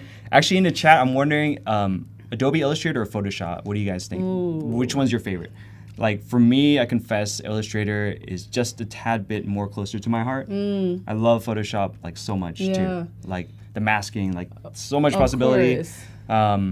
But I do like Illustrator just because I feel a lot more freedom. I was gonna say, I feel like, especially depending on what you're using the applications for. Right. So I don't use Illustrator because I'm using all of like the editing and like I'm doing photo editing. So a lot of that of my skill, my need comes from Photoshop and Lightroom, which is why if I want to branch into to Illustrator, I'm thinking about maybe creating like my own little photo book or creating certain like things that I just haven't dived into yet. Right. So I'm excited to see how like other people utilize Illustrator into their own space. Yeah.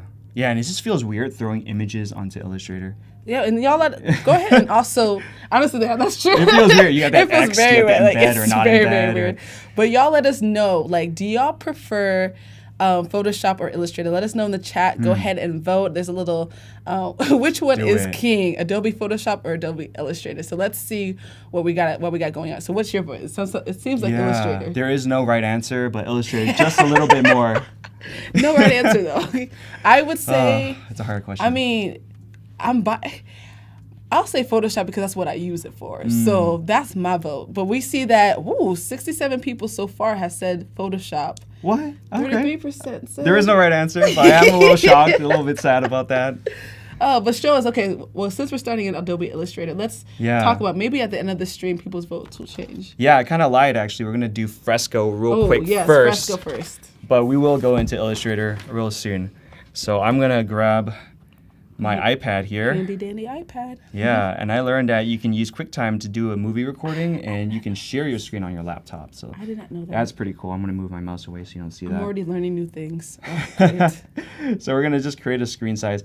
I was hoping actually, chat, if you guys can tell me maybe like a thing to draw, whether it's like an animal or an yes. object, because we're not trying to be super beautiful. Mm-hmm. Because actually, why I even did like Adobe Illustrator, why I got into graphic design was because I learned that you don't have to be really good at drawing to be a graphic designer.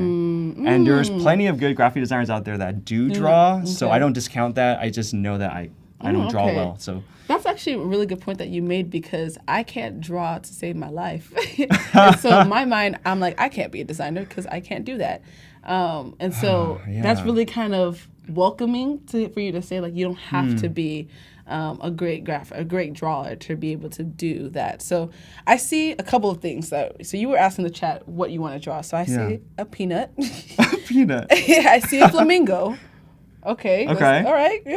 So keep dropping your options in the chat. What are you feeling? Are you feeling like an animal or how's your animal drawing? We were just talking about birds earlier. Ooh, birds. Oh man, I gotta connect this iPad real quick, or this Apple Pencil. Apple Watch or pencil. Oh my goodness. Can you imagine if it was like out of battery? That would suck. Oh yeah, let's hope not. The one thing I didn't charge because you had to do this weird sticky thing. Because I have the older version. Okay, we got 5% on this thing, so that's enough, I believe, It'll to work draw for a peanut us. at least. Perfect. And then back to what we were saying about Illustrator. So some people said, Darren said that Illustrator has become one of my favorite apps. And then Nick said that Illustrator is so unforgiving and perfect for vector and logos, type manipulation, etc. But Photoshop can make magic and allow for some forgiveness to get there. So that's actually a good way to put it. I've seen there is a little bit more forgiveness, at least from my point of view as well. Forgiveness is so interesting. But actually, yeah, what do you think from your point of view? Because Yeah, I feel like I talked about how I feel more freedom in Illustrator. you did say that. Because of vectors, resizing, scaling, like I'm going around the artboard, I'm making so many different little iterations, especially for logo design or whatever use case you might have. But hey, by the way, guys, if you are tuning in on YouTube, if you guys tune in on YouTube, you guys can vote. Yeah, we don't have that feature exactly on Behance. Yes, so if you were voting, in case anybody was like, I didn't get to vote, we're voting on YouTube. yeah, exactly. Perfect. So, let's try it. Okay, so I wanted to show you guys like the most exciting thing about Fresco and what sold me on Fresco was the fact that you guys can use vector brushes. Ooh. So you see at the top left part of my iPad screen, it's this is the pixel brush. Okay. What is this one? This is live brushes, and this one is the vector brush. So we select the third one down. Okay. And what you can do is you start drawing, right? This is really bad, by the way, but you start drawing, and when you zoom in, you scale. It's a vector, right? So it's not going to distort. Yeah, it's distort at all. Let me actually try if I did a pixel. If I zoom in on this, you start to see it hazing out, right? Like, of course. grainy and pixely. Even though it's not the same brush, I think it'll do the same thing. So I love that it's vector. So everything you draw on the iPad, when you translate it into Illustrator, the lines are perfectly smooth because they're shapes, right? Because vectors are shapes, pixels are pixels. Kind of set myself up for failure there. I don't know how to explain it any further than that. I was like, in my head, you said pixels are, and I said pixels in my head. Oh my gosh. Yeah, so, okay, let me draw a peanut. I'm going to lower the brush size, and I'm going to draw a really bad peanut. So I told you guys, like, that's why I did graphic design, is I don't have to be good at drawing. And I didn't think that I would even be able to make a career out of art, but I couldn't figure out what I wanted to do in life. I was like, I'm not going to be a firefighter, a policeman. I'm not going to, paint or, be a Van Gogh or anything. So when my cousin showed me Adobe Illustrator for the first time and showed me the pen tool, like my mind was blown. Like that was in freshman year of high school. So I was like, goodness. it was so easy to like, okay, I'm doing graphic design for sure. Like that makes sense to me. So shout out to your cousin. Yeah, my cousin Kelsey. Thanks, Kelsey. Yeah, we were visiting her in college, and so we went to her dorm room, and then she was like, oh, just jump into my computer. I'm going to open Illustrator for you and try using a pen tool and trace around the object that you wanted to do. That's so great. Oh, and I'm seeing Emily is joining us. Hi, just joined. What did I miss? Emily, we are right at the beginning, girl. You are right in time. No, you missed everything. It's almost all over. Done. We're signing off. All right, so we got a peanut, and imagine just like the resizing. It's so nice, right? So easy. Again, it's a vector. Yeah. So vector brushes, third one down. And you said there was flamingo, right? Yes, a flamingo. Yeah, so the test is I'm going to draw from memory. So it's going to be it's going to be off. But I think that's the fun part. Do you want a reference photo or are you good? I don't. I'm going to try to imagine. Oops. Okay. So flamingo, I got a head. Okay. Okay, that's already bad. I'm going to undo that. Kind of like, Yeah. Oh gosh. I'm so excited for Gen AI, you know, when Yeah. you can start like, you draw something and then you just, It just be like flamingo. Make it better. Yeah, it's like fix it for you. it's definitely got a body like something like this, right? Mm-hmm. So you got the feet. Do they have hands, like arms and stuff? What if we made it like Do flamingos actually? have hands, y'all? Oh my Because gosh. I can't tell you. I don't. Not the art. Why does it look like that? It looks ready to go, It's you ready to know? go. Like it's about to pop off. What if it got like this huge bicep, you know? Beautiful. Yeah. So I'm not good at drawing, but I'm good at drawing bad things, so. It's like, You like them? Chris, we're gonna be laughing this whole street. I hope so. Oh my goodness. No, I don't like that. So, okay, we're gonna throw in some pink because we can. Yes. And since I can, you know, this is a vector brush, Mm-hmm. I can paint shapes, right? So that's gonna be Okay. nice to throw into Illustrator later. Let's see, a pink for a flamingo it's pretty vibrant, Mm-hmm. right? So I'm thinking maybe here, and I'm gonna increase the brush size. And so I put a layer underneath the birdie, Okay. the flamingo. That way, like when I paint, you can see it's like, yeah, okay. it looks pretty seamless. Yeah. Except I can't color within the lines, so I don't know if it's seamless. All right, we're just doing a really fast and ugly job with it, but I'm so excited to see what this becomes. this is for you guys to run with. And you Yes. guys use Fresco and Illustrator. Someone Okay, I'm gonna said- paint outside the lines so that I Christy can erase. said, "Where can we order the T-shirt from?" for this? It's not even done yet. Not yet. Not ready yet. The Oh, flamingo is gosh. quite a turkey. Oh, It is giving turkey.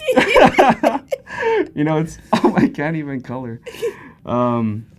You know, it's because it's like November. Oh, almost yeah. November. Okay, so it's So timely. that I was totally doing that on purpose. Yeah, of course. Jokes on you guys. You didn't know what. See what he did there? Like, it Yeah, looks like a turkey. Of course. that was the point. It's a pink turkey. Yeah, pink turkey. If you don't know what a pink turkey tastes like, you're not the only one. Emily, if I saw a flamingo like that, I would run. Yeah, he's gonna beat you up. Oh my goodness. The other way. I'm running the opposite way. I'm afraid that. Do flamingos fly? I don't think so. They don't? Okay. seen I one was in a like, I zoo don't know if that's a before. dumb question or not. There's no dumb questions. So I'm going to give myself grace in that moment. There are no dumb I questions. think when people say that, I think they just encourage to be like, to not be afraid of asking questions, but I think there's definitely dumb questions out there. I want to just go out and say that. I am a firm believer in dumb questions, but I'm not afraid of asking dumb questions. Okay, there you go. Yeah. Not afraid, not afraid. I was like that kid that annoyed my teachers because I would ask a bunch of questions, not trying to be annoying or anything, but it just came off that way. So I'm just like curious. Oh my goodness. That And I is wasn't so that funny. smart back then. I'm a little smarter now. A little bit smarter now. A Huh? little bit. Okay, we're almost done. We got the bicep. Gosh, the bicep is so nice. It's like, Yeah. why I oughta. But the other hand is like, didn't do any curls on that I hand. know. Wait, No curls whatsoever. I actually think it would be fun to mash it up and actually add skin color. Ooh, okay. And add it. Okay. I kind of gave up painting within the lines, if you guys can tell. I'm sorry. Okay, some of that pink. Came back, Still yeah. there. Yeah. Oh my gosh. It just keeps scaring me every time I see that pink. The flamingo ate too much peanuts. Oh, you know, that way we can, you know, because we had the suggestion of peanuts and flamingos, so we can get them both. Get them both. Oh, why do you not paint? Why do you not paint inside? Inside. So, yeah, we're I'm not. painting terribly. We're struggling here, Robert. I'm so sorry. But actually, at the end of the day, you got it done. Yo, yeah. That's a It's beautiful actually job. better than I thought. That's a beautiful job. That's actually a really beautiful flamingo Really? turkey. Yeah. Flamingo turkey. Like, I want to know the story. Like, what? What's Had a hard going on? life. You see the anger in his eyes. Who upset you? How was your morning? Did you have your morning coffee? Didn't have coffee yet. Yeah, I was gonna say. I got coffee here though. All right, so I'm going to show you guys just when you click on the share button at the top right here, it's so awesome because you see here opening a copy. You see the Illustrator icon at the left. Okay. So if I click here, I can actually send it to my desktop, and there's Oh, no wow. network connection. So See, I just love how have connected everything is. Uh-oh. Oh, Well, it would have been nice. if you were connected to the internet. Yeah. I don't know what to do now. Okay, you know what? Let's see. Maybe I can airdrop it or something. Curtis, if you can connect to the internet. I'm gonna do that. Yeah, so go to the Wi-Fi and just go to this one, and that's the password. Thank you. All right, that's great. We got a surprise showing. Yes, A price tech guy. He's so cool. All right, we're making our way. We're making our way. So going back to that, like which one is king? Photoshop versus Illustrator. 64% voted Photoshop. Yeah. Okay. Turn up, turn up, turn up. Hey. And 35% said Illustrator. Wah, wah, Darn. wah. All right, you guys can leave the stream because we're only talking about Illustrator Sorry. today. But Just kidding. Don't leave, please. Don't stay, please. I'm lonely. Curtis, please. Okay, All we're right. connecting. We're connecting. But of course, if y'all have Nice. questions throughout the stream, like I said before, please be sure to drop them in the chat. It seems like everybody is pretty entertained with this flamingo, as that's are good to we. hear. Yeah, so I'm really excited to see what we do with this flamingo. So ideally, would this end up like on a shirt or? Oh, see that? We're gonna do it just because the theme is shirt design. Okay. I don't know if I'll ever print this, but but now it's a thing, right? It's an It's a inside thing. joke for all Exactly, of us. So I you might know? print it just because it'll be cool. Exactly, limited edition. So All right, so you it's sent over. Yeah, look at this. This is awesome. So you see this like dialog box, and Mm-hmm. it says Photoshop import options. Okay, so we got a little Photoshop. I don't know exactly what that means, but it says convert layers to objects. So we Okay. see the preview. We got that flamingo. Okay. And we're just gonna click OK. And now we Perfect. started a new file with Oh, the flamingo. wow. It's awesome. Oh, I love. And so just like we talked about, like the vector brushes, we got everything vectorized. Mm-hmm. We zoom in infinitely, and it's, Oh, it's still. it's not pixelated. Yeah, it's not pixelated at all. Yeah, so And we're you gonna can. grab It this seems guy. like you can, because it's a vector. Each individual piece, you can move them. Exactly, yeah. If you don't want Oh. that indentation of their bicep, Mhm. you can move it Remove away. If you don't want it to be angry. Now he looks really I was gonna curious. say that's a different story right there. Now he's like not as upset. I kind of like him upset though. Yeah, What do you upset guys- was you like nice. upset? Yeah, I like upset. Okay, we're gonna keep it that the way. other eyebrow was like, what's going? Or no eyebrow was like, I'm a little confused, a little curious. It's so weird that the other hand is just pink. But we're not gonna color it because Listen, we there's don't a want to story spend more behind. time. There's a story behind that hand. Yeah, so let's go into, since we are creating a shirt design, Mm-hmm. go into my files, and I'm going to open kind of a template that I created ahead of time. Okay. So we go to Tech Pack, and let's see, which one do we want to open? I'm going to show you guys an example of Okay. a Tech Pack that I did create for actual product. Ooh, okay. Yeah.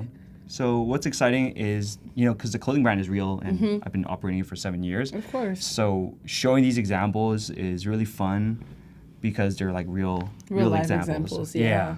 So this product isn't even finished yet, but it's being packed up. It's going to be shipped to my house. Mm. Now I'm going to have more boxes filling up my house.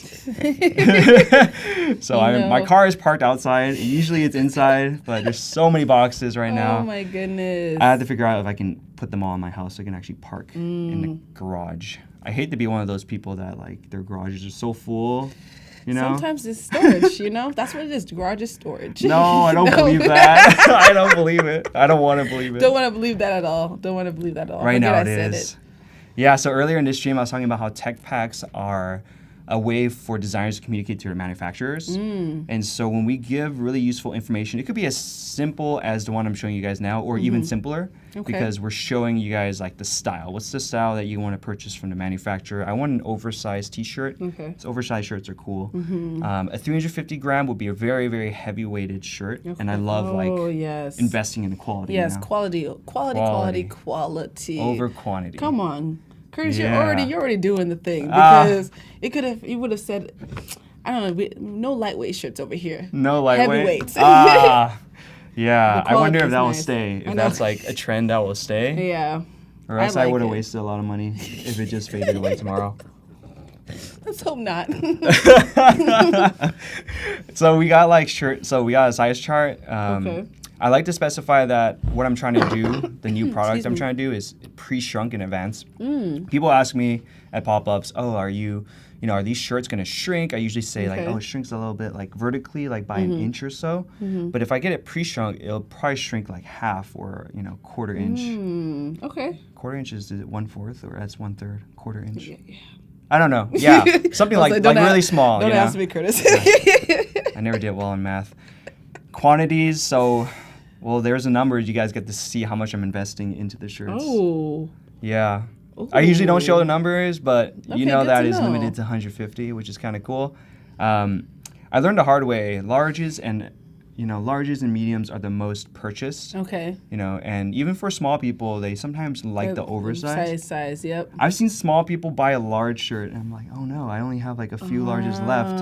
I made mistakes like investing in too many smalls or Got too many it. extra smalls. So if you're starting a clothing company, you're interested in creating shirts, the safer route is to invest more in mediums and larges. Okay. So you can see how the scale, like It 47 changes, mediums, yeah, 50 larges, rather than 50 smalls. Yeah, so we got things that are a little bit helpful for the manufacturer, including like how many centimeters down from the collar of okay. the graphic. So you don't want the graphic to be way too high up. You don't want it to be way too low. Now, is that a number that you like just, how did you decide that? Yeah, so sometimes I look at my old shirts. I go into my closet Okay. and pull out shirts and I measure it with an actual physical ruler. And even with the designs, so you see like this is the main design graphic in the front of the shirt. That is, I determined that number actually by printing them out physically on a piece of paper okay. and cutting it out. Okay, that makes sense. Yeah, it is a lot of work. I was gonna say, but it takes it and makes it like a realistic situation. Like sometimes you have to take all those steps to do that, Yeah, I really wish it would be easier. Yeah. Sometimes I'm like, that's the last part in Yeah. my tech pack, and like I really don't want to gruel over printing it and kind of sticking it on my shirt. Sometimes I wear the shirt after like taping it onto the shirt, okay, to see seeing what like, it okay, looks does it like. look kind of good on the shirt? So yeah, that's how I got the dimensions. okay, that makes sense. Definitely suffered through that process a little bit. And we got some exciting details. So if you ask me, I've worked with local suppliers. So Okay. I live in San Jose, so I went to some San Jose screen printing shops. So if you ever start a clothing company, what you can do is, and I get this question all the time, is you can go to a local screen printing shop near you. If you Yelp okay. it, Google it, whatever. That's actually a good point that you mentioned because I was Yeah. gonna ask where do you start? Like, do you have to look for, vendors in other places, states, or even another country, or are you doing all this locally? So that's really, really nice to hear. Yeah. So it's interesting. I kind of did like a full circle. So I did the local route, and the quality was really good, but it was very limited in the customization I got to do. So what I was talking about in terms of why this is so exciting for me is the fact that I can specify like tags, and these are all okay. like printed woven labels. Okay. So this is all like woven. And this is not what you can get locally. So Okay, I'm that makes actually a sense. huge advocate of trying to do things overseas Okay. because they have way more customization. I would love to do it more locally and support local, Yeah, businesses. of course. But I've seen such a lack in customization lately. Which makes sense. So yeah, that's what I'm doing currently. So this is like the washing label. This is the neck tag. This is the little tag, like a In the little extra corner, branding on the shirt sleeve. yes. I'm thinking about actually putting it in the bottom The hem. bottom too. Is Yeah. that what this is? Are you picking either or is it another? I'm going to be place? picking either or. So this okay. is like a slightly older file, but I'm moving this to the bottom hem of the shirt. So if you go back up here, you'll see it's actually the bottom. Okay, I see Because it. when I got a sample and it was like scratching my shirt, okay, yeah, my your skin a arm, little bit. yeah. I care about my friends, so I don't want to be like, you buy a shirt and And it's it's like, scratching, it's like, yeah, it's a little Dang it, sharp. Curtis. At least you'll think about me if it's scratching you. You're like, hi, it's me. I hope y'all are. Hold on, sorry, Curtis. I hope y'all are laughing the way I am Oh, man. at home because Curtis, listen. If I didn't know you were a graphic designer and doing all of this, I would have been like you a comedian because I'm over here Oh, wow. crying. Thank you. Of course, a little, I'm glad. kudos there for you. Thank you. I like to make my friends laugh. It's a beautiful thing. It's a beautiful like gift to have. I'm like the, what do you call it again? The clown. The clown. I was gonna say Joker. The clown of my family. The clown of Yeah. your family. I can see it. Yeah, my younger cousins, they get like the worst of it. Oh. So we got Sometimes I love to specify, Okay. you know, so I did tell you it was kind of weird to throw in images. I did actually do that, but this is the only image in my tech pack that I threw in. And they're called the mask high density labels. So I like the really detailed stitching that you can get with your woven labels. Yeah. And here we do, oh man, all the dimensions, all the sizing. It's so and it all much just comes through detail. experience. Yeah, I've done different woven labels before. I've done the less high density ones, and it's less detailed. It's less okay. high density, HD. I don't know. HD. Right. Yeah, so Yes. I don't know. It's just different. It looks better with HD. So yeah, you get all the dimensions. I specify even like the Pantone Yes, colors. the colors, yeah. Yeah, because that matters too in terms of consistency. So yeah, we got all these labels here. We So, even like, got the packaging stuff too. This pack that you're showing us, like in the process, once you have it created, is this what you're sending off to the people that are designing the shirts for you just to make sure they're following what you want? Exactly. Makes sense. See, Yeah. I'm following. Yeah, you are. I feel kind of bad because we're not really like typing or doing things on Illustrator Yeah. because I want you to love Illustrator. Yeah. And the 60 other percent. But you know what? I'm just kidding. I bet the 60% loves Illustrator too. I shouldn't. Yeah, I bet they're actually really mad at me for saying that. Sorry.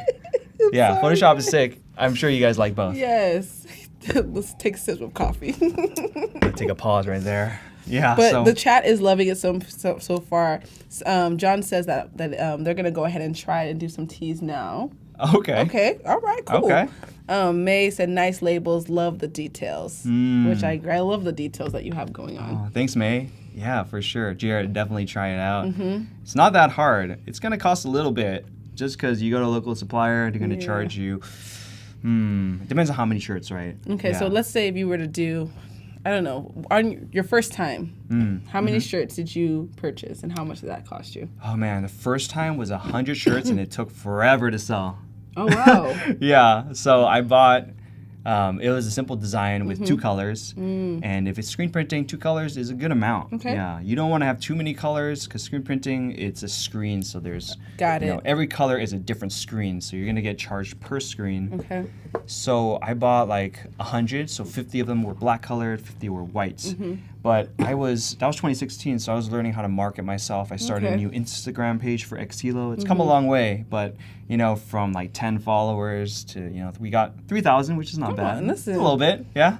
It's more than a little bit, okay? Yeah. When you really Thank put you. 3,000 people in one room, it's not a little bit. Yeah, but how many people are like still like interested in the brand, right? You get a certain margin. You guys know what I'm talking about, Yeah. Instagram, social media, but it's cool. Like I love interacting with the followers on Instagram, I those who feel it. are I agree. tuned in, you know.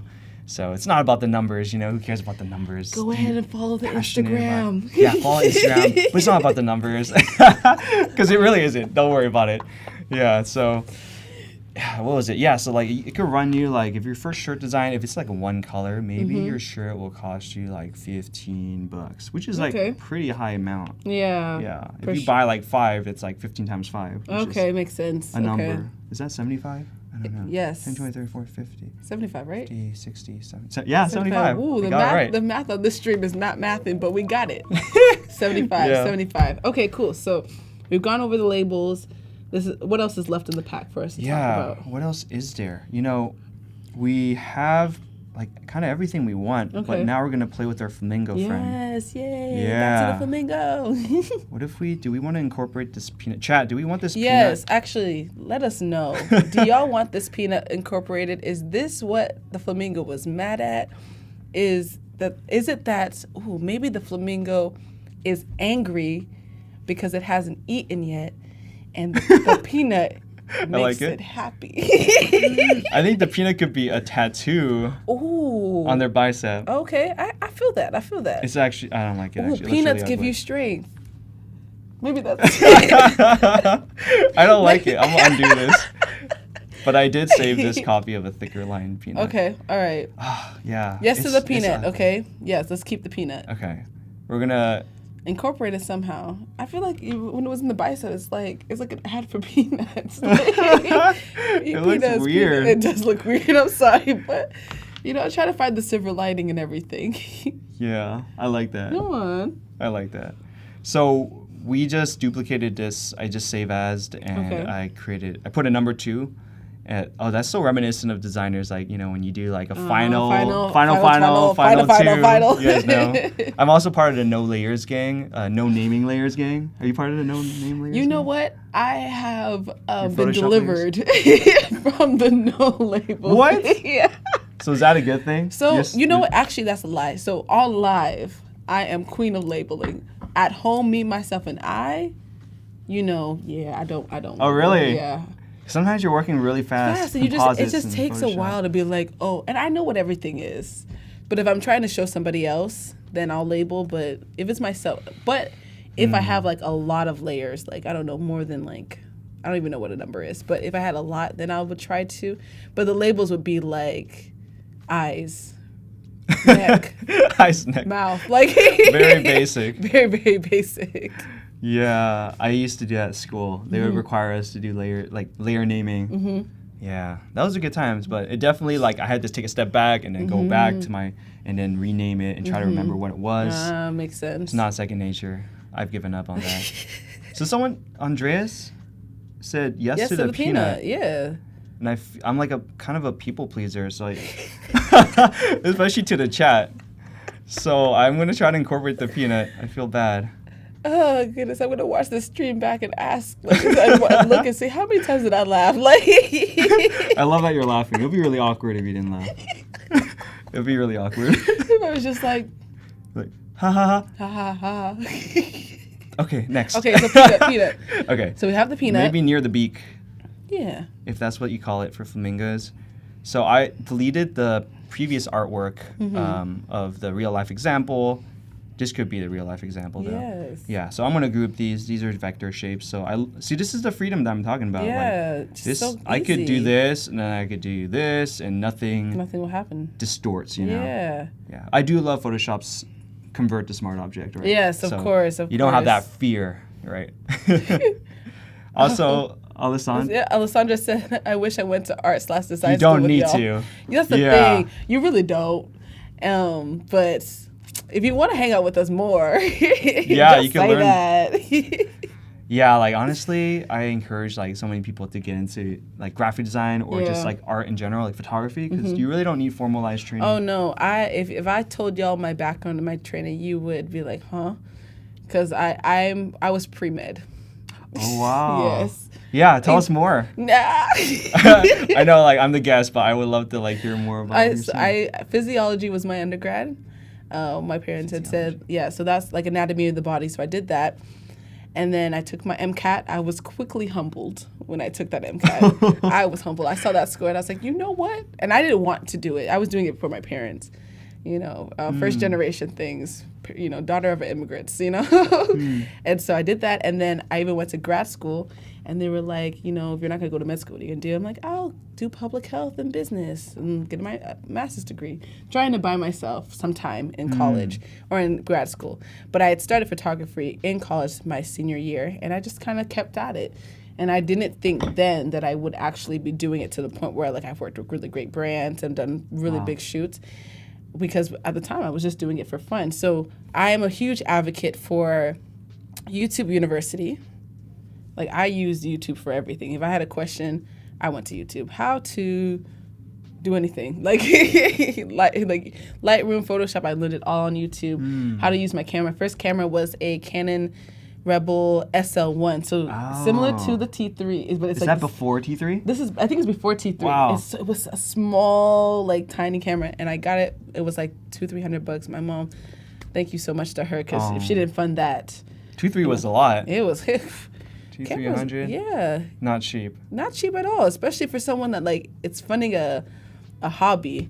My mom was like, oh, like both my parents were just like, oh, we don't want you to take your focus off of studies, but you have to with everything, especially with my parents. I had to like let them see the vision. I was like, listen, if I do shoots, then that's less money out of your pocket because I'll be making some money because I wasn't working. So every dime I had was coming from them.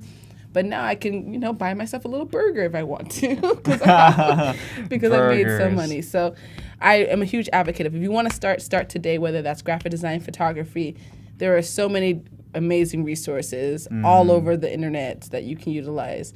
Yeah, So, totally. yep, you know. And just make mistakes. Yeah, I was thinking like, chat, what do you guys think? I was thinking like an off-white kind of a color. Yeah.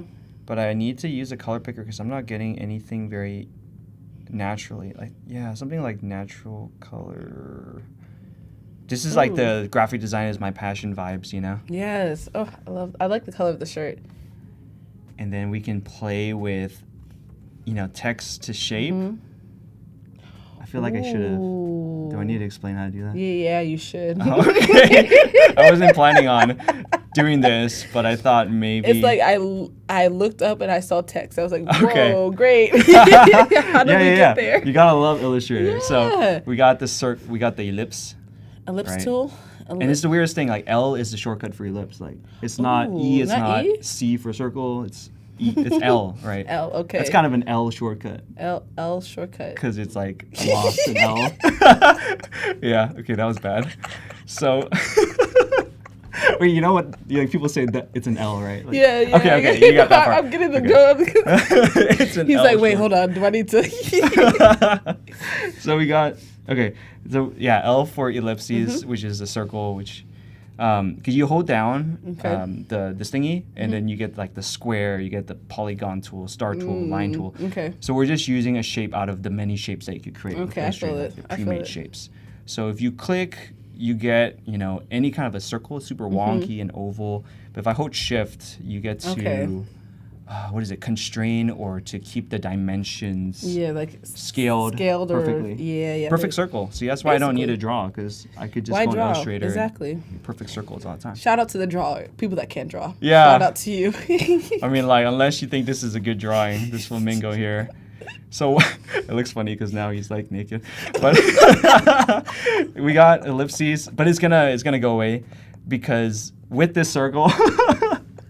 You need a moment. No, we're good. Keep going. The T, right? So the T, this is the text tool.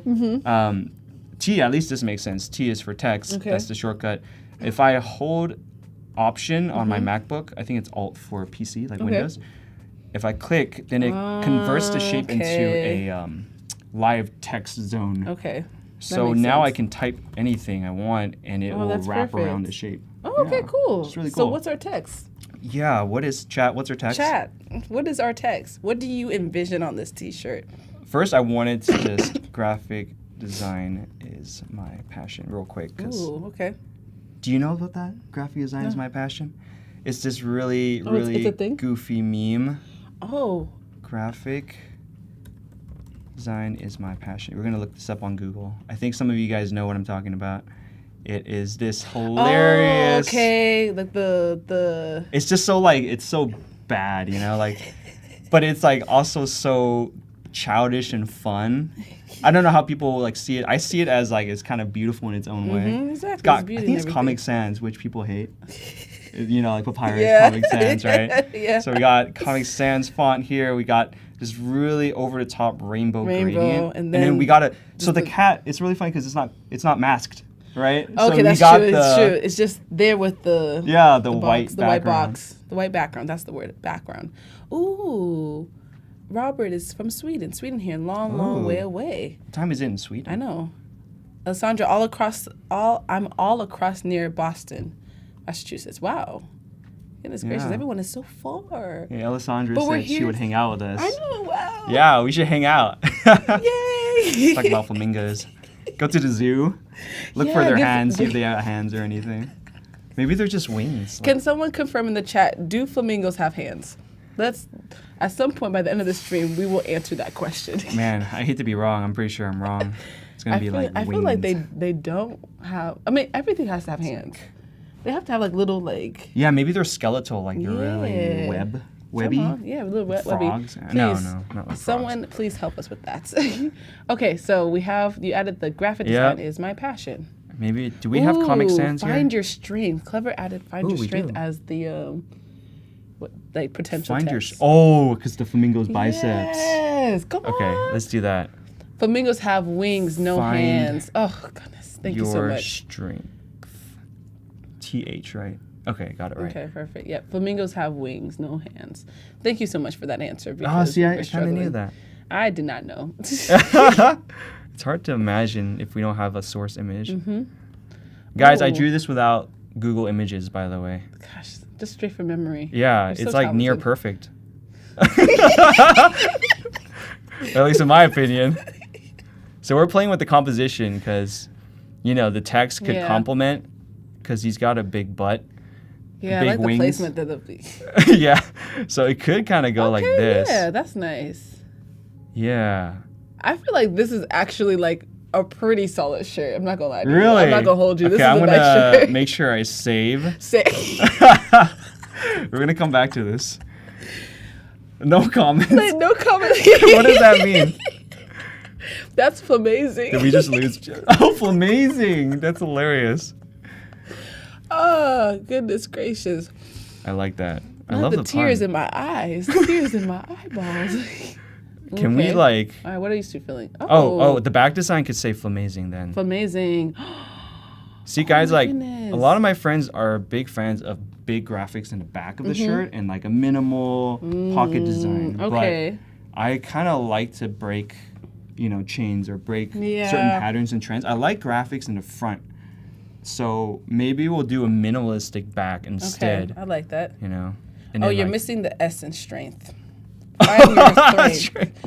Find your That's so strength. bad. But it's kind of fun to say. Find your strength. Strength. My strength is not in spelling. So that's spelling and Strength math. on here too. Spelling and math and not your. Yeah. Oh wow, that's a lot of things to eliminate. That's why I like design, guys. So we Oh, Curtis, want to be do kinder to yourself. Amazing. Amazing. I'm pretty kind, I think. I don't know what Comic Sans MS is. Oh. I think it's a different variation because I'm pretty sure it didn't Yeah. have an MS before. But maybe it's it's an Adobe font. Maybe it's their spin on it.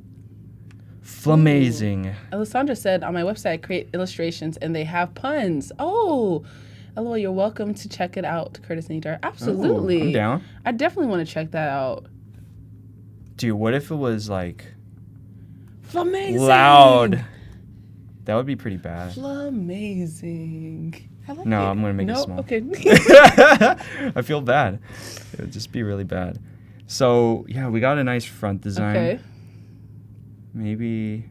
So like a general rule of thumb for the sizes, you know how like I told you like I print out the designs anyway and I make sure like Everything for is so sure it's good. like a good size. 'Cause Yeah. you would hate to like get 100 shirts and like they're just too small. Or Yeah. they're way too big.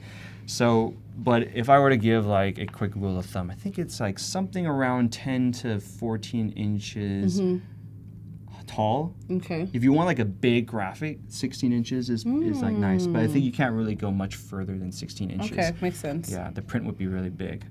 So, yeah, we got a pretty flamazing shirt here. It's just now that you've actually taken the design and put on the shirt. Alessandra said this too, and I agree with you.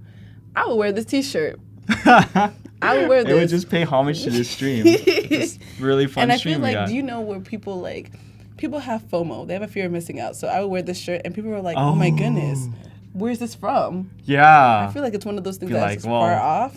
You don't know. Like, Yeah. send a Oh, link or just be like, nah, you don't know. It's You don't too know. bad. It's not for you. It's so much cool. It's a one of one. A one of one. A one of one. Oh, yeah. I wanted to show you Okay. guys real quick just like the vector, Yes. text to vector. This is a very new feature and is, part of the generative AI kind of thing that Illustrator has been doing. Okay. Or Adobe's been doing. So what they recommend is you start with a shape. You usually draw a rectangle. It doesn't even have to have a color. And from here on the right panel, because it's like a new feature, I think they're highlighting it more. I don't know if Okay. it'll stay on the right panel, Okay. but you can already see text to vector right here in it, parentheses beta. And from here, you can generate something. Oh, maybe we can do but then if the flamingo is way better than mine, then No, that would do be it. like really Do it. sad. Okay. Flamingo. I'm like, I dare you. All Do caps. it. Flamingo. What do you want to say? Flamingo with a big bicep. Yes. Oh, yeah. Flamingo With a big bicep. giant bicep. And then, so there's these options to type. So there's like the subject, which is, I most likely believe there's no background, Okay. right? So it's just like the subject, like it'll be the flamingo, just like we created. The scene would be, like you see here, sample prompts and also sample images, like the car with a beautiful sunset. yeah, so if we do subject, then we don't have a nice Okay. scene, which is nice to have that freedom. Yeah, of course. Oh, generating. Yeah, Oh, so we're gonna. Someone asked, "What is generate it. Who is Flamingo?" Flamingo is our star of the show, the design. of Yeah, the pretty t-shirt. much. Yeah, But if you- shout out to who mentioned flamingo and Yes, peanuts. yes. In the very, Thanks very to beginning them. of the chat, I have to do us justice here. Let me figure it out. Yeah, gotta give them a shout out. Nick, thank you so much for Oh, the thanks, Nick. flamingo. John, thank you so much for the peanut. Look at Yeah. that flamingo. That is a Compare great flamingo. and contrast. Chat, which one's better? Mine, which is the right answer, or this one? So this one doesn't even have a bicep. You okay? We got different variations too, which is nice. I'm so sorry. That was very embarrassing. It's just the way We're having fun. you said mine. That's the right answer. Yeah. Oh, because it kind of is. it kinda But chat, is. should we do a Yes. vote real quick? Yes, let us on know. YouTube Live. Yes, please drop a vote YouTube. for us on YouTube. What are you feeling as being like the best of the best? Cough, cough. Is that for you? Yeah. I'm sorry. I just couldn't help it. Oh, wow. I really, really do love this. So actually, I think we're getting towards the time of like giving we're a little almost done. recap. Oh my goodness. Oh You're man. almost done. Yeah, I was having so much fun with you. I know, me too. Shoot. Yeah, I'm glad. It was Yeah. fun. Recap. Okay. What do? We went on to Fresco and we talked about vector brushes, which is really exciting because, you know, vector brushes means that when we import into Illustrator, we don't have to do an image trace and get really fuzzy, you know, choppy lines and have to clean that up. Yeah. Some of you guys probably know what I'm talking about. Yeah. Like that's kind of a mess. So just drawing everything and perfectly translating it into vector because, oh yeah, first thing is when you make a shirt, the best thing you can do is give the manufacturer a vector file Yeah. the best way you can to give a best okay. perfect resolution, Okay. whatever. Yeah, because if it's pixelated, then you gotta make sure it's like a high DPI, Makes PPI, sense. like a pixel. If you give them like a really small photo and they blow it up, it's gonna be all, you know. Makes if you sense. print it, then you can see all the imperfections too. Okay, so. that makes sense. So vector. If there's one Vector. word to keep in my head. Yeah, vectors Vector. are awesome. That's why I love Illustrator. I love vectors.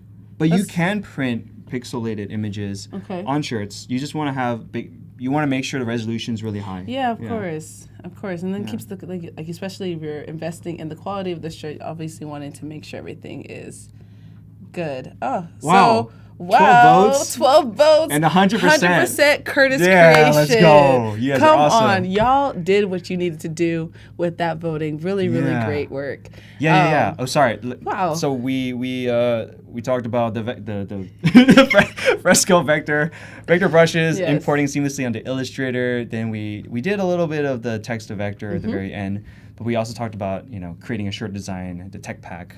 What we got to do and create deliverables for our manufacturer so that we can get our Amazing. one-of-one flamingo shirts or whatever you guys Yes. choose to design in the future. Yes. really easy. So amazing. Thank y'all so much for joining us Yeah. and laughing with us. We've had a full day of streams, so I hope that you really enjoyed. If you missed any of the streams today, please be sure to go ahead and rewatch them, whether that's on Behance, YouTube.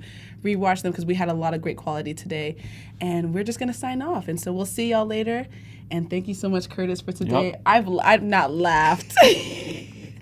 And when I laugh, my eyebrows go like... That's hilarious. Thank y'all so much. Until next time. Until next time, see you guys. Bye.